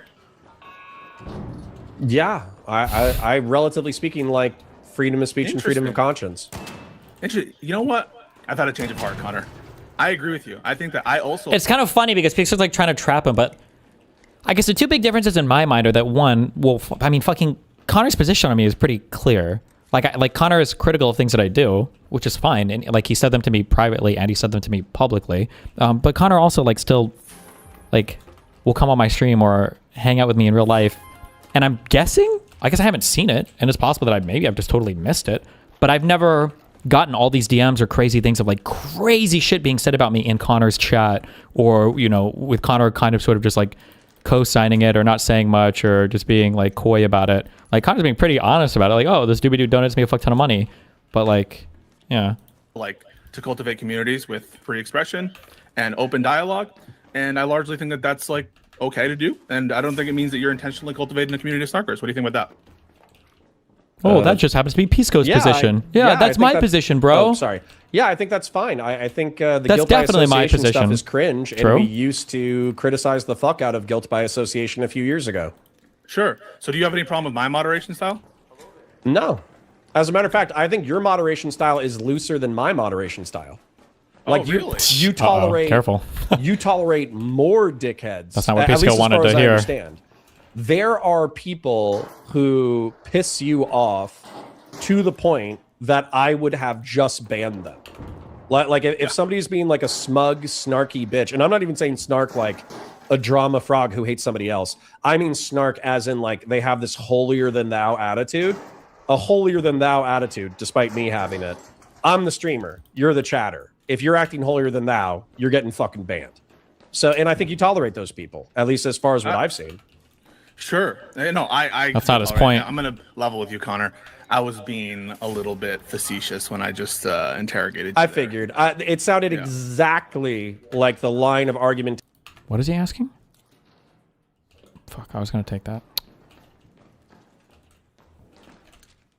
That has been used against you for still being tepidly friendly with people who dislike Steven. Yeah, well, it depends on who you're Tepidly friendly is a way to say it, but okay.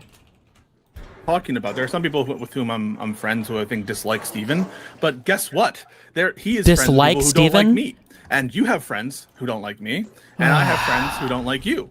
And guess what? That's called human society. That's Oh called my like God. we're living all in a society. Now, if there are people He's brain broken, who guys. are using your communities to do illegal or TOS stuff or that violate your rules, I'm sure you have and will moderate that, won't you?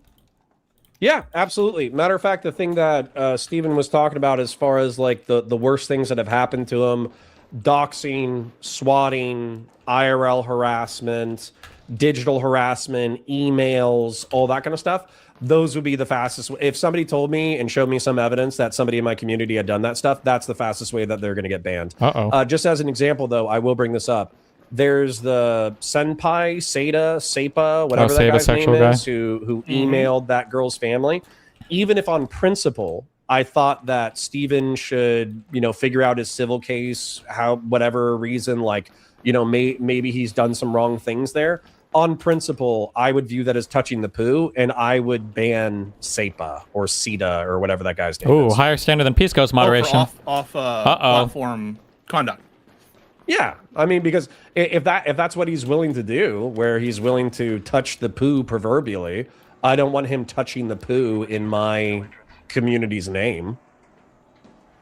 Well, Are you going to moderate all off-platform behavior now? Perhaps a certain line of people that it would make sense to preemptively ban. If you are someone, for example, let's say that you don't want to wade into those kinds of issues because you've said before that there are good reasons why you shouldn't do that. I think that you would agree, given that profile of someone who doesn't want to wade into those substantive issues, perhaps, that to preemptively ban on the basis of wading into those issues would sort of counter the whole point of that person's stance, right? I'm not sure if I fully understand you, but actually, could you say it again if you want me to understand it? Because I'm not sure if I understand it.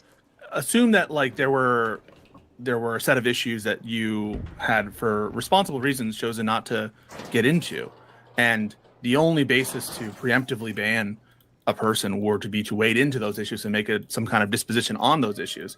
That to do so would itself be wading into issues in which you've been taking a principled stance not to get involved. You follow that? Oh yeah, this is actually one of the things that happened during the Mr. Girl drama in 2022, where I actually agreed with Steven on. I think a house is a man's castle. I think a man's chat is a man's castle. I think a man's Discord and Reddit is a man's castle, and therefore, if there is a topic that somebody is repeatedly dragging towards, and it's something that you want to avoid as a community or as a streamer, then yeah, you're a king. I tell my mods all the time, if there's somebody who's pissing me off, I'm like, mods, twist his balls, and then those people get banned. Well, I just want to say that I respect your position here. It doesn't sound like you have any problem with how I'm cultivating my community. I, however, I'm taking a look at potential issues, and so people say things to me, and so if there are DGG mods, does the silly serious hate you now? She's always said she's a girl's girl, so I can imagine she's on Doe's side. I have no idea. I haven't communicated with her in a year or whatever. Is my guess. I don't know. So probably, maybe, who knows? Who want to apply to be a mod in my community, I welcome their applications. In fact, I'm taking the time to go and seek out some mods myself, and if they would like to join the modding team in the Peace Corps, we will entertain their applications to do so, to see what great and wonderful suggestions they can bring to the moderation team here. My beef with your community, actually, or my beef with your content, so to speak, is actually something that makes your content more entertaining. But it's effectively I think that you and the liberals or whatever are playing footsie with leftist freaks who should be ultimately yelled at and screamed at and bullied out of public life.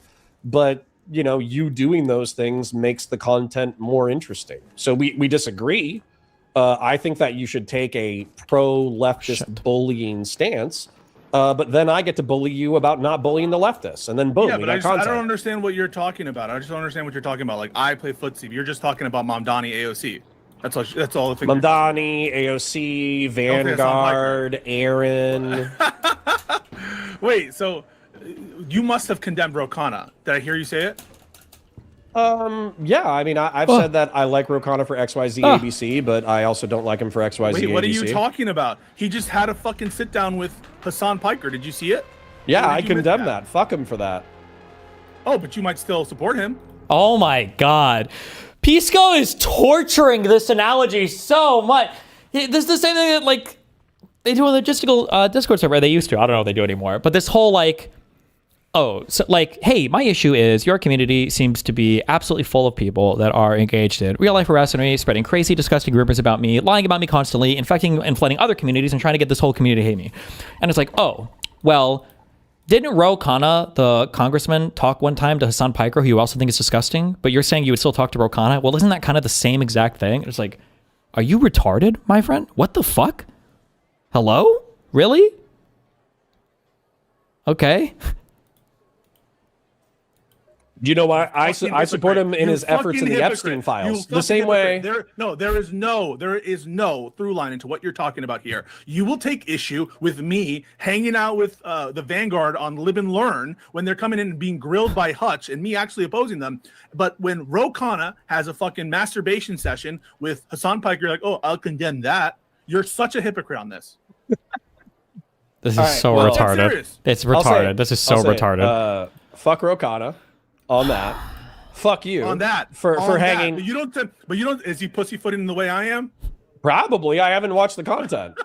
Oh, holy shit! So you think he went on there on Hasanabi's podcast and was more combative than I was with Vanguard and with Hutch there on Live and Learn? No, I doubt it. But hold on. Let me actually articulate a sentence so we can get past memes. So the thing that I'm not memeing. This is the previous part was a meme. This is real. I don't think that you have any good standard that you're applying here. I think that this is it's the same way. People, yeah. So it's the same way with Thomas Massey. Okay, Thomas Massey was Ro Khanna and Thomas Massey are both the authors of the Epstein bill. The whole reason why we are absolutely, as a anti-Trump coalition, annihilating the Trump administration is because of legislation that was authored and pushed through by Ro Khanna and Thomas Massey. And so in that degree, they have my support.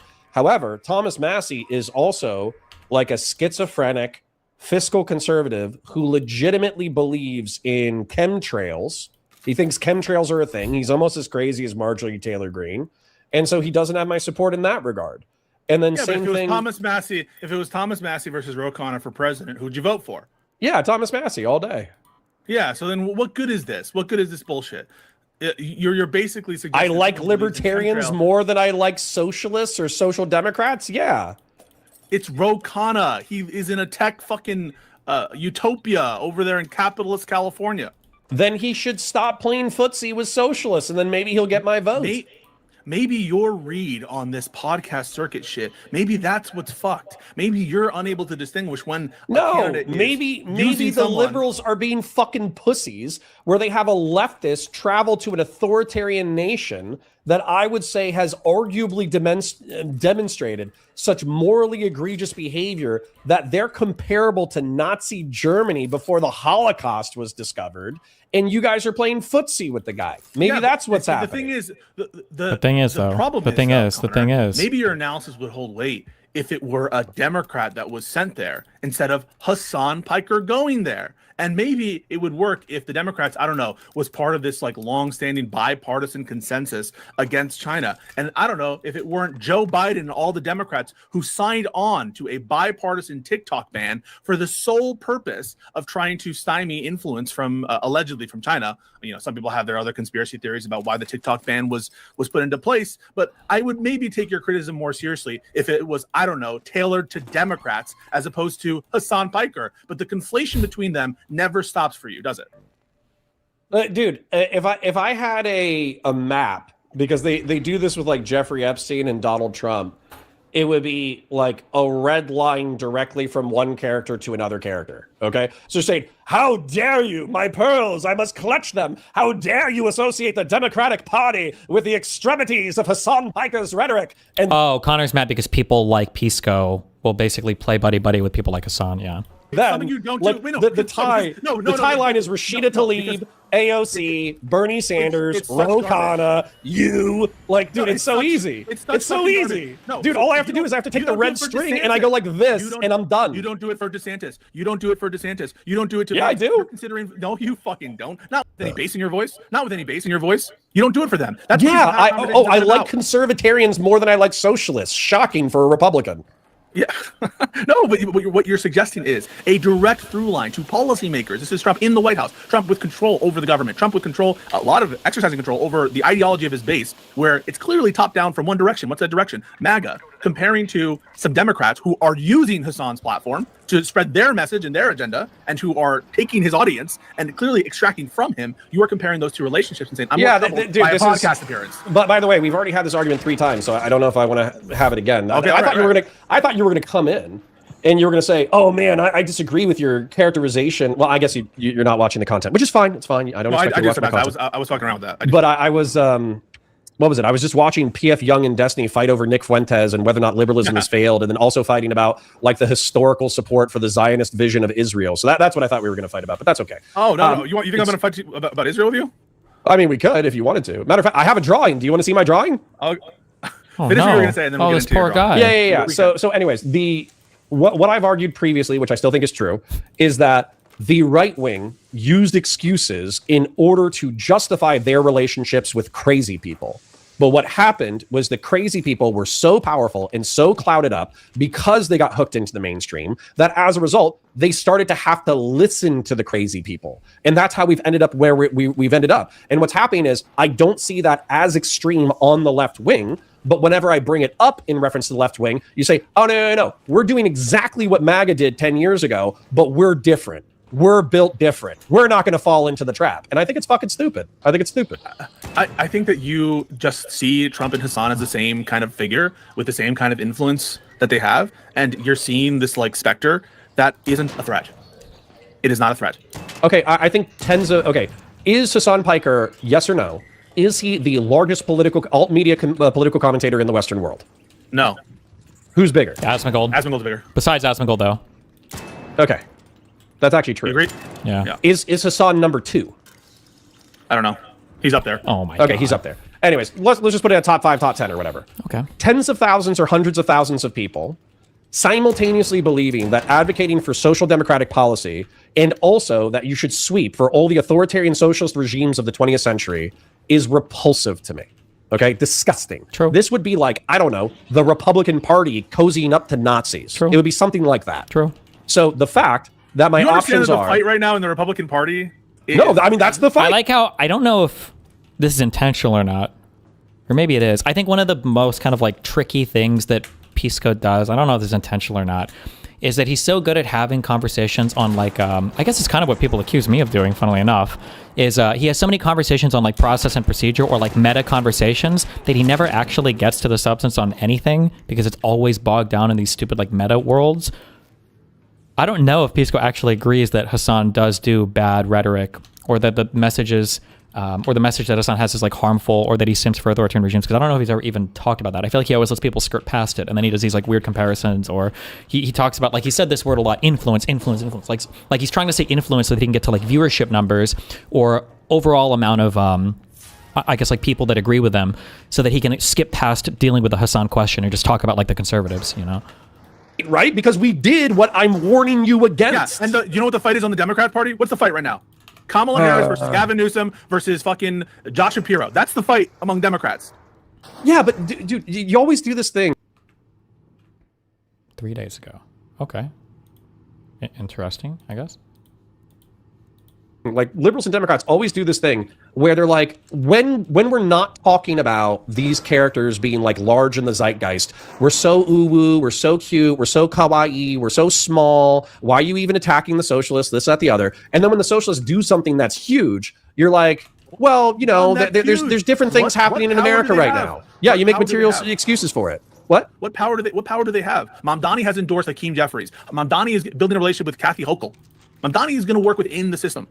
And he's the best he got. And yeah, I still think the mainstreaming of socialism and communism is inherently poisonous. And if Mamdani governed the way that he was tweeting in 2019, then if this was the Vietnam War, then we should fight him with guns. He would govern like Karen Bass. He would govern like any one of these other Democrats who, when they went very, very, very woke and far too left, they got fucking pummeled in the next elections, even by their own Democrats. They were, elections, taking them out of office for some of the allegations and shit and accusations. It's the same analogy. Unfortunately, we've already had this conversation. So if you want to have it again, we can. But I do find it a little tiresome. The analogy, which I said last time we talked about this, it's like having a house cat that you just feed over and over again. And depending on how much you feed it is how big it gets. Right now, I see you guys feeding a house cat and you say, hey, it's a house cat. Don't worry about it. But what I'm saying is that if you keep feeding this house cat, it's going to become the size of a tiger and it's going to eat your fucking face. And you're like, well, what's your evidence that if I continue to feed this house cat, it's going to eat my fucking face? Meanwhile, I'm over here and a tiger is fucking wrapping its fucking bladed fucking teeth around my throat. And I'm like, don't do what my political team did. Don't get eaten by the tiger. And you're like, nah, I got it. I love your Here's some meat. Analogy, right? So, Here's some meat.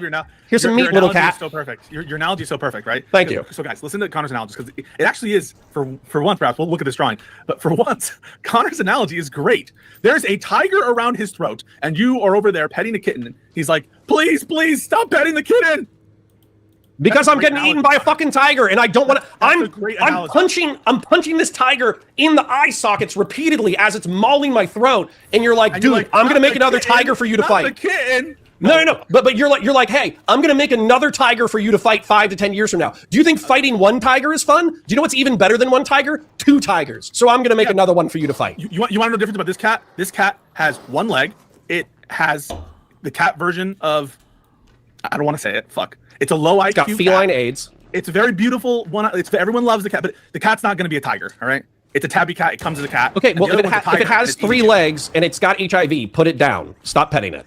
Okay, then how about we worry about the tiger that's attacking us? I am worried about the tiger. I'm punching it in the eyes and jamming my thumb into its eye holes. That's what I do all day. But you're also scratching the back of the other tiger right behind it. That's also a fully grown tiger. And you're like, please save me from the little cat. Well, that's because power. Like, Pisco's hiding behind this weird thing of like the left have no political power and the left will never be influential in anything ever, and so it's okay. Like, that's the argument that he's putting forth. But I think his true argument, like internally, I think he thinks that the stuff they stand for isn't that bad. That like if you were to break down all the Sun Parker's beliefs, you would agree with like 98% of it, and maybe there's a little bit of problematic stuff, but that problematic stuff will never go. That's what it sounds like his true position is. But he's trying to market it as though he's saying like, well, no, I just don't think these people will ever be politically relevant, which they might not necessarily be politically relevant, but the issue is how much of the fucking media landscape they end up poisoning, which is very unfortunate. Pours a vacuum. Yeah, So- I don't even know what that means. All right, So there's good tigers and bad tigers. There's tigers that will eat my enemies, and there's tigers that will eat me. Pisco was super quick to say Hassan was bad for his insane takes when he talked to me when I gave examples. Oh, Kalinda, I got a whole fucking thing on you. We might watch after this. I would have to see how he does it, but I feel like I'm trying to think if I've heard Pisco do this. Other people have done this. I worry sometimes that he does a thing. Is this Pisco? Am I inventing this? Someone else does it. Where somebody's like, okay, well, what do you think about like Donald Trump? Doesn't he do crazy stuff? And like, oh, no, hold on. I want to be clear. I don't support Donald Trump. I think it's really bad when he calls people bad names. I think it's terrible when he makes fun of world leaders. I think that the way that he has, conducted his personal life is abysmal, right? And it's like, okay, you did a lot of disavowing there, I guess, but like none of it was actually over the real important stuff that I would want to hear a substantive disagreement with. Now, maybe he did in the examples that you gave. I don't know. I'd have to see for Hassan, but like that would be a thing I would be curious about.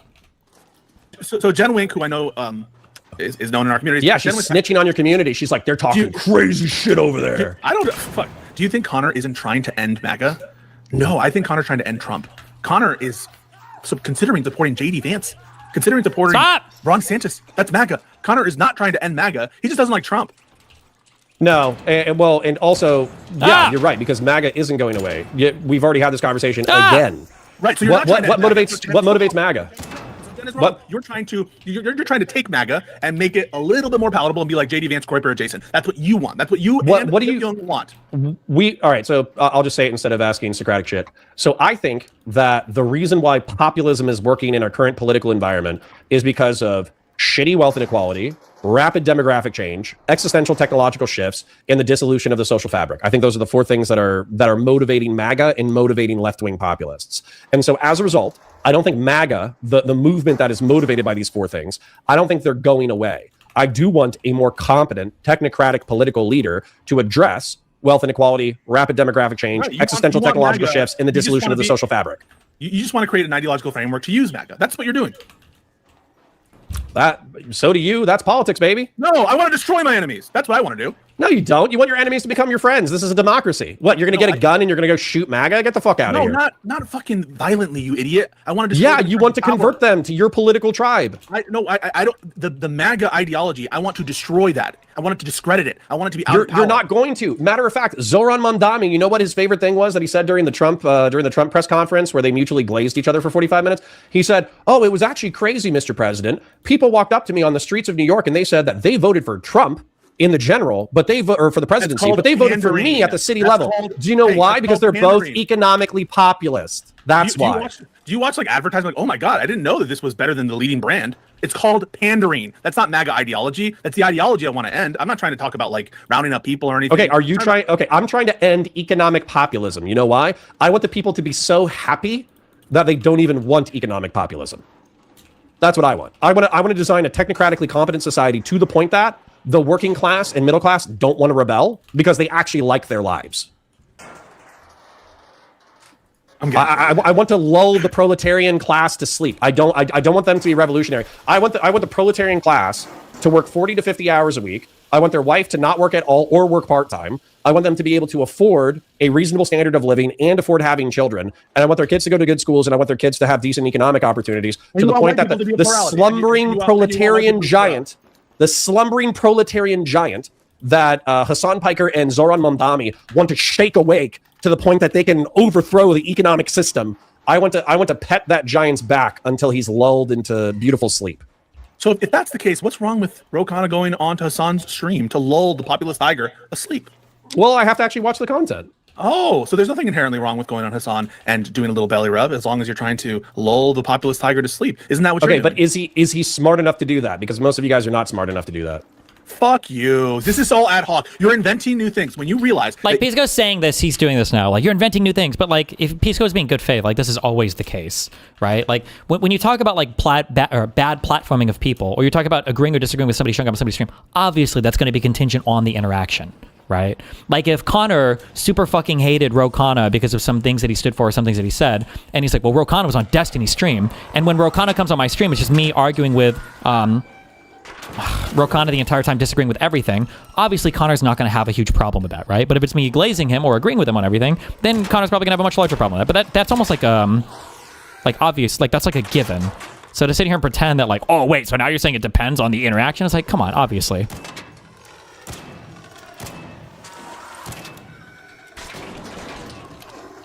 Your entire framework for what you're talking about is absolutely compatible with having amicable podcasts with lefties you don't like. You're like, see, now he's...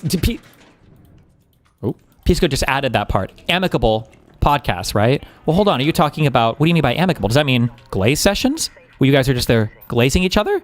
Or does it mean debates? Or does it just mean chatting about stuff you just happen to not... Like, what does that mean, right? Shit, I have to come up with some other reason to distinguish my criticism of Pisco and all these. No, I don't. The Vanguard. No, I think this is bullshit.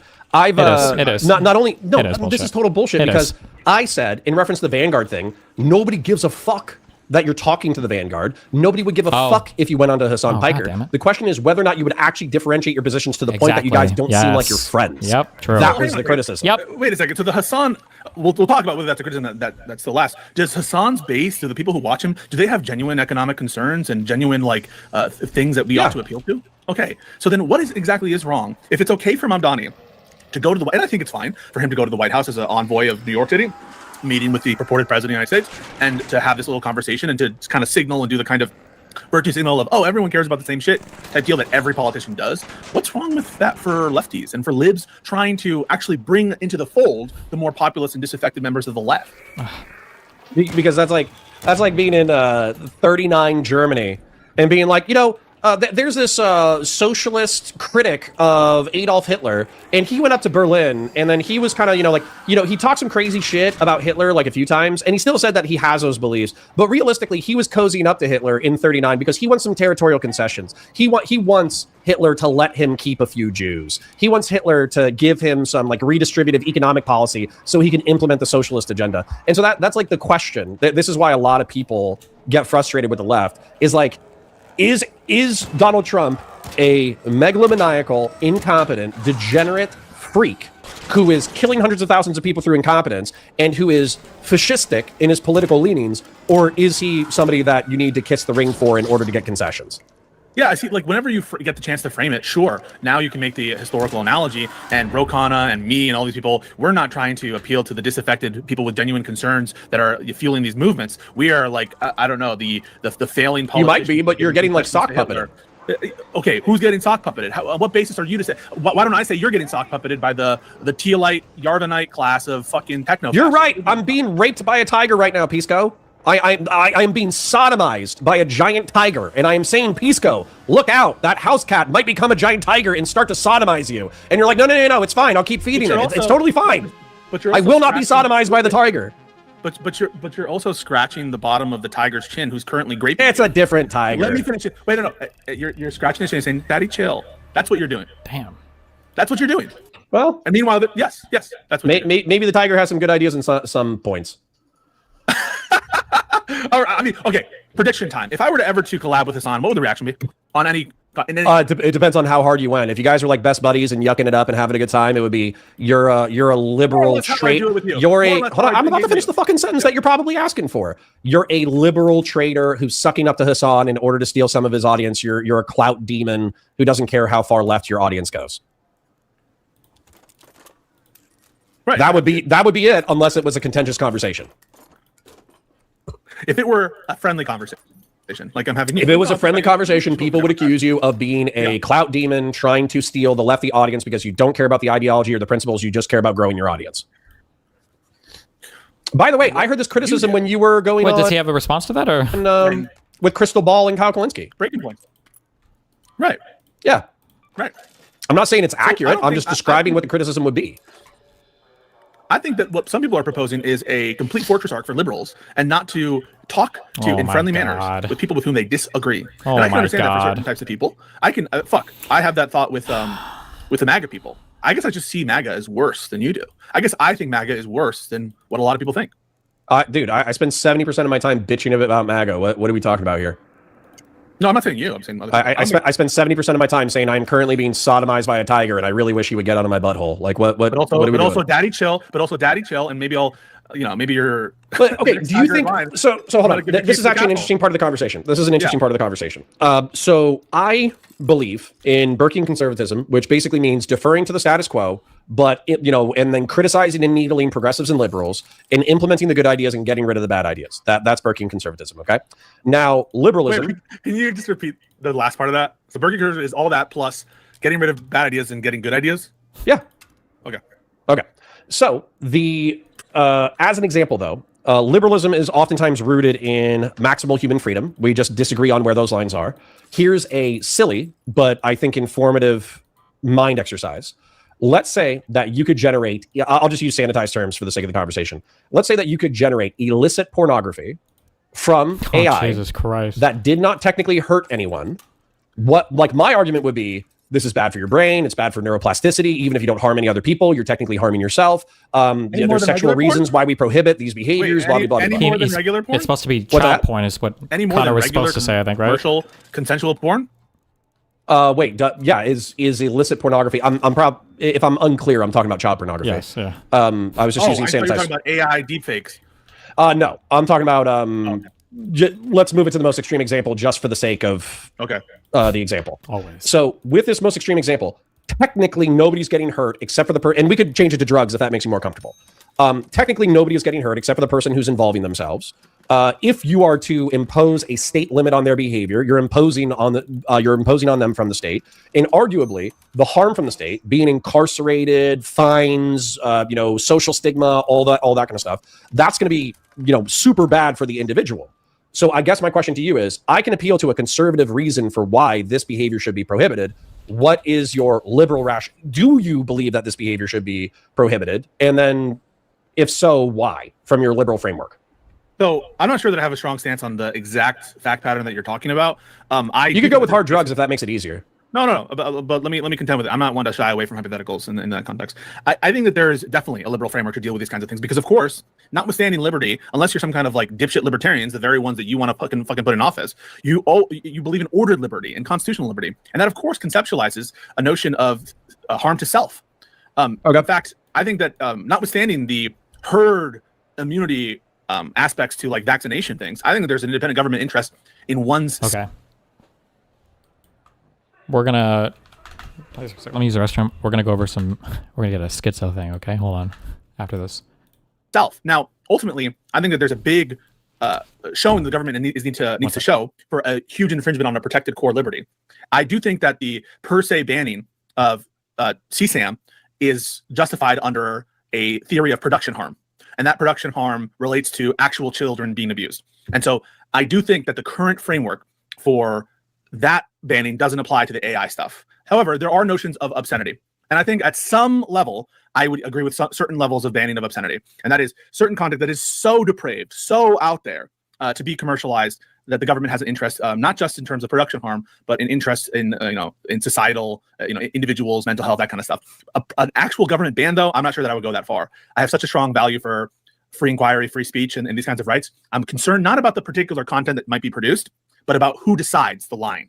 And I think that if I am going to draw a line, I want it to be based on objective and neutral criteria, and mere disgust that I don't know is going to cross the line for a per se ban. Would I ban sort of like public broadcast of it? Yes, 100%. Would I try to regulate it? Yes, for sure. But I'm not sure. I would need more facts about the harms related to it. But that's kind of my preliminary take. Tell me what you think.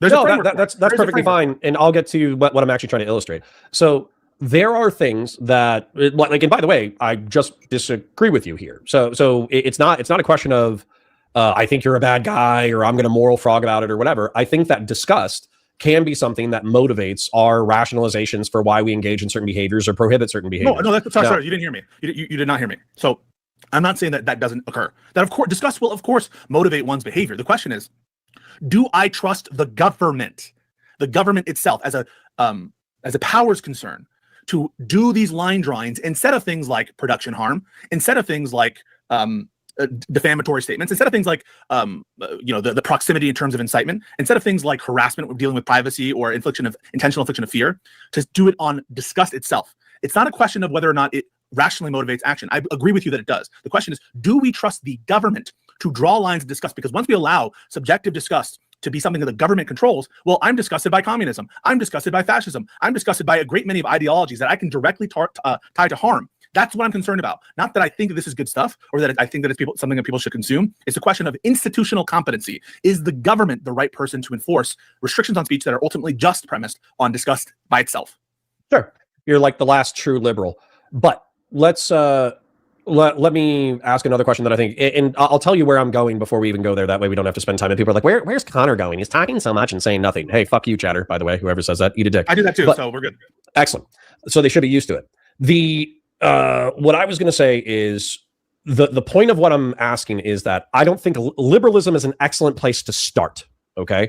Liberalism emphasizes the sovereignty of the individual. It emphasizes our conscious experience. It focuses on dignity. It focuses on making sure that the powers that be don't abuse the individual in the name of the public good. It sets reasonable limitations on the actions of the government. Liberalism is an excellent place to start. However, I do think that it's insufficient for a good human life. And I think that morality and like philosophy, religion, all these kinds of things, and some of these are nested in political persuasions like social conservatism. So that's where I feel like liberalism is insufficient and you have to turn to these other things. And so I want to ask you a socially conservative rooted.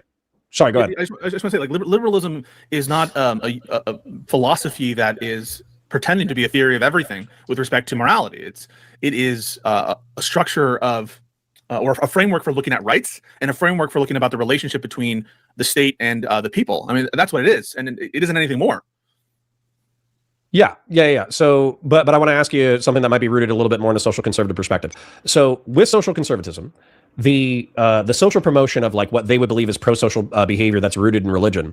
I view religion as I'm not a literalist. Okay, I'm not a literalist. I'm a deist. I believe in a creative force that set things in order, but I don't really believe in an afterlife. I don't think Jesus is the Messiah. I think effectively it's a mythology. But I think that this mythology is important, and I see arslers in my chat constantly arguing that we can totally ignore religion as a vehicle for morality, and yet they're totally lost degenerates themselves. And so I guess my question is like, what is your perception of religion? Are you completely hostile to it? Do you view it as a necessary evil? Do you view it as a vehicle for morality? What's your perception of it? I take a Marxian view on religion.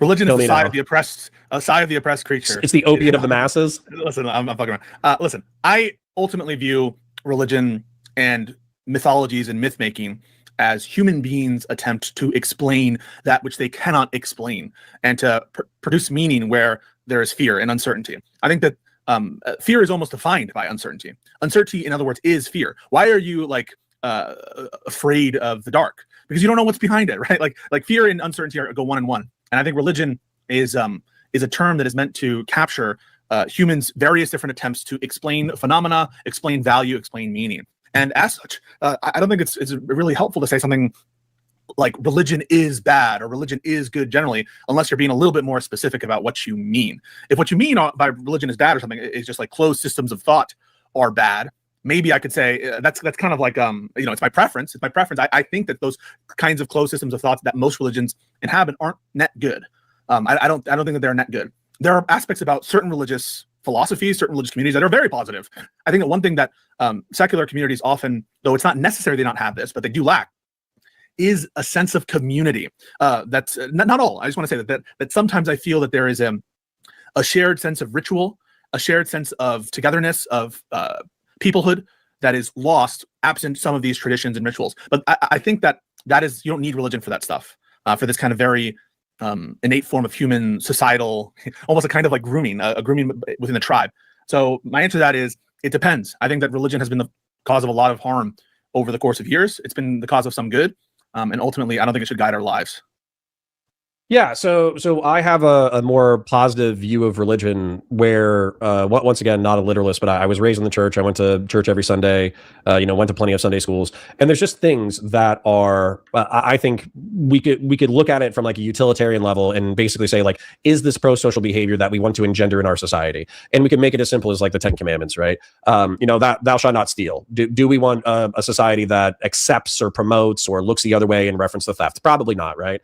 Same thing with, thou shalt not lie. So do we want a society in which lying is commonplace, misrepresenting the truth in order to gain social benefit? And these societies exist, by the way. That's like another thing. Yeah, so why does God lie all the time? And why does, and also you're picking some of the more general features of how human societies have always, like, find me a human society where theft is allowed or encouraged. Find me where lying. There's kleptocratic society. I mean, Russia is a perfect example of a kleptocratic society. Okay, what I mean though, there is like, yeah, in that situation, there's such a power disparity that you're just able to take. But even among equals, there are still ways in which people can get like, think about Nazi Germany, right? Even Nazi Germany, there were ways in which people on the same class, when the state wasn't intervening, for them to settle these kind of property disputes. And in general, they run their society among equals, right? Among people of the same among silverbacks versus silverbacks, among the oligarchs versus oligarchs, where theft is wrong and stealing is wrong among equals.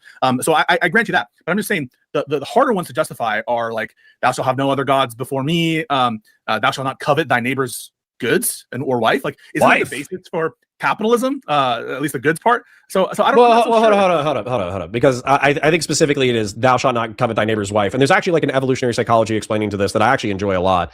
So it's believed that the 10 Commandments were effectively Moses getting, because he was the tribal chieftain of Israel when they were leaving Egypt and going into Israel and Judea, right? Or what would be Israel and Judea.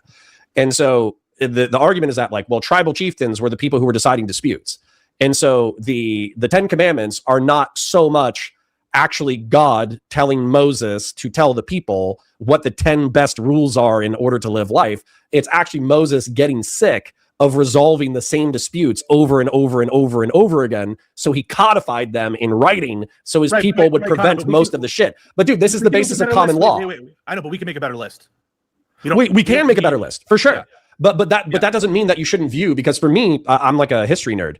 I am in awe of the fact that if you look at, Roman common law, or if you look at Greek common law, or if you look at Christian common law, you can effectively draw like a civilizational temporal line all the way back to, ancient Egypt and Judea and Samaria. That's amazing. It's amazing that we have these concepts of law, legal dispute, and justice that go back like 3,500 years. But my question for you is the one that the teachers always ask. So what? It's dope, and you should. No, you should. I think it's dope. No, I agree it's dope. But like, why? But also, Chesterton's fence. So are you familiar with somebody introduced me to it a couple of weeks ago? Are you aware of the concept of Chesterton's fence? No. Okay, so I think it's actually like a legalistic concept, but the whole point is you don't remove a fence unless you know what it blocks out. Okay, and this is like an inherently conservative view. And what I would say is that some of the tension between conservatives and liberals right now is we feel like liberals and progressives have just blasted away all the fences, and they were like, we don't need any of this shit. And so as a result, we're getting, old problems that were previously prohibited. Yeah, but religion is compatible with liberalism. I don't understand. This might be a different point. Maybe I'm not understanding. So people will say that like liberalism is the reason this or that. Like, prove it. It seems like for the longest time, most of our societies, even now, the politicians are mostly religious. The people in charge are mostly religious. We still have a prayer at every single congressional session.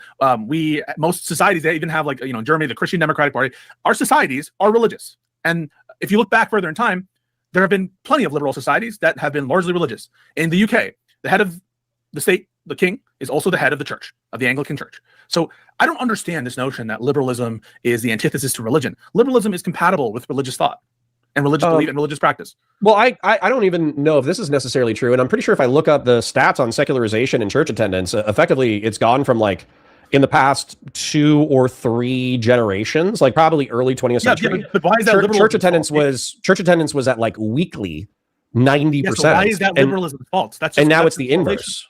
But that's just correlation. Sure. And by the way, I'm not arguing that everybody needs to return to church. I don't go to church weekly.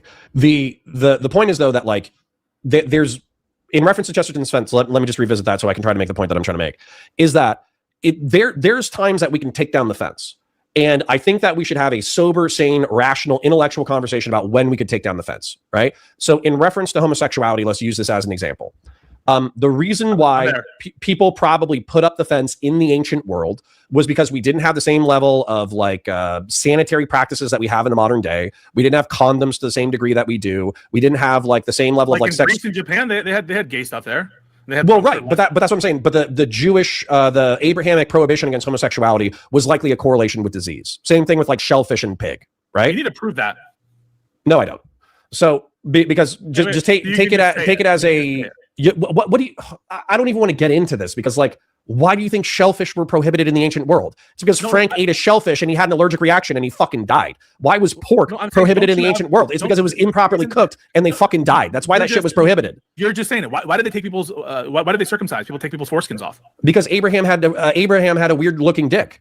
He had phimosis. It's your false contention or I don't know assumption that religious beliefs are premised on some kind of underlying rational set of inferences and practices. Yeah, phimosis. Yeah. Abraham probably had a weird looking dick. No, but that is pure aesthetics. That would belie your notion that there's some like underlying. No, phimosis is a real medical condition that can be painful. When the hood of your foreskin fuses to your dick tip, and then your penis continues to grow, or gets boners, it's painful. Yeah, this is like a real medical condition that occurs in like 2 to 10% of the population. And circumcision cannot be the cause of infection and disease and stuff, especially back in the day with older. No, it can be, but a properly done circumcision can prevent phimosis. Okay, and what is it really your contention that the religious practices from the Bible are based in some rational or logical set of choices that support human flourishing in some kind? They're not purely rational, but I do think that they oftentimes are rooted in a level of like observation of like moral action and their consequences, of course.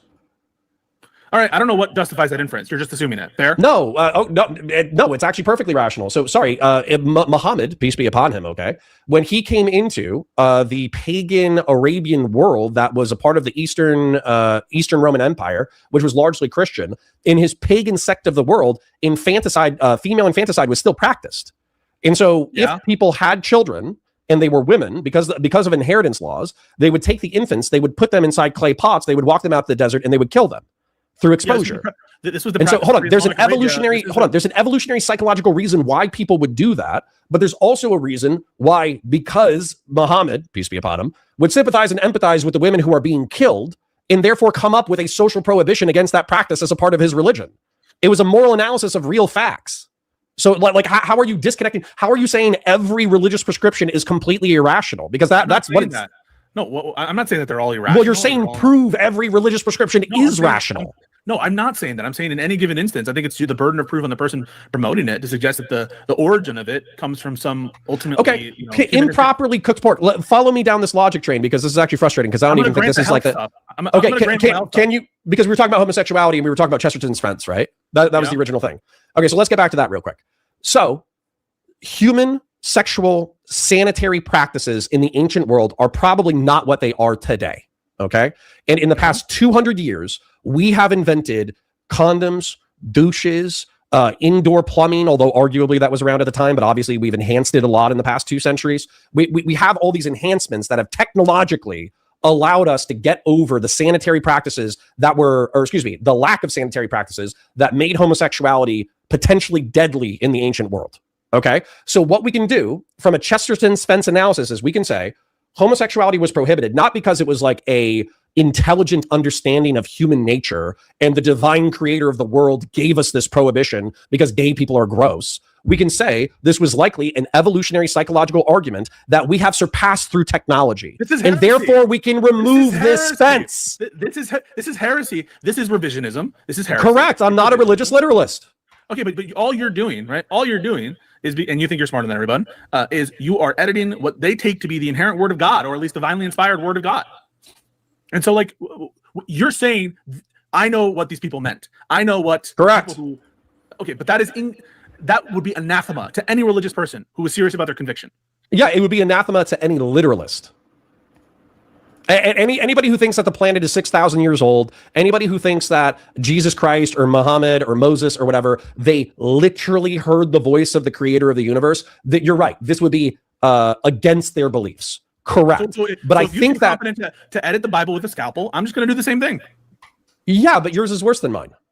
Okay, so it all gets ground down into a moral argument. So what do we need the religion for? Correct. No, because of a conservative perspective, which effectively says there's a reason why we created these fences and created these rules.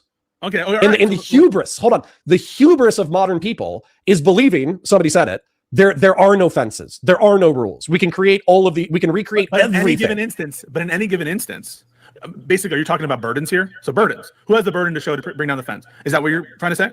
Yeah, I'm saying that, yeah, it's incumbent upon progressives and liberals who want to bring down a fence to argue why it will not cause a disaster.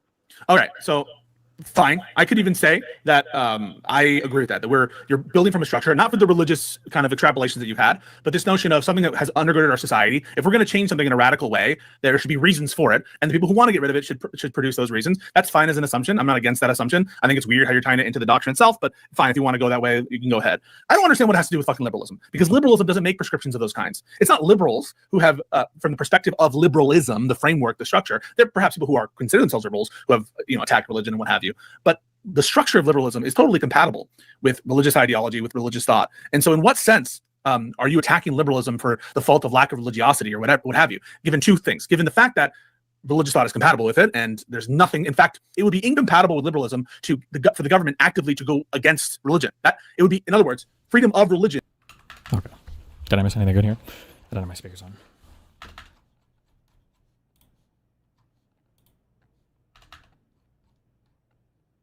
Pisco freaks out at Connor for using AI later. Why?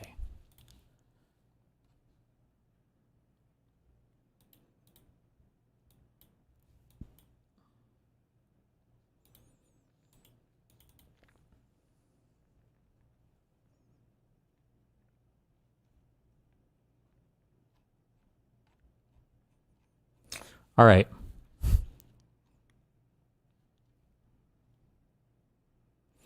I'm trying to plot out, because when I write my manifesto on this, I have to include other communities, but I have to try to write it in a way that it clearly communicates the level of weirdo coordination harassment going on without coming off as insanely fucking schizo.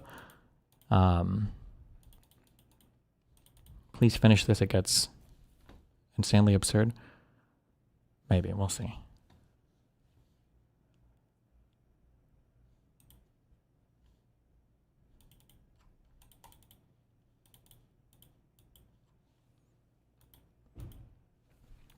Okay. I saw the Kalinda person in my chat, and this reminded me of this. I think Kalinda is generally a loner box orbiter? A chatter person?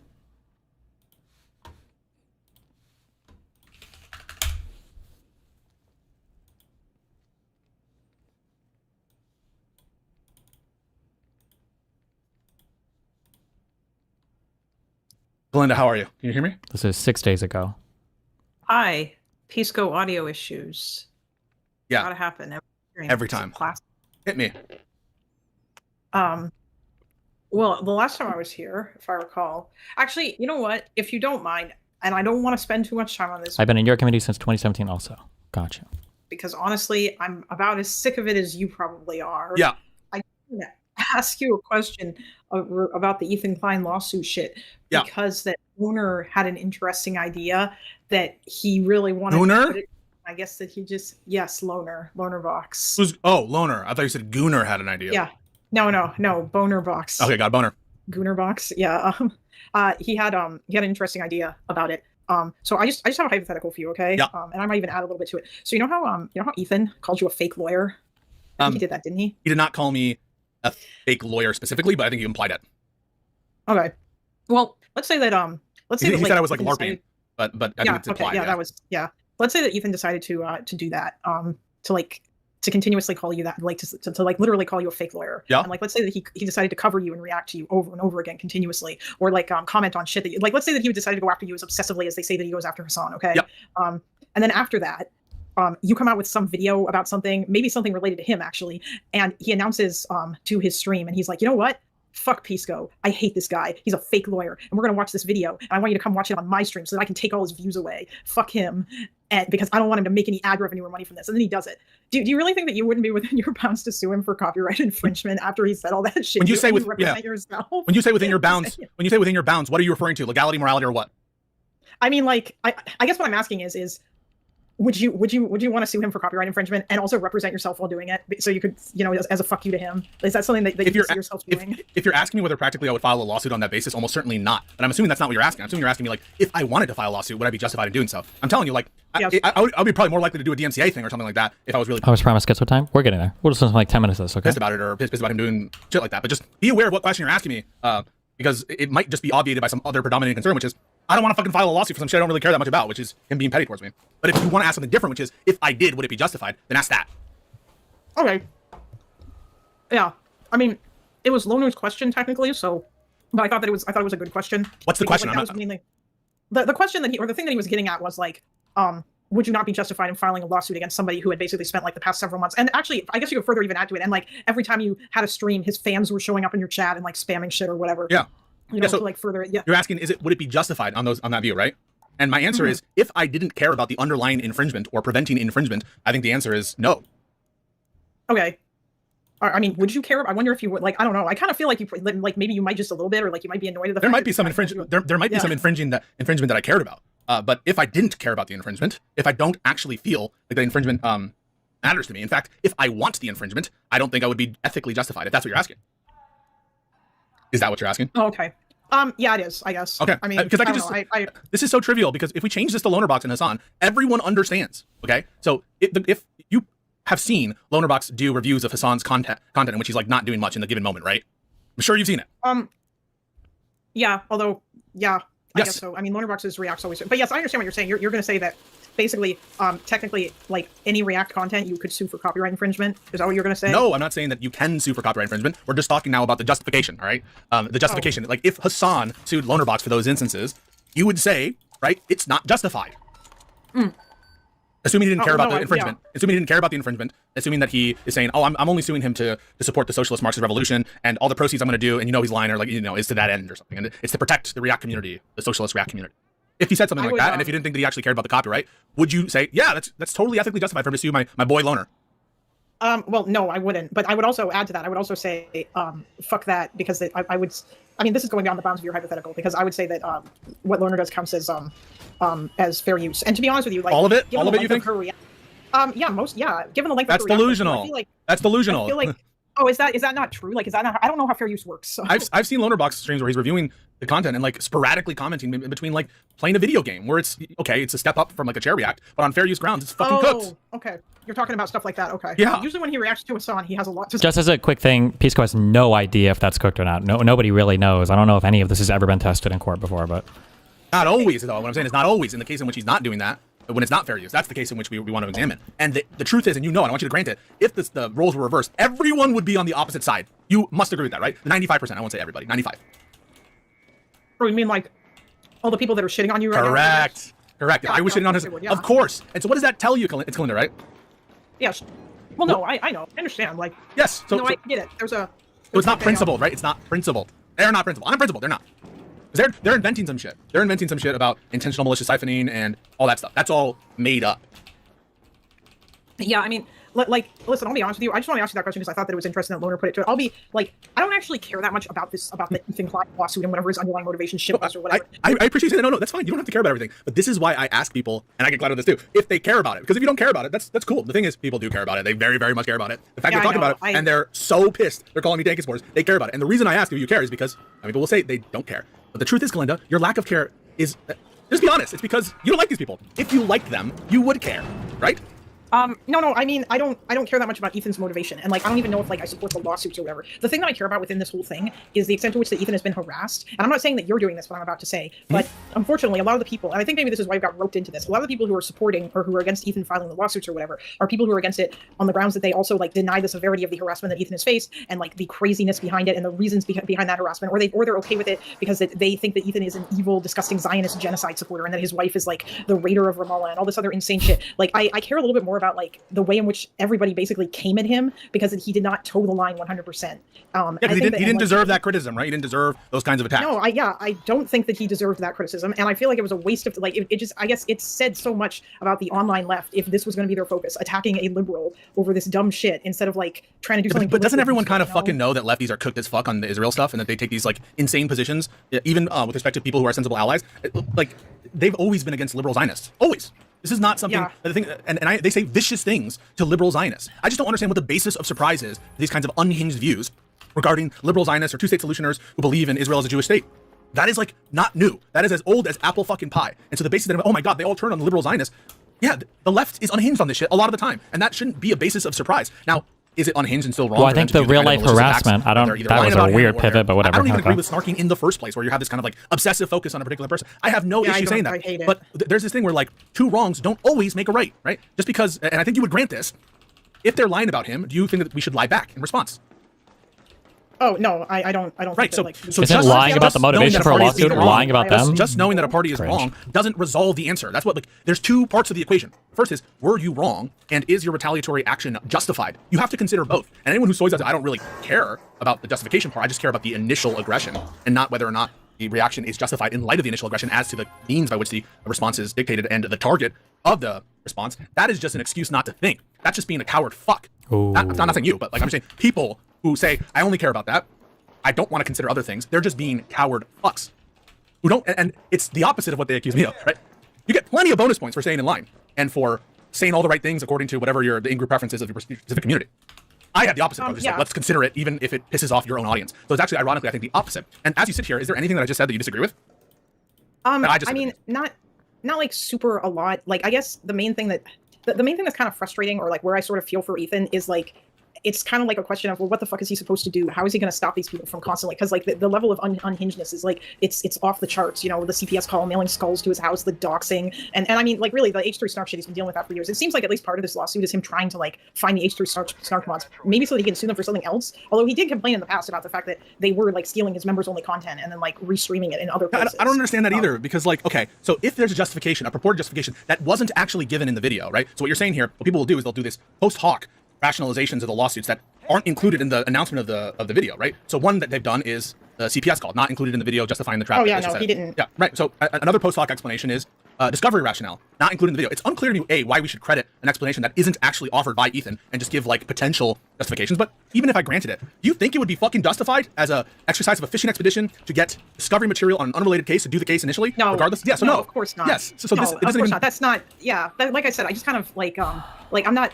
I told you like I don't necessarily have a super strong opinion about like whether or not the lawsuit was a misuse of the legal system or any of that stuff. I'm just saying that like, I don't know what the hell else he's supposed to do to get these people to leave him the fuck alone. Listen, I sympathize, but just because there's no quote unquote solution doesn't mean that what you do is therefore justified, right? Suppose that the only solution to get them to shut the fuck up is to run them over with your Tesla. It wouldn't make it justified. So the lack of alternative, yeah, go for it. I'm just curious, like, because you know more about law stuff than I do. Like, is there actually a legal recourse that he could take that's not like some crazy shit like DMCA stuff? Like, the only other one I can think of is defamation, but that doesn't really work. Or does to what, right? Like to the CPS call? Let's take each of the things, not right? to that. Okay. Oh no, I think honestly at this point I think that Bad Empanada could absolutely be sued for defamation. Then why hasn't he? Definitely by loner bots. Then why hasn't he sued him for defamation? I don't know. It's an international case. These cases would take a year plus, maybe longer. It's just, like this is such a dumb question. Apparently there's a lawsuit, right? It's probably because he's not in America. It's because I think he's in Argentina, but like here, yes, it's easier to sue these other people because they're domiciled in America. They're in places where it's easy to do service of process. But there is this thing called the Hague Service Convention, and Argentina is a party to the Hague Service Convention. Oh my god! And you can absolutely serve is people in Uruguay? Argentina. I don't know that Uruguay. Bad Empanadas in Uruguay now. You know That's this? where he ran. You know this? Yes, I do. Okay. Yes, I know this. Just do international civil litigation against somebody who's likely broke. Okay. If he's in Uruguay, I'm not sure. There might be some other process that Uruguay provides for out-of-country people. Has he even tried to look into that? I mean, if he has, and there is no feasible alternative, then that still doesn't help you, right? Because you have to sue the people who are responsible for the thing. And on the defamation case, yeah, there could be a case depending on what the statement is at issue. And I think that we should analyze it when the argument is made. When the that's the thing, right? Everyone brings up these other things like, oh, he's frustrated, he can't get to these people. Well, let's talk about maybe what he can do to get to those people, what kind of methods. But the mere lack of alternative doesn't by itself justify everything. And that's not like no, I know. Okay. So talk me out. Like, you're saying you don't have a strong view on this case. Do you have any view on this case? Well, no, what? Do you have any view on this case? Oh, on the case. I mean, not. I mean, like, honestly, I could go either way on it, but like, mostly I'm just tired of hearing about it. Like, it's kind of just been a thing that I've been sort of popcorn giving out, and I do feel bad for you because of the fact that people keep coming at you and the way that you've been misrepresented, especially by like people in DGG. I think that's kind of. Oh yeah.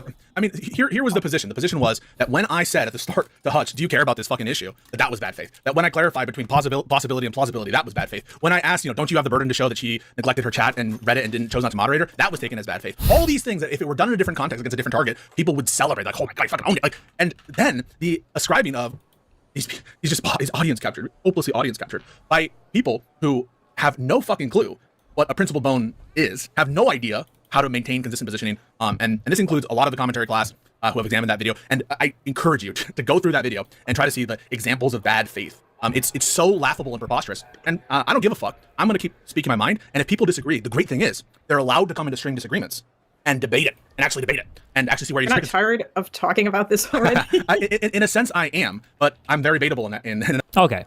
You understand. This is basically the same debate that Pisco's been having for years and years or whatever on this particular fucking issue, okay?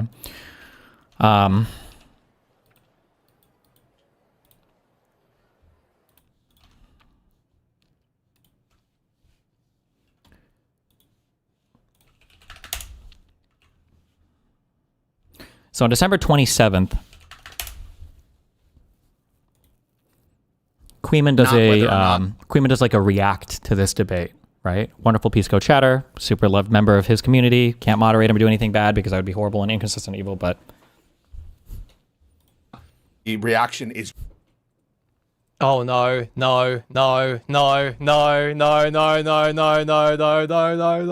You guys. The Mossad prefers Patreon anyways. Oh, does it? Well, okay then. Justified in light of the initial aggression as to the means by which. So Queeman is bringing up her stream because somebody in Queeman's Discord puts out this. Kalinda, the loner box / Hutch mod lady, talking to Pisco right now, does live streams and uses a webcam. So that Queeman can bring her stuff up and they can start going personal on her. Which the response is dictated and the target of the response, that is just an excuse not to think. That's just being a coward fuck. I'm not saying you, but like I'm just saying people who say, "No, dog, who auntie is that?" I only care about that. I don't want to consider other things. They're just being coward fucks who don't, and it's the opposite of what they accuse me of, right? You get plenty of bonus points for staying in line and for saying all the right things according to whatever the in-group preferences of your specific community. I have the opposite. Like, let's consider it even if it pisses off your own audience. So it's actually ironically, I think, the opposite. And as you sit here, is there anything that I just said that you disagree with? I mean, not like super. So I don't even, Kalinda, I don't actually know how much of this you're aware of. I'm not sure. You might know all of this as well. I so friends that keep tabs on things. So he does a full react to this. Obviously, Queeman's Discord finds her stream, post her stuff in their Discord on December 28th. Okay. Kalinda does another stream talking about stuff. Okay. I think within like an hour, here are the people that join her Discord in order to join the voice chat. You've got Ryle Kittenhouse 2, Just Legal's editor. You've got a guy called Achito YouTube, who is a commentary YouTuber, but it's not actually him. It's Ryle on an alt account. You've got a person called Cheddar, who is another schizo-obsessive person called Kosher Kathy. who is they pretend to be Indian all the time, and this person joins the Discord and the voice chat as well. And then you've got another person called CPCA Emergency Government, who's another Queeman obsessive fan and a Dan obsessive hater. All of these people join her Discord voice chat to start arguing with her on stream. Hello, Cheddar. Hello. Hi. Hi, how are you? I'm good. Okay, so I have some questions for you if you don't mind. Sure. So, you know about Lorna Fox when he watched the debate between Elon Levi and Mehdi Hassan? Remember that? Maybe.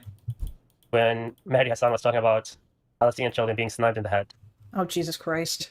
Are you here to repeat Bad and Banana talking points? No, I don't even watch Bad and Banana. Okay, well, did you see the clip going around Twitter? Are you gonna ask me if like Leonardbox was laughing at children getting sniped in the head? Is that what we're gonna do here? No, I have a different question actually. Okay, what? It's not about Leonardbox. I don't care about Leonardbox. I want to ask you: do you think IDF soldiers snipe Palestinian children intentionally? Some of them probably do, yeah. Okay, do you think that's bad? Yeah, that would be a war crime. I just don't think that. Did they talk about you on here? I don't think they actually talk about me on this. It's just it's just an interesting thing on how all these people are so connected. So this person talking to her right now, for instance, is a person that posts on, I think it was the person who founded my Snark, DGG Snark subreddit. And they're also the person who posted on, so when Blav made his big post on Kiwi Farms, where Blav is like celebrating finding out, who Rose was, or, you know, that she was 17 when we first started chatting or whatever, when I was talking to the person who was running her account or whatever. When Blav makes this big post where he's like ecstatically excited, 0 years old, 1 year old, 2 years old, this person right now that she's chatting with basically copy pastes almost the exact same posts and puts it on Leftovers H3 Snark, right? The subreddit as well. And then this is the person who's talking to her right now. Yeah. It's like a top-down order that there's a crack sniper killing division or whatever. Okay. Or a crack child sniper division or whatever the fuck. After the ceasefire, you know how many children were sniped just for crossing whatever border that they had? And they called them terrorists. They said terrorists were neutralized on Twitter. It's just 12 and 9 years old children. Yeah, I've seen some of that, although I would have to look into that further.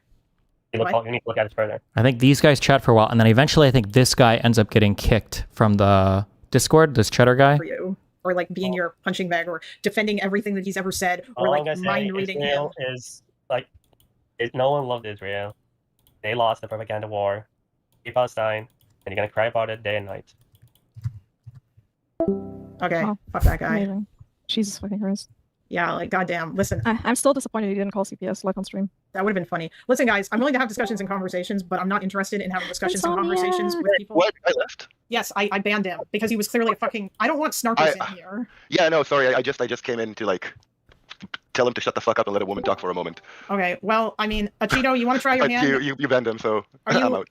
By Insomniac, I guess. Achito, are you also a stupid snarker, or would you like to have a real conversation? I have no interest in talking to like fucking crazy or like dumb fuck snarker people who just. And now the Sachito YouTuber, so he's using this guy likes to use other names of famous YouTubers. It's not actually him. This is Ryle Kittenhouse on a Discord alternate account that then comes in to argue with her, defending the last guy who just got banned. And all of these people are here because they were linked from the Queeman server, because they were making fun of her while they were reacting to the conversation that she was having with Pisco. Are going to bring up drama and start talking about what other streamers think? Or do you actually want to have a conversation? Hello? No, he's busy writing in chat, I guess. Check. Can you hear me? Yes, I can hear you. Yes, we can hear you, but can you at least put like proper voice activation on so we don't have to hear your static background? Yeah. Like this doesn't need to be a dog pile or whatever.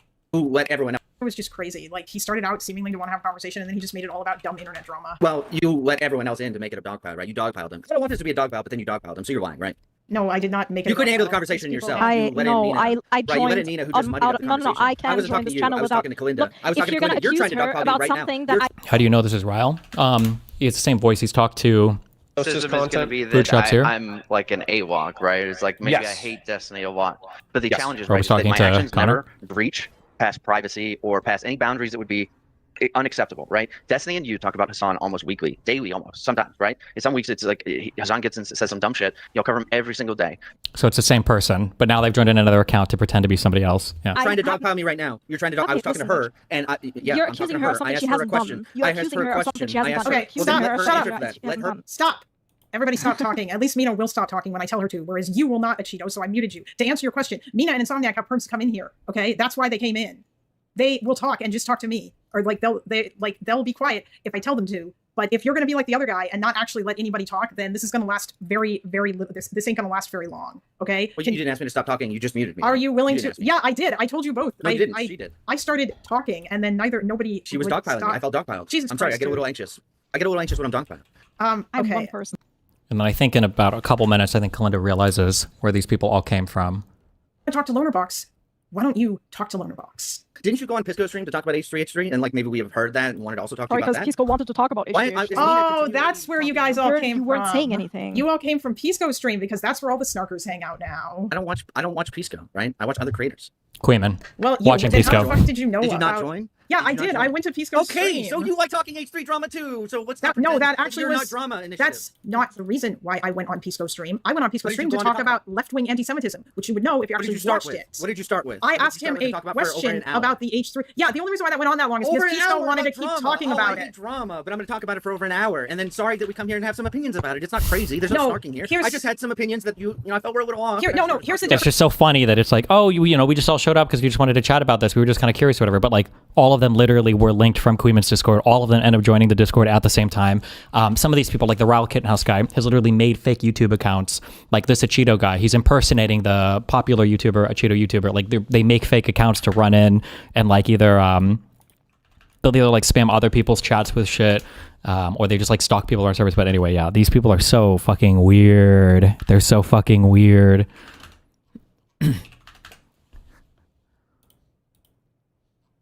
But okay, that was my little mini schizogram.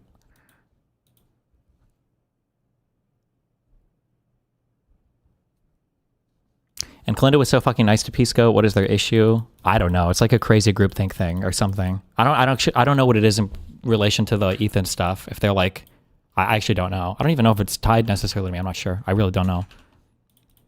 But it's so weird. How all of them move, they like blob from server to server and they blob so fucking hard. And the fact that Pisco is like so willingly retarded or acts just, I don't even know. The fact that he's like, oh, wait, I might, I don't know, it's just fucking stupid to me, but yeah.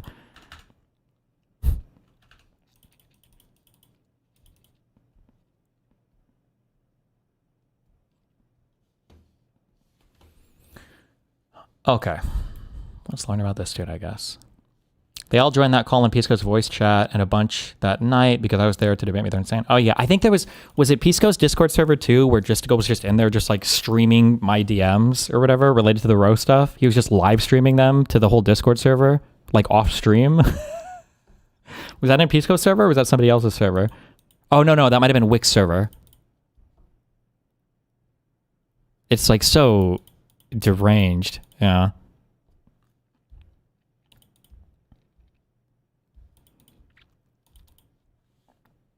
They're literally all in Pisco server like a bunch of fucking rats. Yeah, they do that. They blob from like place to place and it's just fucking weird. What are you gonna do though?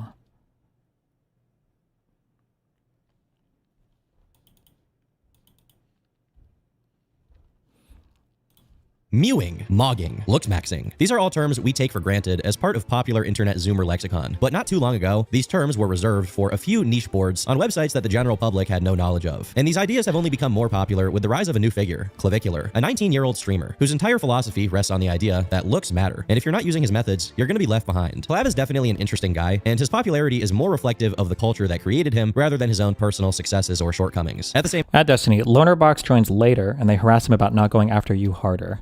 Yeah, they're all got to be on the right team.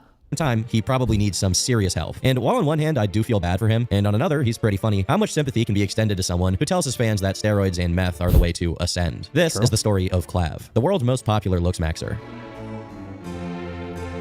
Clavicular was born in December of 2005 to a wealthy family in the northeastern United States. Instead of public school, he attended an all-boys private high school, which just goes to show that his upbringing already set him apart from the average person. But even among his peers, his interests would diverge completely from the typical student. While most kids were studying and playing Call of Duty, Clav was getting into looks maxing. As its name suggests, looks maxing is the idea of improving your looks. The origins of this term are somewhat difficult to place, but today, the term is most commonly attributed to looksmax.org. Clav began browsing the site while in high school, supposedly coming to a personal epiphany. Looks matter above all else. If you don't have friends, it's because you're not good looking. Want to succeed in relationships? You need to be good looking. You want a dream job? Well, you also need to be good looking for that. Some basic methods for looks maxing Where's are the pretty lie? simple. Go to the gym, eat a balanced diet, get some sunlight so you don't look like you just rolled out of a coffin. But these are all things that people have been doing anyway. Your dad probably told you to go to the gym instead of playing Halo all night. Or maybe that was just me. But some looks maxers are in favor of using more drastic methods. Clav claims that he was just 14 years old when he ordered testosterone off the internet for the first time. Obviously, testosterone is a naturally occurring hormone in all of us, but Clav was taking it to accelerate his progress in the gym. Or, as he puts it, I started roids about 2 weeks after I started lifting. Why? Because natty gains are slow and gay. What's up? I just want to give a comprehensive overview of SARMs, or selective androgen receptor modules,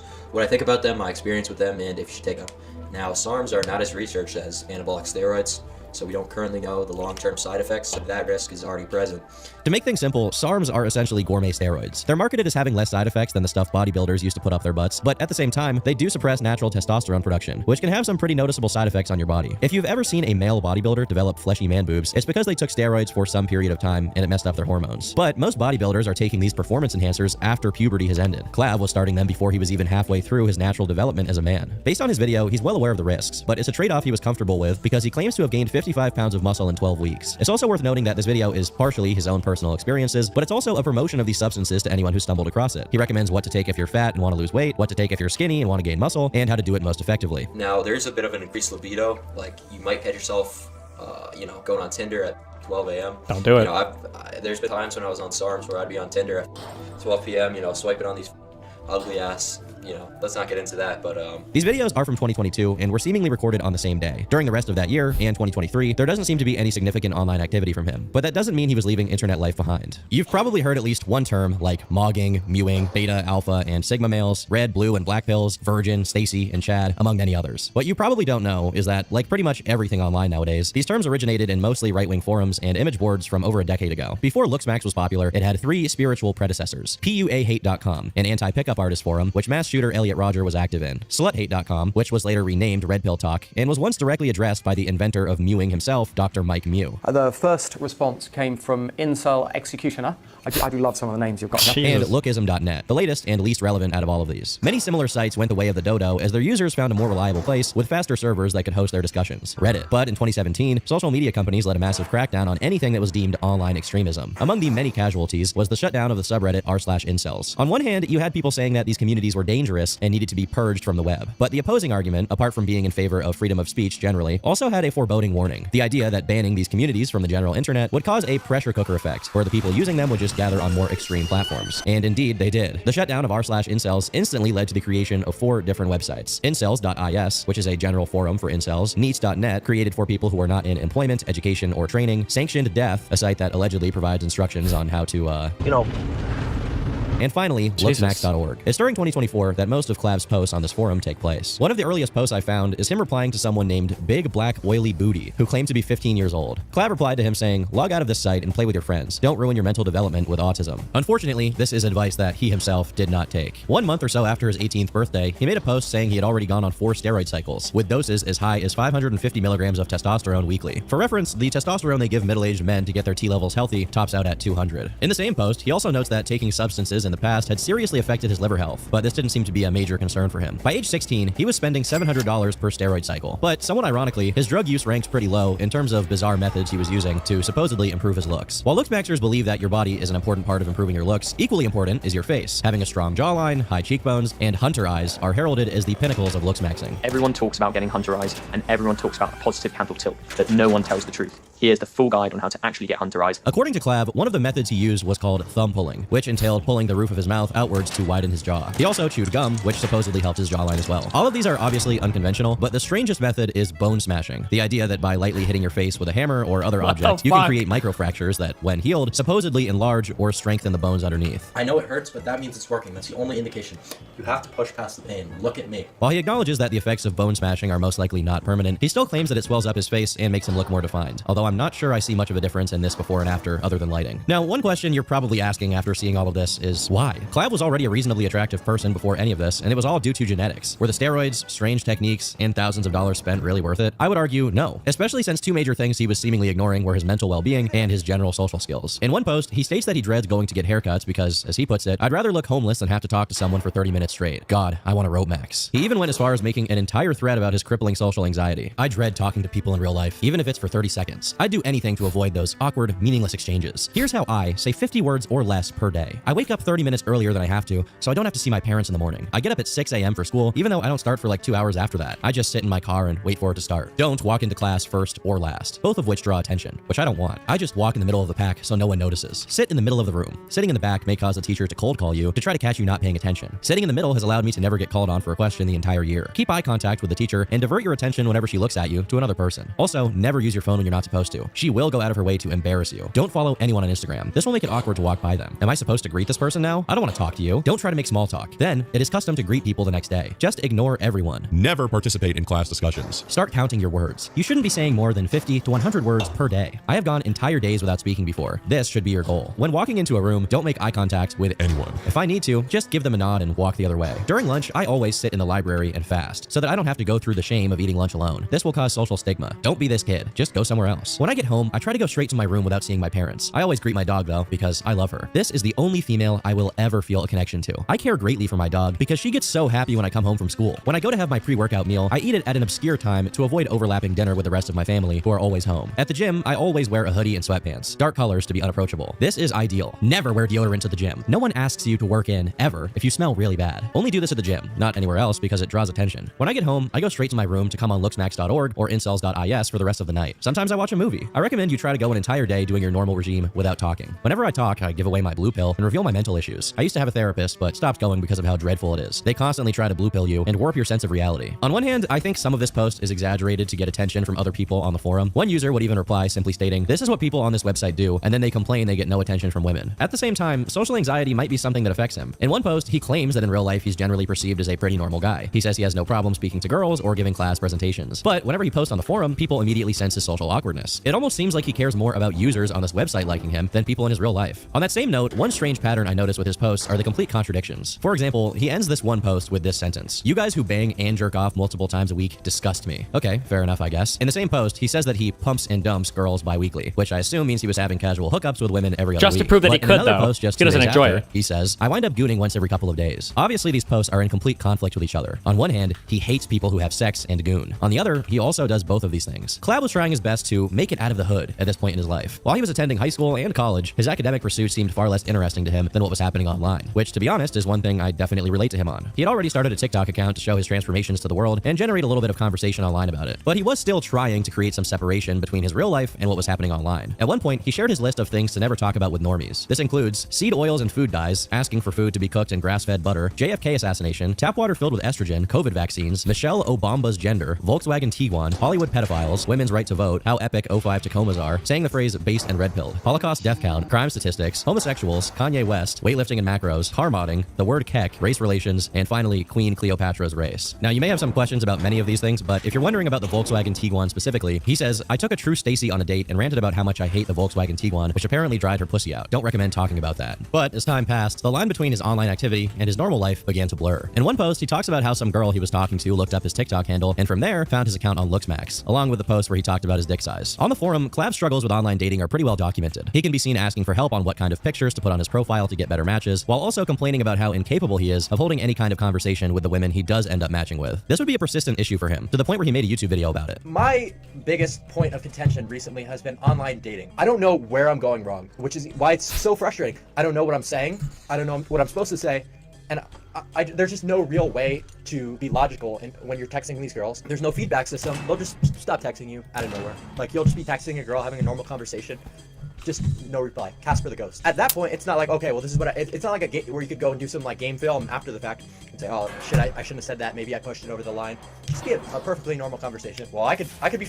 What did I do? How about that? How about you do me the courtesy of, after all these conversations and text messages that I don't even want to. You think I would have talked about your Hobbies? Bitch, I want to get in your pants, goddammit, and I want to convince you that I'm not trying to f you, which is why I'm having the conversation. And to be honest, I think some of this experience is probably relatable to a lot of guys. What hopefully isn't relatable is that in some of his other posts, his conclusion was basically to give up on dating altogether. This really comes to a head with one thread simply titled Masturbating Mogs Sex with Girls. I'd rather goon 24/7 than have to cope and jester on dating apps or cold approach a dumb girl. Conversing with low IQ primitive women is insanely difficult for me, an autist, and I can't fake the interaction for over 5 minutes. Pussy doesn't feel as good as my hand death gripping my cock on my triple monitor setup. Girls give you AIDS and take your money. Plus when I jerk off, I can sit on my hand till it's numb and pretend a blonde Stacy is jerking me. How poetic. God, I'm gooning.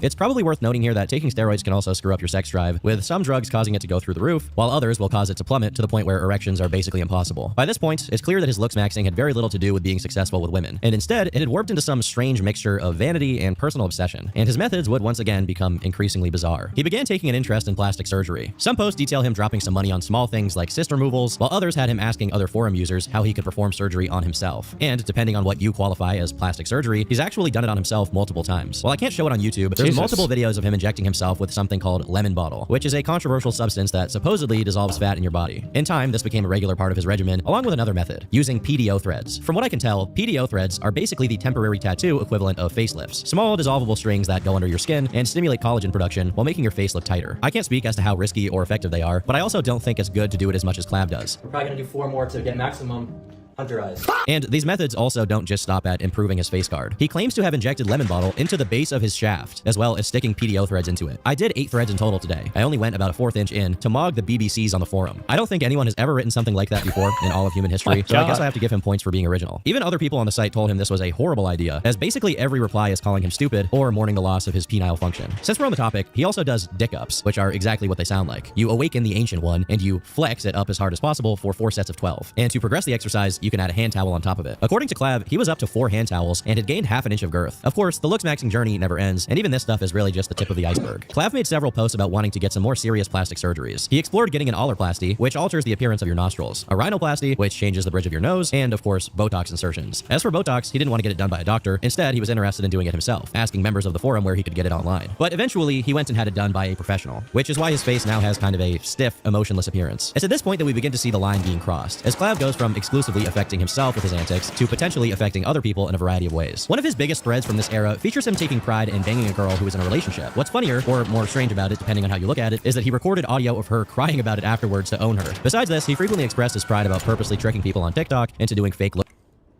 Did this guy just die? Wait, you should go to the extract. You gotta come over here, buddy. Well, I don't have any defibs.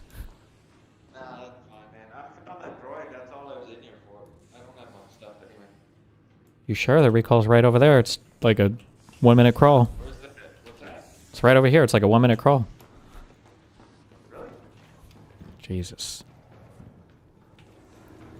This guy's been visiting that site. What was it called?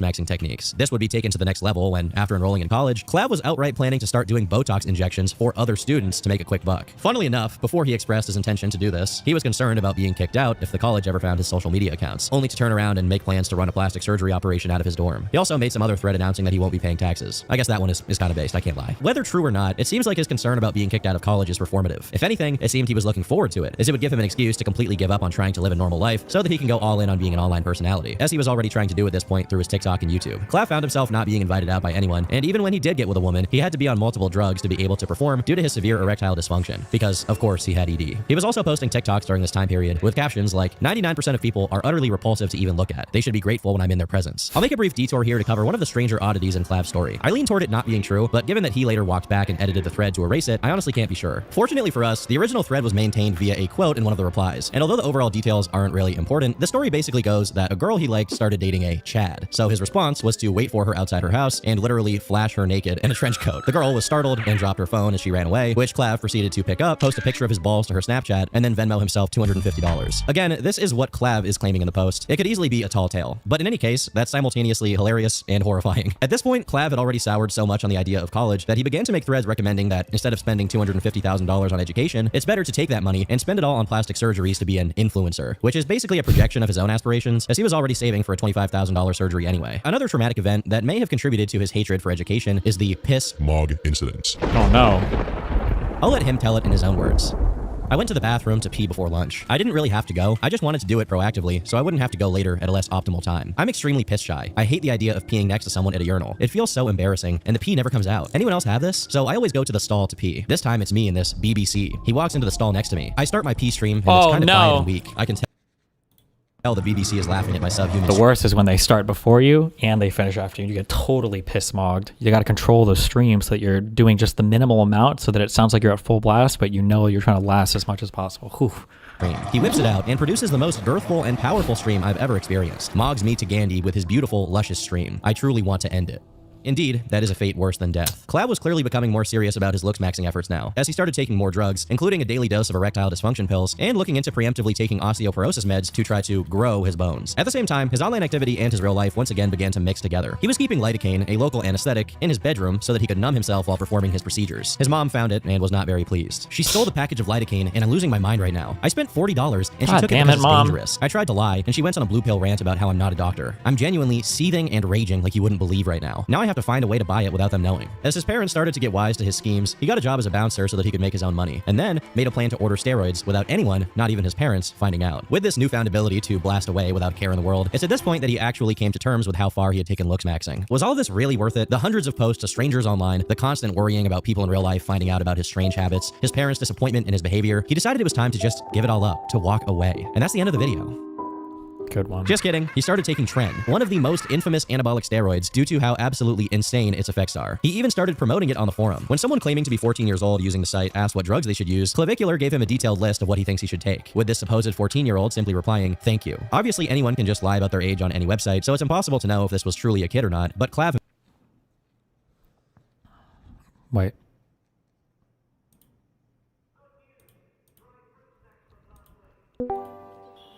Hey, what's up, buddy? Hey, what's up, Ninja?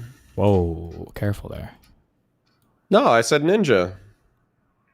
Isn't it late for you? Are you tired right now? A shinobi jitsu, like a guy who wears like yeah, all black outfits and hangs out and does spy work and stabs people with shurikens. Okay, sounds good. Okay, I've noticed this thing is happening, okay? As Pisco's running around and making the rounds and chatting with everybody, okay? I feel like you should... Right.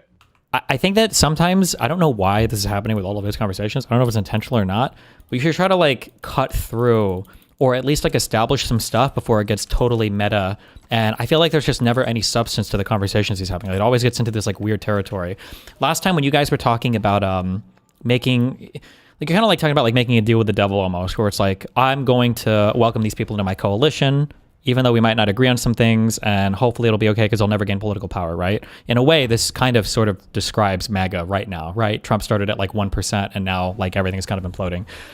I think that one of the reasons why you guys are not connecting so much on your conversation here, and it might be worth establishing, and maybe I'll be incorrect on this, in which case I guess that's good that he clarifies his position, is I kind of wonder if Peace Coach doesn't think it's that bad. Like, if you are having a conversation with... I get. What? That's the vibe that I get. He just doesn't think... He doesn't think Mamdani's that bad. He doesn't think Hassan's that bad. He doesn't think any leftist is that bad or that politically relevant. Sure. I'd be careful comparing Mamdani to fucking Hassan. But I think that like... Okay, well, that's fine. You can do what you want. But I think it might be worth asking at some point, like when it comes to... Mamdani, for instance...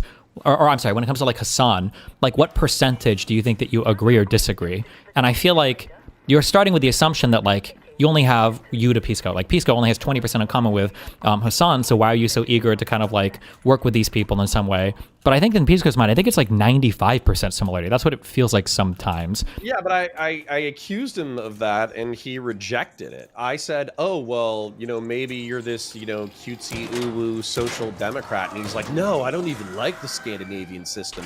I love the rugged free marketeering of the American capitalist economy, and I think we need to do it our own way. So I kind of accused him of being like 90% overlap with Hassan, and he denied it.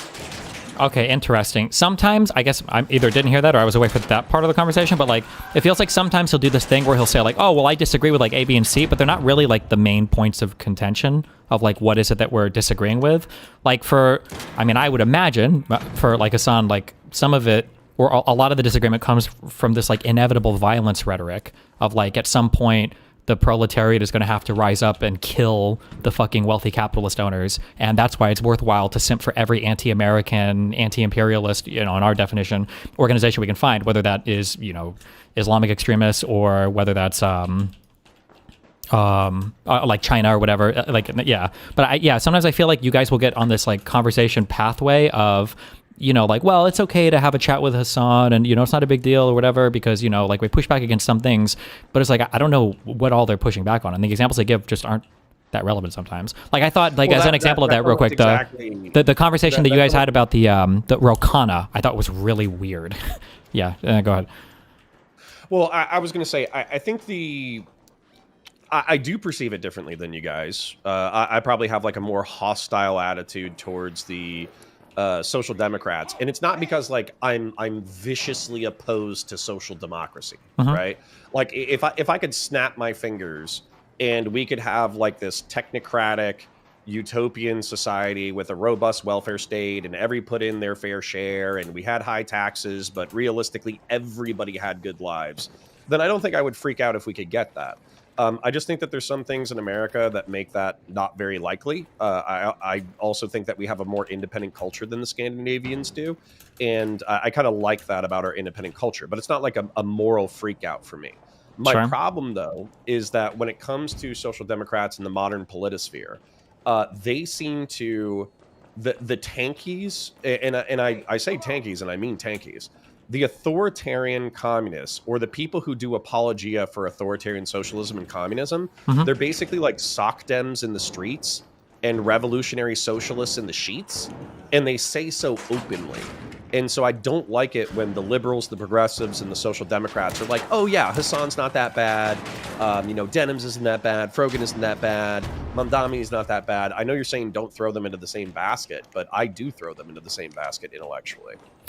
Gotcha. Okay.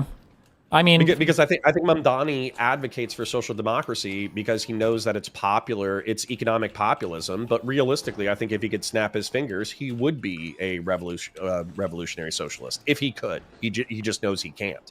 Sure. I haven't listened to maybe enough Mamdani to have like a super strong opinion about it. I get my opinion of him is it feels like he wants to govern more effectively. So I don't know if he would be that extremist. Maybe he would, and if he would, I'd be against it. I am sympathetic though towards your feelings about even like social democracy. Like I don't know if I even identify as a social democrat anymore. I think I am, but it's just everybody that uses that word just basically ends up being like a fucking hardcore populist tanky, and it's like I don't even want to be a part of whatever the fuck this is. Yeah, and that's what they do, right? That's the argument whenever they're in public. They're like, oh well, I just want cheap public transportation for the working class, and I just want everybody to have medical and dental. But then like you watch their podcasts where they're hanging out with like revolutionary ML ideologues, and they're like, oh yeah, I can't wait for the fucking revolution and the rapture and this, that, the other, and you know, America is an imperium drowning in blood, and I can't wait for these monsters to die. And it's like, dude, I'm relatively speaking an apologist for American imperium. I actually think that like American liberal empire is fucking based. So these people are my ideological enemies. Yeah, I don't necessarily disagree with that. Also, all of these other people that they tend to champion were all imperialists as well. Some of them just lost at it, right? Like when people talk about like, like Arabs or Muslim history and they seem to ignore all of their imperialism, or the Soviet imperialism they completely ignore. It's one of the reasons why, I don't know if you've picked up on this or not, but like when you hear Hassan talk so derisively about Polish people, that's one of the reasons why, or Ukrainians sometimes, is because anybody that was part of the old Soviet sphere. Anti-Russian independence. Well, yeah, and because they fucking hated the Russians, because and this is true of every like Soviet satellite, ex-satellite state, is that they were basically forced at gunpoint, or sometimes tanks were rolling over them, like in Hungary, in order to force them to acquiesce to Soviet control, or like they tried to do in Afghanistan or whatever else. But okay. Well, and that's my frustration, is because like I feel like I was frustrated with you a while ago, but I think that you've gotten over your anti-history analysis. I've heard you talk a lot more about history recently, or at least say that you enjoy the topic a lot more. But I think one of my frustrations with like people being ignorant of like 20th century history is they do that like uwu cutesy kawaii thing where they're like, no, I'm not a Soviet. No, I'm not a Maoist, but let me go ahead and engage in apologia for these regimes. And it's like, okay, bro, do you think that it was a good idea, or do you think it was a bad idea? And then also, if we just boil it down from a Marxist sense, do you think decommodification of basic human needs and workers owning the means of production is a good idea? Yes or no?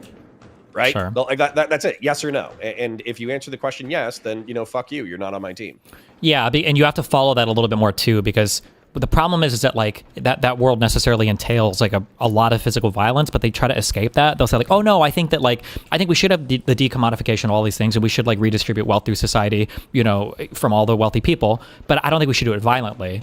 But then if you start asking them things like, well, hold on, don't liberals always side with fascists? And it's like, well, yeah. Don't the police exist to protect capital interest? Well, yeah. Well, aren't capitalists going to murder the proletariat to maintain their wealth? Well, yeah. So how the fuck are you going to get the wealth from them? Just by voting? Well, no. So you can walk them through it, but yeah, it's a very dishonest way, I think, that they try to frame it. But well, that's what pissed me off. Like, I always mix up Econoboy and Sock Done Left. It's Econoboy. When Econoboy, when he finally had, because we had that whole thing where we were throwing elbows a few months ago with like how cozy the liberals and progressives in the Live and Learn podcast were being like cozy with Vanguard and shit. And Econoboy was kind of like the lightning rod for that. Well, finally getting Econoboy to like articulate his idealized world. His idealized world is still that you go to a government-run bank to apply for a government-approved loan for a government official to specifically approve of your entrepreneurial idea, and there's no private market to appeal to. Sure. And so as a result, like why would I want to combine, if I actually believe that capitalism and free markets are one of the most like vibrant engines of human creative destruction that have ushered in an unparalleled era of wealth, why the fuck would I want to take the free market and combine it with the DMV? Sure. That sounds like the dumbest, most cringe, like ripe for abuse, potentially authoritarian system I could think of. And yet he's like, no, I'm uwu kawaii. Don't worry about it. Yeah, I don't necessarily disagree, but yeah, even on the mechanics of it all, it's the fact of the matter is that a lot of these people are necessitating violence, but they seem to try to run from that at the end of the day, which is annoying. But if you ever find yourself in another one of those like weird meta, if you ever find yourself in one of those meta conversations about like allying with people or supporting people, I think sometimes it's good to back up and do like a sanity check, because the reason why I think the conversation gets so far away from where it seems it should be is because the other person just doesn't think that they're actually compromising that much with the other side, and then that's why it seems so weird. That's my takeaway from it, but yeah. Yeah, at the risk of repeating ourselves or whatever, or looping, I'll just say, I do think that he doesn't think it's that bad. But if you confront him on ideological differences, he will say that he's ideologically different. And then if you do say that these people are using you in order to try to get as many liberals as possible to drift further left in the Overton window, then you say, no, I'm using them. And I think that, at least that's how he justifies it. That might be how he earnestly believes it. But I made this analogy and I think it's apt. Like, right now, we are on the right wing. We had a house cat, and we kept feeding it and feeding it and feeding it until it turned into a giant leopard. And now that giant leopard is eating our fucking face.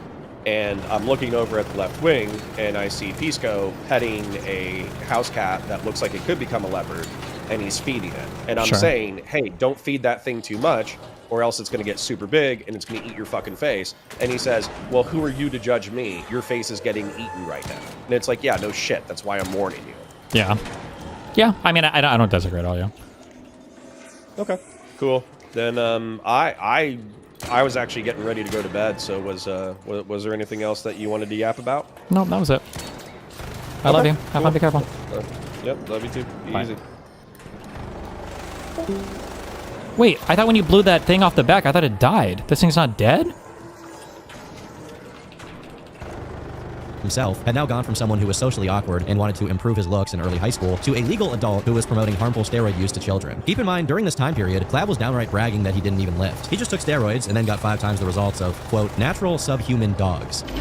With the glass ceiling broken, all the oppressed groups shall prosper, especially the most oppressed group of all, gamers. His disdain for gym bros is so strong that he scoffed at how they pose in the gym's mirror. Gym bros are retarded. I just flex in a handicapped bathroom, if anything. Clav's ability to freewheel his steroid cycle and also still attending classes created a bit of a golden age in terms of his posts. And there are a lot of funny threads from this period. For example, there's one where he recommends self-induced laryngitis as a means to achieve a mogger voice, as well as his brave declaration that asking people for pictures of their penis is not gay as long as it's to check for aesthetics. As far as his own, he provided updated measurements, claiming that his routines had produced an increase of 0.75 inches. Although I do wonder if he's still getting piss mogged in the bathroom. There's also one instance of him asking some guy what his mom's poop smelled like, which I'm not really sure about the motivation behind. I guess not every post can be a gem, which includes his response to a thread asking looksmaxing users what they think about predator catchers on YouTube, with Clav himself replying, awful bro, it's literal entrapment to ask incels to fuck, even if they are underage. They never got that treatment, so it's unexpected to them. He felt so strongly about this topic that he even went as far as to make an entire thread about it. Although it is worth noting that in the thread, he does say he thinks texting minors inappropriately is wrong. Regardless of whatever was happening on the forum, as long as that was the only place he was posting, Clav knew that his reach would be limited. So, as terms like mogging and mewing became more popular parts of the modern internet's vocabulary, he began exploring new avenues to become a bona fide internet celebrity. In June 2024, we have one of the first instances of Clav going viral online with this picture, which was reposted to Reddit and then Twitter after he had first posted it to the Looksmax forum. Now, if you've been on 4chan or other sites for a long time, you might be thinking to yourself that you've seen this way before June 2024. That's because Clav's picture is most likely a rehash of this old meme from the 4chan fit board, which was also reposted a ton over the years. But Clav's version would see a much more widespread appeal, getting nearly 12 million views on Twitter and bringing him a lot closer to his goal of becoming an online personality. Besides that, he was also getting some interesting results in terms of his looks maxing. Despite having to take 3 different meds to treat his erectile dysfunction and use a penis pump, he claims he slept with nearly 100 women. Damn. Unfortunately, this came with the side effect of being seen as someone who will say anything and do anything in order to have sex with as many women as possible. Oh, After no. a few months, it was increasingly hard to continue picking up girls from his school. Naturally, this led him to go back to doing what he does best, bragging and arguing with random people on the forum to prove that he's an ascended Chad. And although I thankfully haven't stumbled across it, he claims that he's posted pictures of himself having sex on the forum. Now I think is as good a time as any to talk about what it means to ascend. There's an idea within looks maxing that at some point you have basically achieved your ultimate goal of being at the highest possible level of physical attractiveness, at which point you can mog or look better than anyone around you. I don't really give a shit about getting girls. I just want to mog. Like mog. Do you guys mogging?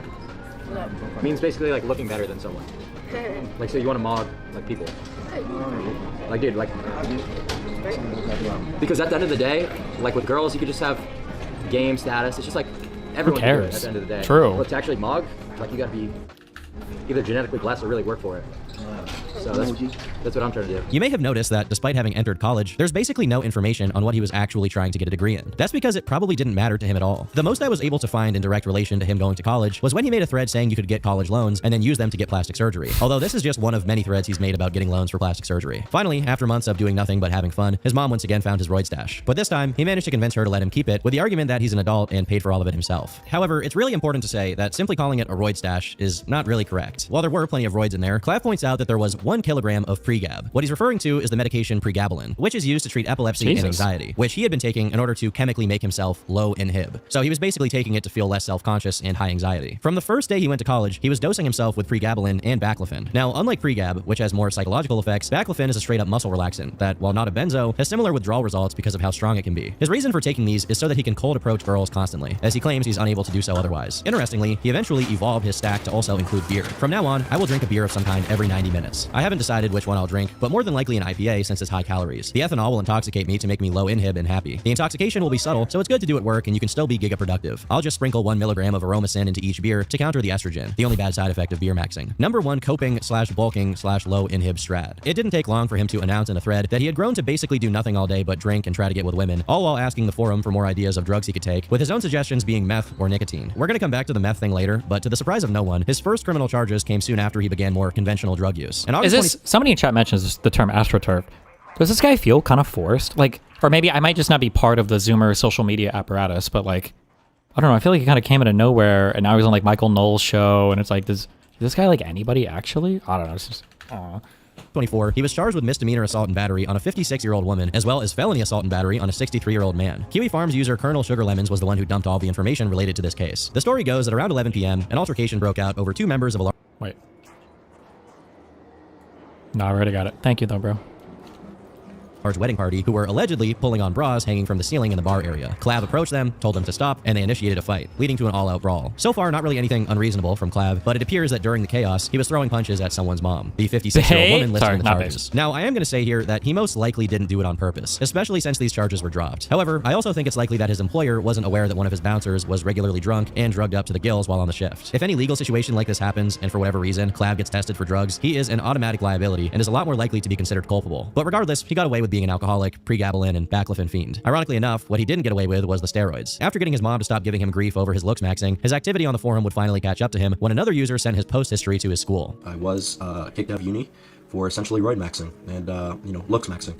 Whatever the term you want to use is. Unfortunately, someone decided to archive all of my posts and apparently find out where I went to university and send them all to the public safety at my university, detailing all my alleged activities, which prompted them, the university, to do a search of my room and uncover certain looks maxing peptides and, things like hormones and, TRT, whatnot. In this gestured clown world of America, that's illegal. Testosterone is illegal, guys. You're not actually allowed to do it without a extremely gestured prescription that I can't afford. I don't have health insurance, so I was using underground labs to source testosterone. Like, I'm sorry, but I can't afford underground labs. Like some of these online clinics or like an endocrinologist. It's, you know what I mean? Like, I'm a broke 18-year-old and I live at home, with my grandma. So it's like, just go ahead and go through the legal route and spend all this extra money rather than just source it on my own. Just seemed incredibly gestured to me, and that's why I went ahead and made the decision. On one hand, I honestly do feel bad for Clav. It's not a good thing to maliciously contact the college with the intent of harming him in some way. That kind of behavior never comes from a good place. With that being said, he really did everything in his power to allow this to happen. From making almost no effort to separate his personal life from his looks maxing endeavors, to outright bragging about his very questionable activity on campus, which included him saying he was going to do DIY Botox injections on other students, among many other things. Even if the only thing that got him in trouble was the testosterone he had, he claims he doesn't get it legally because he can't afford health insurance. But at the same time, he has a dozen threads about how much money he's planning to dump into plastic surgeries, so I'm not sure how sincere that is. His focus on the importance of looks maxing comes through pretty clearly, as just moments after remarking about how mean-spirited people online can be, he's describing being kicked out as a blessing in disguise. Now I am able to fully dedicate my time to looks maxing, so I think this is going to wind up being a blessing in the end. The end of college would also mark the end of any normalcy for Clav. He was now fully committed to becoming a popular looks maxing influencer. His next video is titled, I Started Tren at 18, and so should you, which should really give you an idea of what kind of approach he was now embracing. Within just a few months of being kicked out, you can clearly see how much further he was going into the abyss, getting an $86 penis pump, getting on multiple weight loss drugs like Mounjaro and DNP, and on top of that, partying. During these parties, he would do coke, along with drinking alcohol and taking baclofen. Not to mention the other stuff he was already taking, such as steroids, his dick pills, etc. Obviously, even by normal partying standards, this is a pretty impressive cocktail, and these habits would eventually lead him to crash his car. Bodycam footage of the aftermath has been released, and we can see that he basically drove into a ditch on a narrow road. But that's much less informative than what Clav himself said in a post about the incident. I was nodding off on the way home and crashed into a fence. It'll cost me at least $2 to $3 grand. Surgery delayed once again. The cops didn't care that I was intoxicated. I'm boys with them. We work out at the gym. It's interesting that his greatest concern was not that he could have hurt someone or hurt himself. His main priority was that the crash was delaying one of his many planned surgeries. The first reply this thread got is someone pointing out that he could have taken the life of an innocent person while driving in that state, which honestly restored my faith in this website a bit overall. For any reasonable person, this would be a wake-up call to, not be strung out on everything all the time. Maybe a lifestyle change. But for Clav, it was just another obstacle to his ascension. Now that he was getting more attention online through TikTok and these minor scandals, Clav decided it was time to cash in a bit. If you're tired of being invisible to women, tired of getting rejected, and tired of watching other guys who won the genetic lottery take what's yours, then pay attention. Because what I'm about to show you will completely transform your face and physique in ways that you didn't even think were possible. Look, I'm not gonna sugarcoat this. You have been lied to. They told you just be confident, just be yourself, looks don't matter. But you and I both know that's complete bullshit. Yeah, he opened a coaching page where he charges people $49 every month to have access to his methods. I'm not sure how much money this page was making when it started, but the landing page— The astroturfing is Aiden Ross discovering him and then signing him and using his paid clippers to spam clips of him. Signing him to what? Is he like on some online team thing? Does Aiden Ross have like an online streamer team thing? Claims to have 1,500 members, which could add up to quite a bit of money. Now, I usually try not to hate on someone's bag too much. After all, I am a believer in good old American capitalism. But given— Notice how like everything has to be about everything these days too? Like, why can't looks maxing just be about looks? Why does it also have to include like all the weird like dating shit and incel shit? Like, or maybe I just didn't get this, but like, did Z's ever talk about like hating women, or I shouldn't say hating women, or was it like all the obsessive social shit? Did I miss this? Maybe he did and I just didn't see it, but Aziz was pretty misogynistic, like politically crazy misogynistic, or just like ordinary young man misogynistic? Maybe he was and I just didn't see it. I don't know.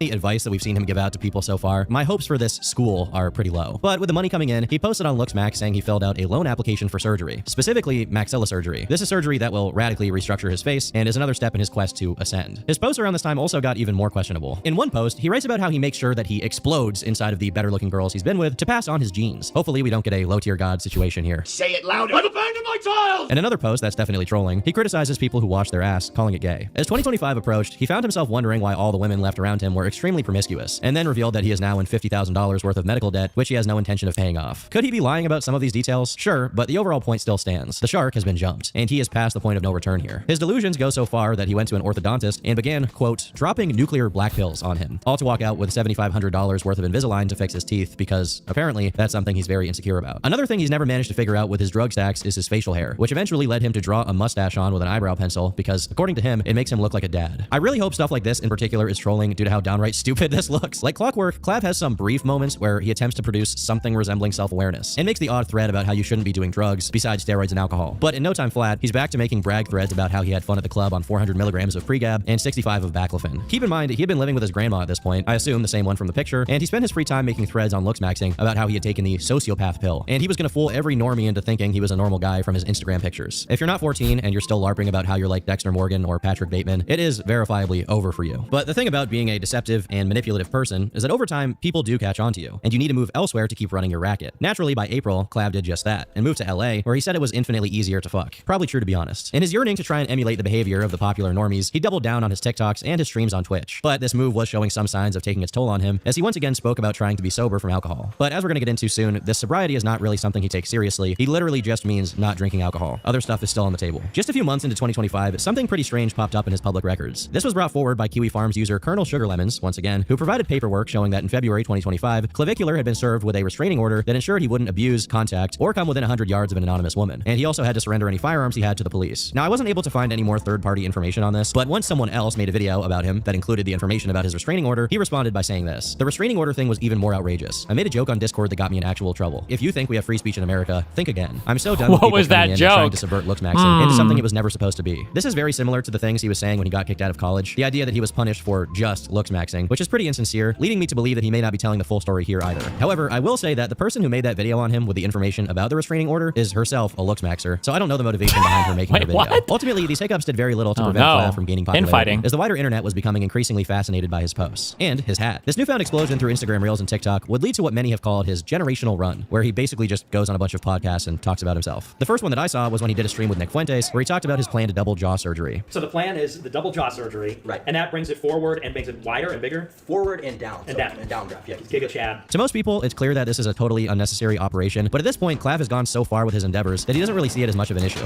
In another interview, this time with Jack Neal, he talks about his most recent addition to the stack. I'm taking Accutane.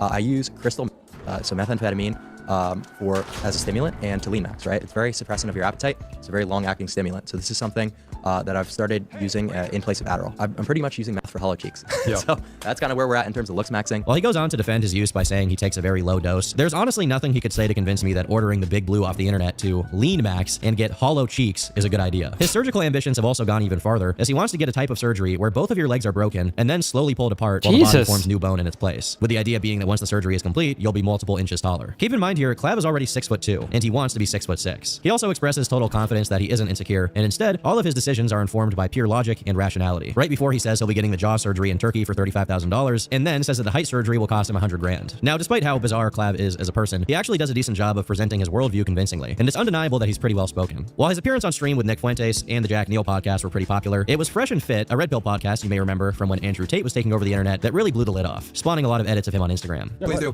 So her alar base, the width of her nose is incredibly large. Her nasal bridge is incredibly wide. Obviously you've got bimaxillary protrusion. So your bite is all off. Just everything is wrong. Yeah. So just I would rate you the lowest, definitely on the panel. What's the number?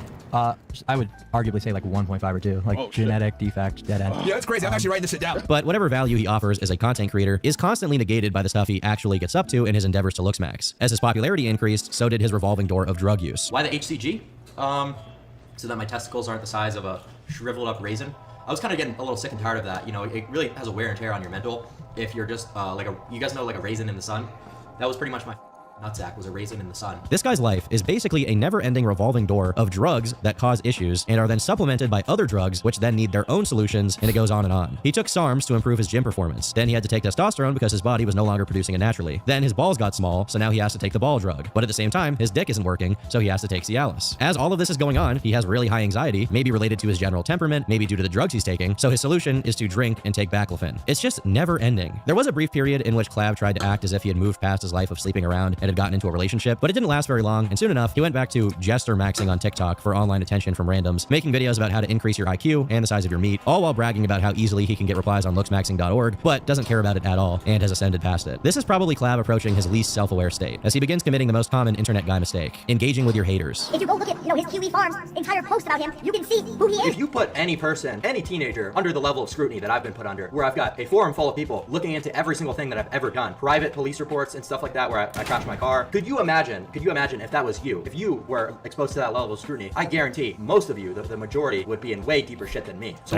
what did I really do? I crashed my car because I took too much baclofen? Oh, big fucking deal. Some envious. Who hasn't? I simply made a joke about. If you put any person, in my situation, any teenage male under the scrutiny of all these people on that forum, which is literally an illegal forum. It's illegal in the UK and a few other countries because of the shit that they do on there. There's a lot that I can say about this video. First off, I think the years of using the "I'm just a Is this teenager" the same guy that ran over the stream sniper? made him do it on impulse here, so. despite the restraining order and the car crash happening after he was an adult. Secondly, I also really like how he's using Kiwi Farms being illegal. Clav follows you on Instagram? How many people does he follow, The legality though? of his black market steroids, which he actively promotes and has promoted to kids, has never concerned him. To seal his fate for good, he announced that he was heading to the final destination for modern TikTok stars, Miami. There are very few fates darker than to see yourself become a Miami influencer with a rented Cybertruck. It's like a biblical Not the punishment. Despite his many Cybertruck, claims to not care no! about what online incels had to say about him, he was clearly bothered about it, to the point where he made a video borderline crying while trying to defend his recent developments. Because that's really important, is the why. Why are you doing these things? Why are you risking your health with anabolics? Why are you, dumping, all this money that you have into peptides and nootropics and this and that, and taking this risk and having this surgery plan? So that really needs to be explained and addressed, because I see a lot of craziness going around on the internet, right? It's like, wouldn't you rather just give something your all in life? Okay, so when people come on and they say, oh, Clav, you're insane for getting surgery, you're insane for doing these anabolics. Well, at least in 5 years, whether I am a Frank Tufano box job or the next GigaChat, at least I could say that I gave something my all. He When tried. you sit there and type your comment on my Instagram reel from your wage job, at least I tried. At least I dedicated myself to the craft and was willing to do whatever it takes, right? So I really want to make this video before I go ahead and get this double jaw surgery, just to say that you guys have never done something hard in your entire life. You've never actually put in a second effort. Now, I know I'm not the best looking guy, and sure, there's all these looks maxers that look a lot better than me, but what did they actually do? What did they actually accomplish? Because while you were out doing random bullshit in high school, I was sitting there on my computer dedicating myself, researching the best way to maximize myself. So it's not craziness. It is not anything other than obsession and dedication. There's a few things to pick apart here. He opens by saying, hey, why are you dumping all of this money that you have when that's only half true? If you go back far enough, he was using the money his parents gave him to get hormones. And even recently, he was taking out loans and admitted to being in tons of debt to get his maxing procedures. What? Then there's this false dichotomy he paints where if you don't think what he's doing is good or smart, then you must be an embittered wagey, envious of his ascension. Clav simply can't fathom that his critics have a legitimate point, rationalizing that they must be poor and mentally ill. Keep in mind, he's saying all of this through gritted teeth and watery eyes. Lastly, I like how his idea of putting a lot of effort in is being on the computer looking up ways to enlarge your penis when you're 16 years old, and then injecting your shaft with lemon juice. Now, some people may say, oh, but that's just what he used to do as a silly kid trying to look max online. But as I've already gone over, if you look for more current examples of him supposedly taking risks to make the most out of himself, you immediately stumble onto him once again admitting to being on meth. Usually when I build stuff, I'm always so stimmed out on an amphetamine with a methyl group. You guys know what I'm talking about? In reference to another video where he fails to rizz up some girl, he posted, I was high on meth. That bitch is definitely subhuman. Soon after, in another clip, like the one in his car where he's desperately attempting to get himself taken seriously by his audience, he says this. I'm not a character.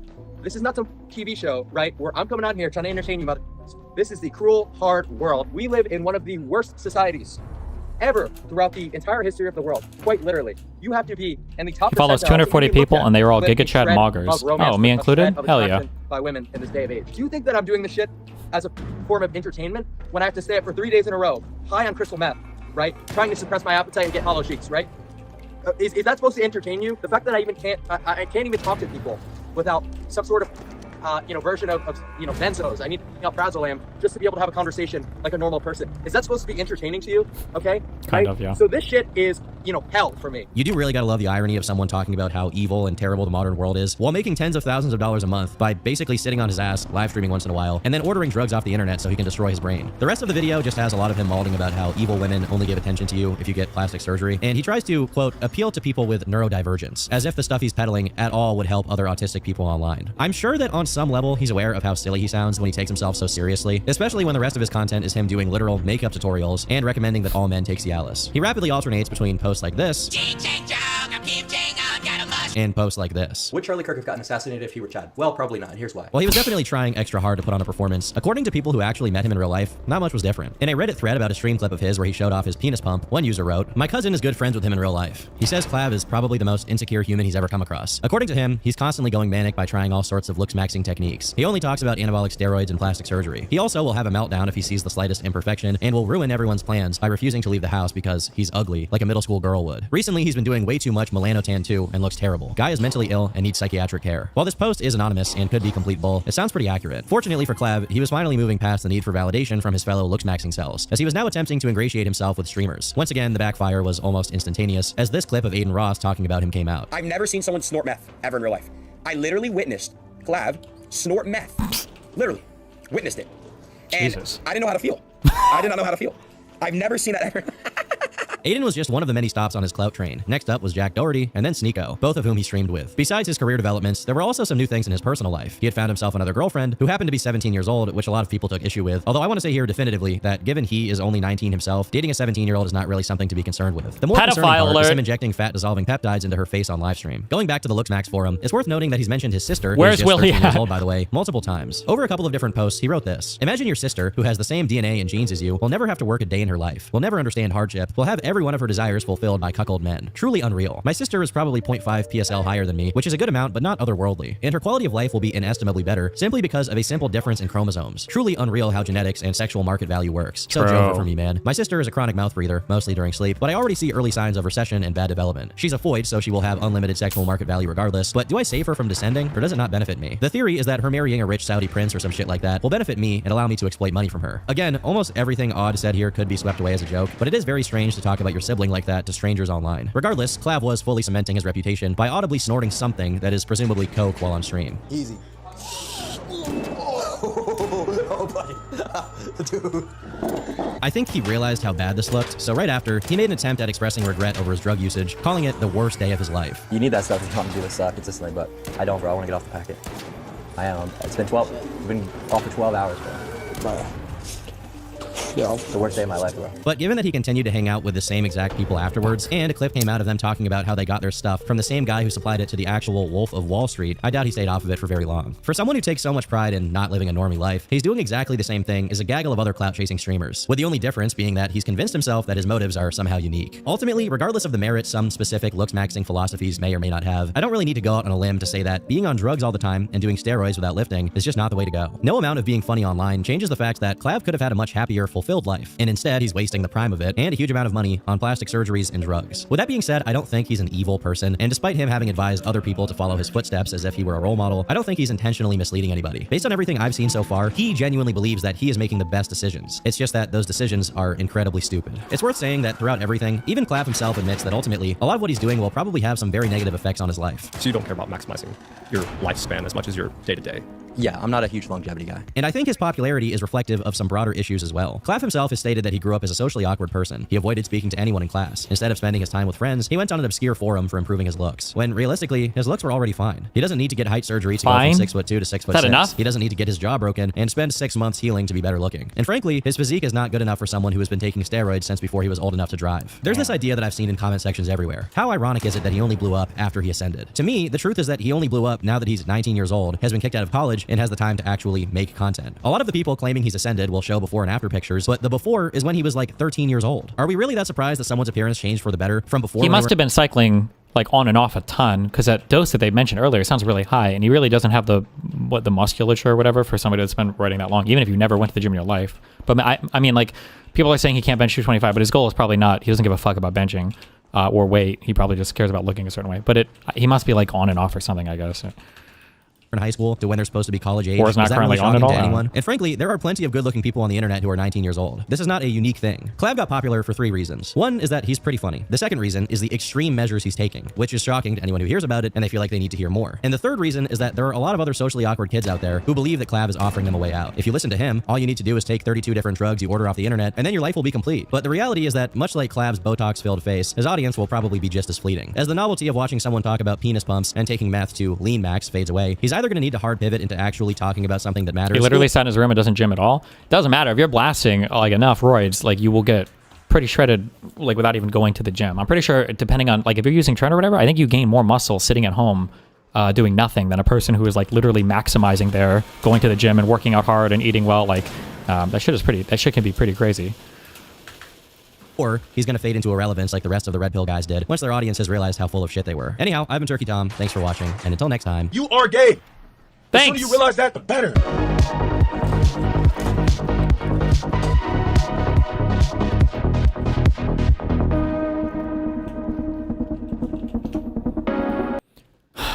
The year is 2018. Okay. All the robots respawn, right? I can just keep running this for like 10 minutes. Give me 1 second. I'm going to talk to, I think apparently Kalinda. Hold on, let me pee real fast.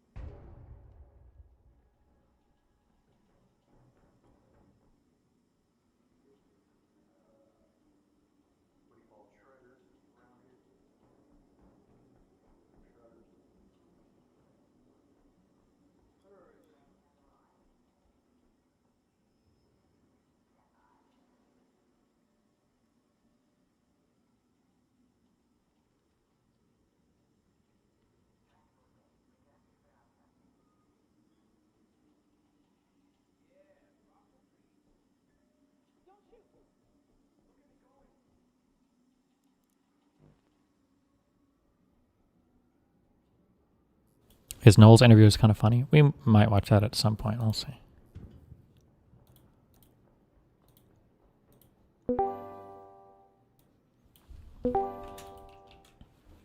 Wow, hi, what's up?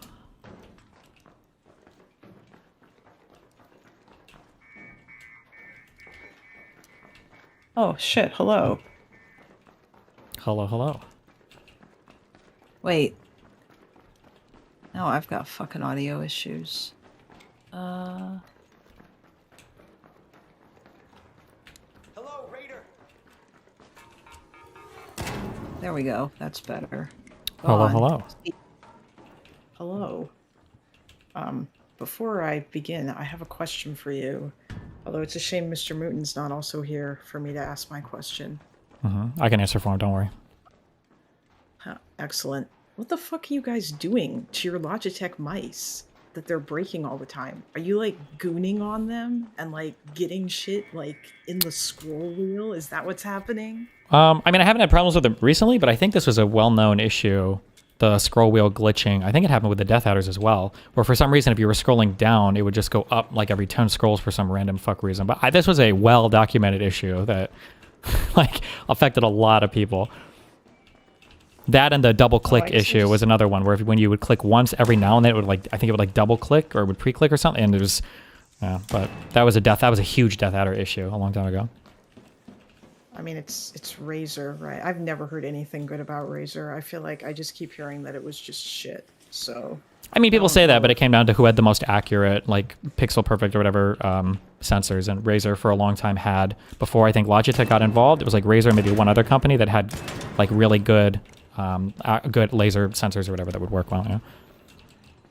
Oh, I did not know that. Yeah, I mean, I have a G502 Lightspeed that I've had for probably 3 or 4 years, and it still works even though I've dropped it a couple of times. And I don't know, I guess I just get lucky and like everybody's shit just keeps breaking. But well, how much what do you use your mouse for? gaming. Like how much gaming though? Oh no, I mean I game a lot. No, actually I just use it regularly. It's my main mouse Okay. on my computer. Well, because I was gonna say for On my like computer. people like me or Moon or whatever, this is also like you're talking 8+ hours a day of like playing League and shit. So you'd go through like wear and tear Oh. faster than an ordinary person would as well. Even somebody who plays games. Yeah. Oh yeah, well especially if you're playing League, that shit's got a lot of clicking. Yeah. Indeed. Okay, so I guess I got like a couple of things, but I guess I'll just start with do you think that Nazism and communism are like equally bad? I don't know. That's a hard one. I mean, like I could say yes or no, but there's like different dimensions of these that I would say are bad, and I don't know. Like, it would be really hard to do a 1-to-1. But the fact that I'm like questioning this means that they're not like, in terms of badness, they're not substantively different enough that I'd be like, that one is clearly worse than the other. So, which I'm guessing is not what you want to hear. So, yeah. What's up? Well, okay. I mean, I was thinking about this a lot because there are a lot of people who kind of like to equate them. And I mean, by the way, like, I completely understand, for example, why Eastern Europeans would equate them, given how much they got fucked by the Soviet Union for such a long time. More so than like by the Nazis. So much so that like obviously for at least for a while, or in some countries, I believe still that neo-Nazism in Eastern Europe is still like kind of an issue. Not as big of an issue as the Russians want you to think it is, because it's an issue in their country too. But like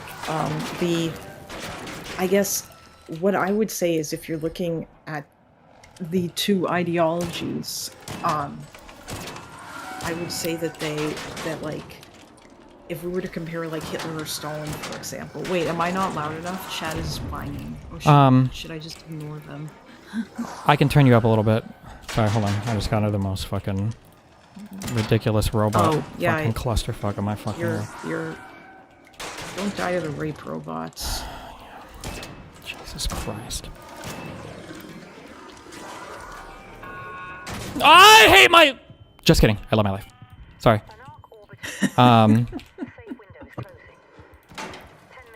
Please, thank you. No. Okay. Holy shit. I almost died there. God, yeah, I'm like behind, obviously. No, it's you're like good. watching Loner play Hollow Knight. Let me turn you up a bit. I had you at 70% for some reason. Okay. Go ahead. You were talking Nazism, communism. Yeah, go for it. Oh, yeah. So I would say, like, a lot of people like to compare Hitler and Stalin because, I mean, Stalin was probably by far the most brutal of the USSR's leaders. But I would say that I would probably, if I was going to compare the two of them, I would be like Hitler would be at the top of the step ladder in terms of badness, and then Stalin would be one rung below him. So he's not as bad, but he's still pretty fucking bad, if you know what I mean. Like, I mean, maybe this requires like more knowledge of the history or whatever. And Sure. maybe that's why I'm thinking about it that way.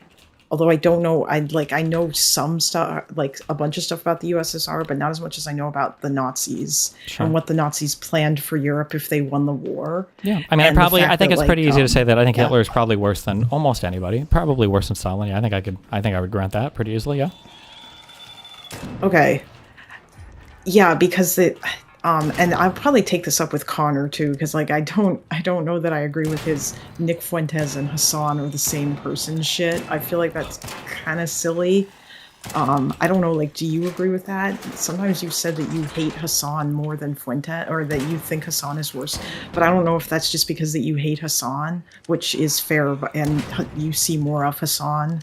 It really Hassan depends on seems bigger. the dimensionality that we're speaking. My biggest issue with Hassan that I didn't like, and with Fuentes that I think was really comparable, was they're both kind of like, they see themselves as like enemies of status quo liberalism, and they are willing to do basically whatever it takes to take down status quo liberalism, even if that involves acts that I would say are unethical. So that could be things as small as like just blatantly lying about things, or supporting like huge moral enemies, or it could go all the way to things like, you know, justifying some kind of violent revolution to overcome the liberal overlords or whatever. Okay. Yeah. I mean, I think that I will say that I think Fuentes is like worse than Hassan in a bunch of different ways. But that maybe might just be because that it might just be because that like Fuentes advocates for a whole bunch of shit that I find incredibly scary. Like if you were to get elected, the kind of social shit that he would do, you know, like women wouldn't be allowed to vote anymore and all that kind of, or like I feel like he would manage to break like things with his social conservative shit probably way more than like Hassan would manage to. Like if you had to choose, I think Pisco asked me this question because he really loves to ask this. He was like, who would you vote for, Fuentes or Hassan? Assuming like that they are constrained by the American institutional system.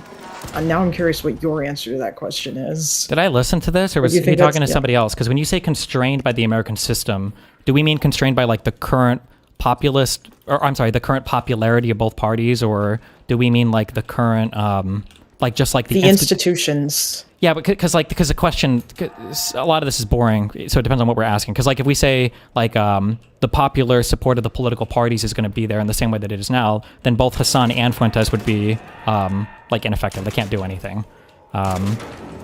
Right, because nobody would support their policies, basically. But that, I mean, that's kind of the not interesting question, right? I think what you're trying to get at, or Pisco is trying to get at that question, is like, whose policies would you prefer to be implemented more?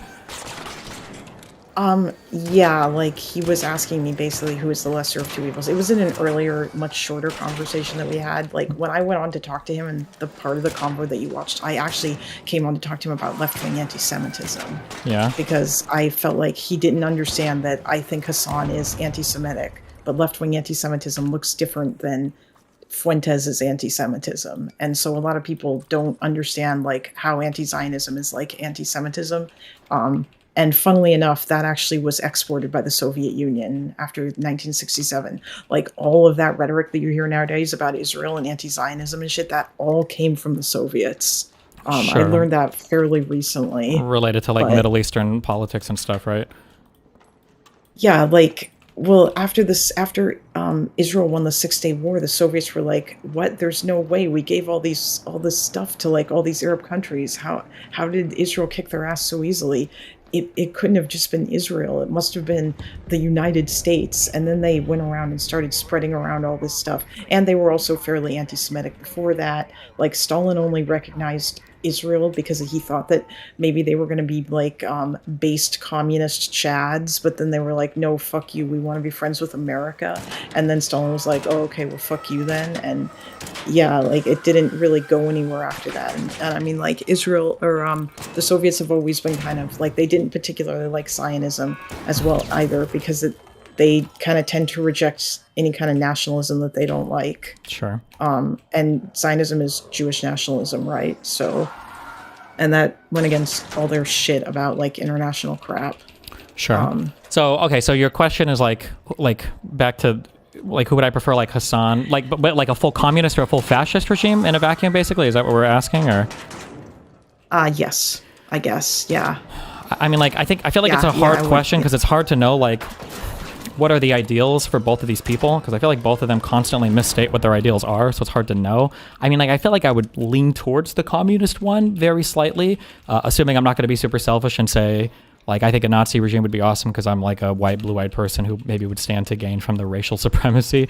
Yeah, I would probably. Well, yeah, until they deport you, like, you know, like when they deport all the over 50, or you know, like because you're half Cuban, right? Just yeah, like sure. Fuentes in that Rowan video. But I mean, the government having control over essentially every single business that's ever created and facet of your life to some extent in a communist society, I think would also be pretty spooky. I'd be pretty spooked. Oh yeah, no, absolutely, no. Like, I mean, really, realistically speaking, if I was forced to choose between the two of them, I'd probably just want to, like, you know, Minecraft myself rather than have to live in either one of those societies.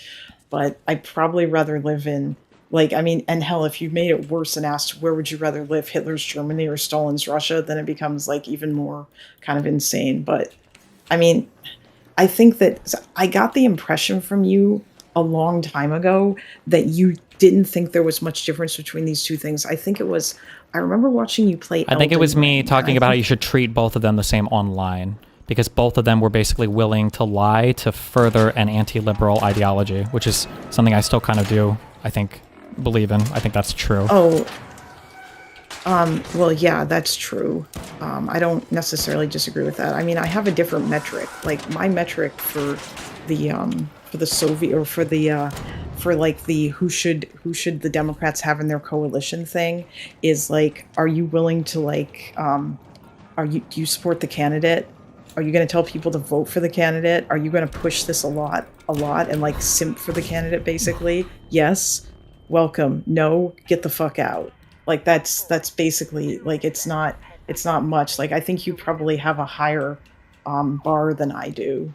But I just don't want, like, I think that, to me, that's the most important thing. Like, I feel like that's probably one of the worst things that Hassan did is the apathy that he contributes to, the anti-electoral shit, where like he didn't tell anyone to vote. My argument would be, for those types of people, that apathy is like, that's by design. That's not incidental. Like, that's yeah, I know. Yeah, that's the entire point, because all they want to do is, like, ContraPoints is correct. They don't want power. They just want to critique power. And Sure. like, they just want to whine and cry. And any kind of like upgrades in like a liberal system aren't really upgrades to them if they're not switching to their full-on like commie stuff. It's all the same shit to them basically. If it's not it's not good enough, essentially. But like, I think there's something to what Connor said about how he described communism. He described communism as what's it that he said? Are you in favor of the workers owning the means of production and the decommodification of basic human needs? Then I want nothing to do with you. That was his description of communism. But I mean, like, in some ways, maybe that particular society in like a pie in the sky ideal, like, that doesn't necessarily sound as bad as, whereas if I were to ask about Nazism, then the question would be, oh shit. Oh no, I'm sorry. Oh, you just died.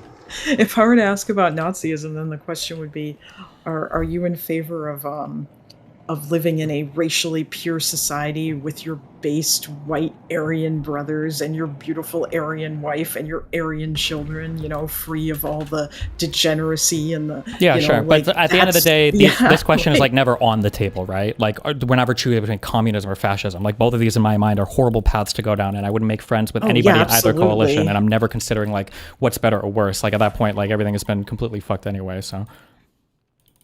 No. I agree. I guess I just I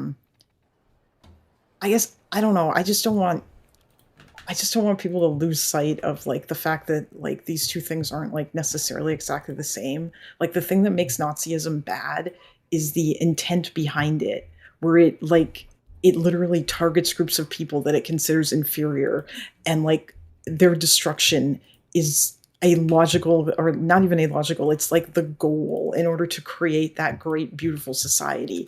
Whereas like communism, a lot of the bad shit that happens is a byproduct of your attempt to create your utopia. Like, it's true what they say when commies say communism or socialism has never been tried, they're right. It hasn't been, because it's utopian bullshit, and every attempt to get there has failed and just ended in like the creation of like a society that was not great, and where it was like a shitty place to live and nobody wanted to live there, Sure, but while that might be true, like on paper, like in practice, like if it ends up being that way, and if I see in practice that it ends up fostering almost all of the same shit, like whether we're talking anti-Semitism or anti-Americanism or anti-white people or whatever the fuck else, like it's like, well, at that point it doesn't matter to me. Like in a purely academic philosophical debate, there might be a big difference, but on the ground, again, like I'm not ever, like I just don't think that you should ever draw up, coalitions with people who fundamentally want to see your ideology completely destroyed, and the people who belong to your ideology ultimately imprisoned or killed if they had their, way of shaping society. Yeah, I think that's fair. If you want to say that, I think there's, I guess like, I don't know if I would draw it as far as you draw it to like, or like, I'm not sure if I would encompass all of those people that you encompass. Like, for example, I'm trying to think of like Econo Boy. Like, I don't know, he just seemed not terrible, I guess. Like, I understand his ideal world, but like, actually, no, wait, you said you wouldn't lump him in with the rest of them. I mean, I wouldn't lump him in terms Or of what he would she? believes in, but he would give enough cover to them that you would have to treat him essentially the same. And like, even if that seems extreme, like all the same language has existed on the progressive side for a long time with regards to other people that gave cover for extremists. So I don't think it's even that necessarily radical to say. Yeah. I mean, that's kind of, I don't know, that's the shitty thing, because I feel like years ago, it used to not be as bad as it is now. Like, I think Ukraine really exposed a lot of this shit. Like, just how utterly ridiculously insane so many left-wing people were on Ukraine and not wanting to support Ukraine. And then Israel just really, really pushed it out into the open. The extent to which that, like, people like Mehdi Hassan's not pro-Hamas, but he essentially runs cover for everybody else who is, or who he just runs cover for them by refusing, by basically acting like they just don't exist, and thus everything's Israel's fault. So like I mean, on the one hand, yeah, I kind of agree, although I feel like I maybe might take that somewhat on a case-by-case basis, because like at the same time, I guess, what separates why aren't you worried about like someone like Mamdani or Bernie or I'm not going to say AOC because I feel like she's, or Rashida Tlaib or Ilhan Omar. Like, God, Rashida Tlaib has been like kind of like incredibly cringe on the Israel shit. I mean, Like, when I she look did at that straight off the Mamdani, song, just the way that he speaks and the way that he talks about like building a coalition of people to work together to like accomplish things politically. Like I see some of his older stuff is kind of cringe, but he's also like pretty young. Is he even 30? Hold on. Mamdani, age. I think he's like 35. He's 34 right now. something. Yeah. So like I feel like I don't know. I just the way that I've seen him speak and the way that he seems to be willing to work with people that I guess like leftists wouldn't traditionally be willing to work with. Like I'll say high hopes, I guess. It might be that he ends up being super cringe and I don't like him, but I mean AOC ended up being, I think, a pretty good politician, even though she's probably left him on things. Yeah. But there's like there are so many center-left libs, I think, that are finally, it's just starting to happen where like these center-left libs are being energized. I think it's kind of sad to ignore all of that potential activist fertile ground and then to kind of eschew that and then to go to this weird, like, how do we appeal to these crazy tankies the best when it's hard to even differentiate? Like, would you support somebody who says that like all liberals should be killed or cut a liberal and a fascist bleeds? Like when that's the go-to rhetoric for all of these people, like why waste? It just seems like, yeah, I don't know. In my mind, it's just a waste of time, like trying to figure out how to appeal to these people. Oh no, I don't think there's any reason to appeal. Like I thought about how could one perhaps de-radicalize those people, but I feel like Pisco's debate with Prime really just sums it up. Jesus. Like these people think that Israel is the same as Nazi Germany, and therefore they would never vote for a candidate. Would you vote for a candidate that supports Nazi Germany? No, probably not. And therefore, like, that's the beginning and the end of it for them. And like, I have no idea how the fuck do you talk somebody out of that insanity? I don't know if there's any way to do that. Like when that's what you think and you feel so strongly about it, despite basically knowing nothing about I mean, like, by the way, thank you for asking Prime the why didn't Hamas build bomb shelters question after Wick kicked me out of the call on that panel. Yeah. Yeah, I mean, yeah, it is what it is. I don't know. All of the online politics sphere is kind of garbage, but I guess, wait, so it sounded like initially you felt like you had a large disagreement with me, or do you think that I'm too harsh on, I guess, leftists, or?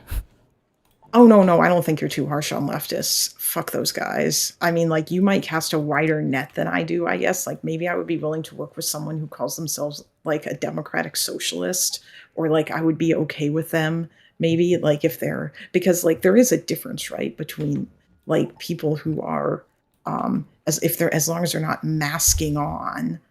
Actually, wait, no, hold on. I guess I'll ask, do you think, like, you would be okay with Vosh being in the coalition, yeah? I don't know. He needs to figure out his shit. I don't believe this market socialist shit. I just think that's a goofy thing. So he has to figure out if he's a capitalist or socialist, I guess, yeah.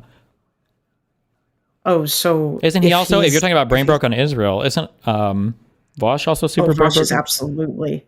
Yes, he is so brain. He doesn't know anything about it. He is proudly ignorant. Lonerbox talked to him, and Vosh was like the most, like, he was like the most tepid.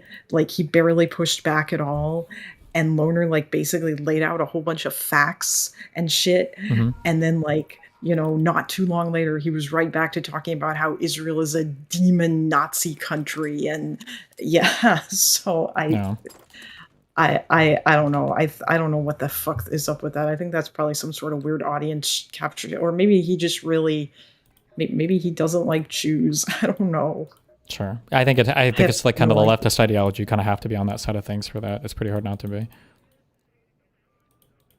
Yeah, I mean, I guess, but it's, but yeah, okay. So that's that's your bar, your purity. I don't know if I want to call it a purity testing bar, but I mean, I suppose it is, or like that's your bar then, is like whether or not someone is or is not a socialist. Is that like you wouldn't, democratic socialists aren't even okay? The problem is that like socialism necessitates like mass violence. And if you like talk to any of these people long enough and follow them down that rabbit hole, eventually they'll get there. So, yeah, it's, yeah, like they'll say no Maybe, initially, but and- if you start pushing them, like I feel like they have to eventually say that. Yeah. Oh, you mean like Econo Boy basically didn't really answer that question? I don't think that he gave a satisfactory answer about like forcing everybody to give up. Their Yeah. wealth, yeah. I mean, like, that's probably true. I don't know if I, because like I feel like I think that it would still be an important thing to.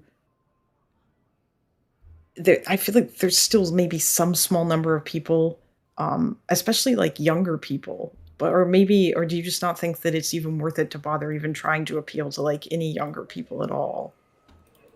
I mean, why not just make capitalism look good to them instead of socialism? I don't know, but Oh, well, no, I mean, I think that that would be a great idea. It would be great to do that, or it'd be great to inform them, hey, you like those Nordic countries? I mean, those countries are capitalist. Maybe we should just do more of that shit.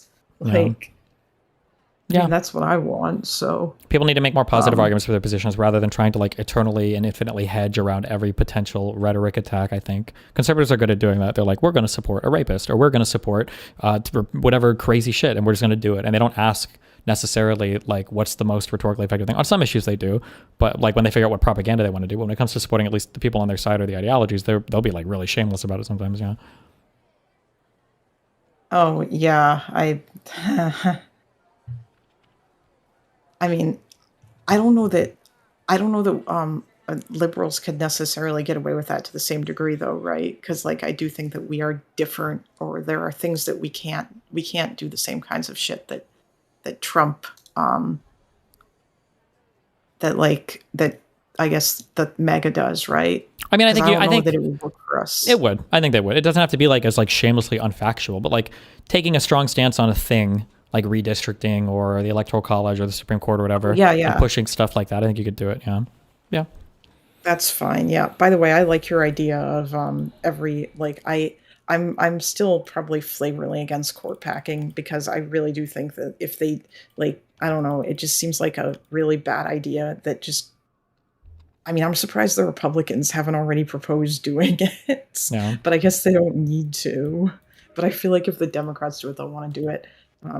Anyway, yeah, I wanted to ask you about something else, but I don't know if I should keep you for much longer, or if you are going to queue for another game, or if you were going to go to bed or whatever. I'm probably going to sleep pretty soon. Or if you want to end stream. Yeah. You can ask me tomorrow. Poke me in chat or on Discord. I'll drag you on. Yeah.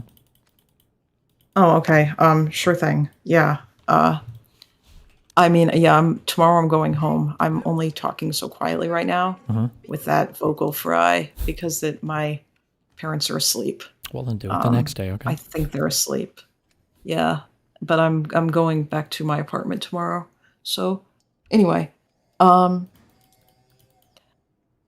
chat, if you want to, if you want to follow me on YouTube, my username is Kalinda Live. If it's okay with you, Destiny. Well, you already plugged it. For me to plug my. Yeah, you're good. No problem. Yeah, so I should have asked. No, you're good. Don't worry about it. I'm fine. Anyway, but thank you.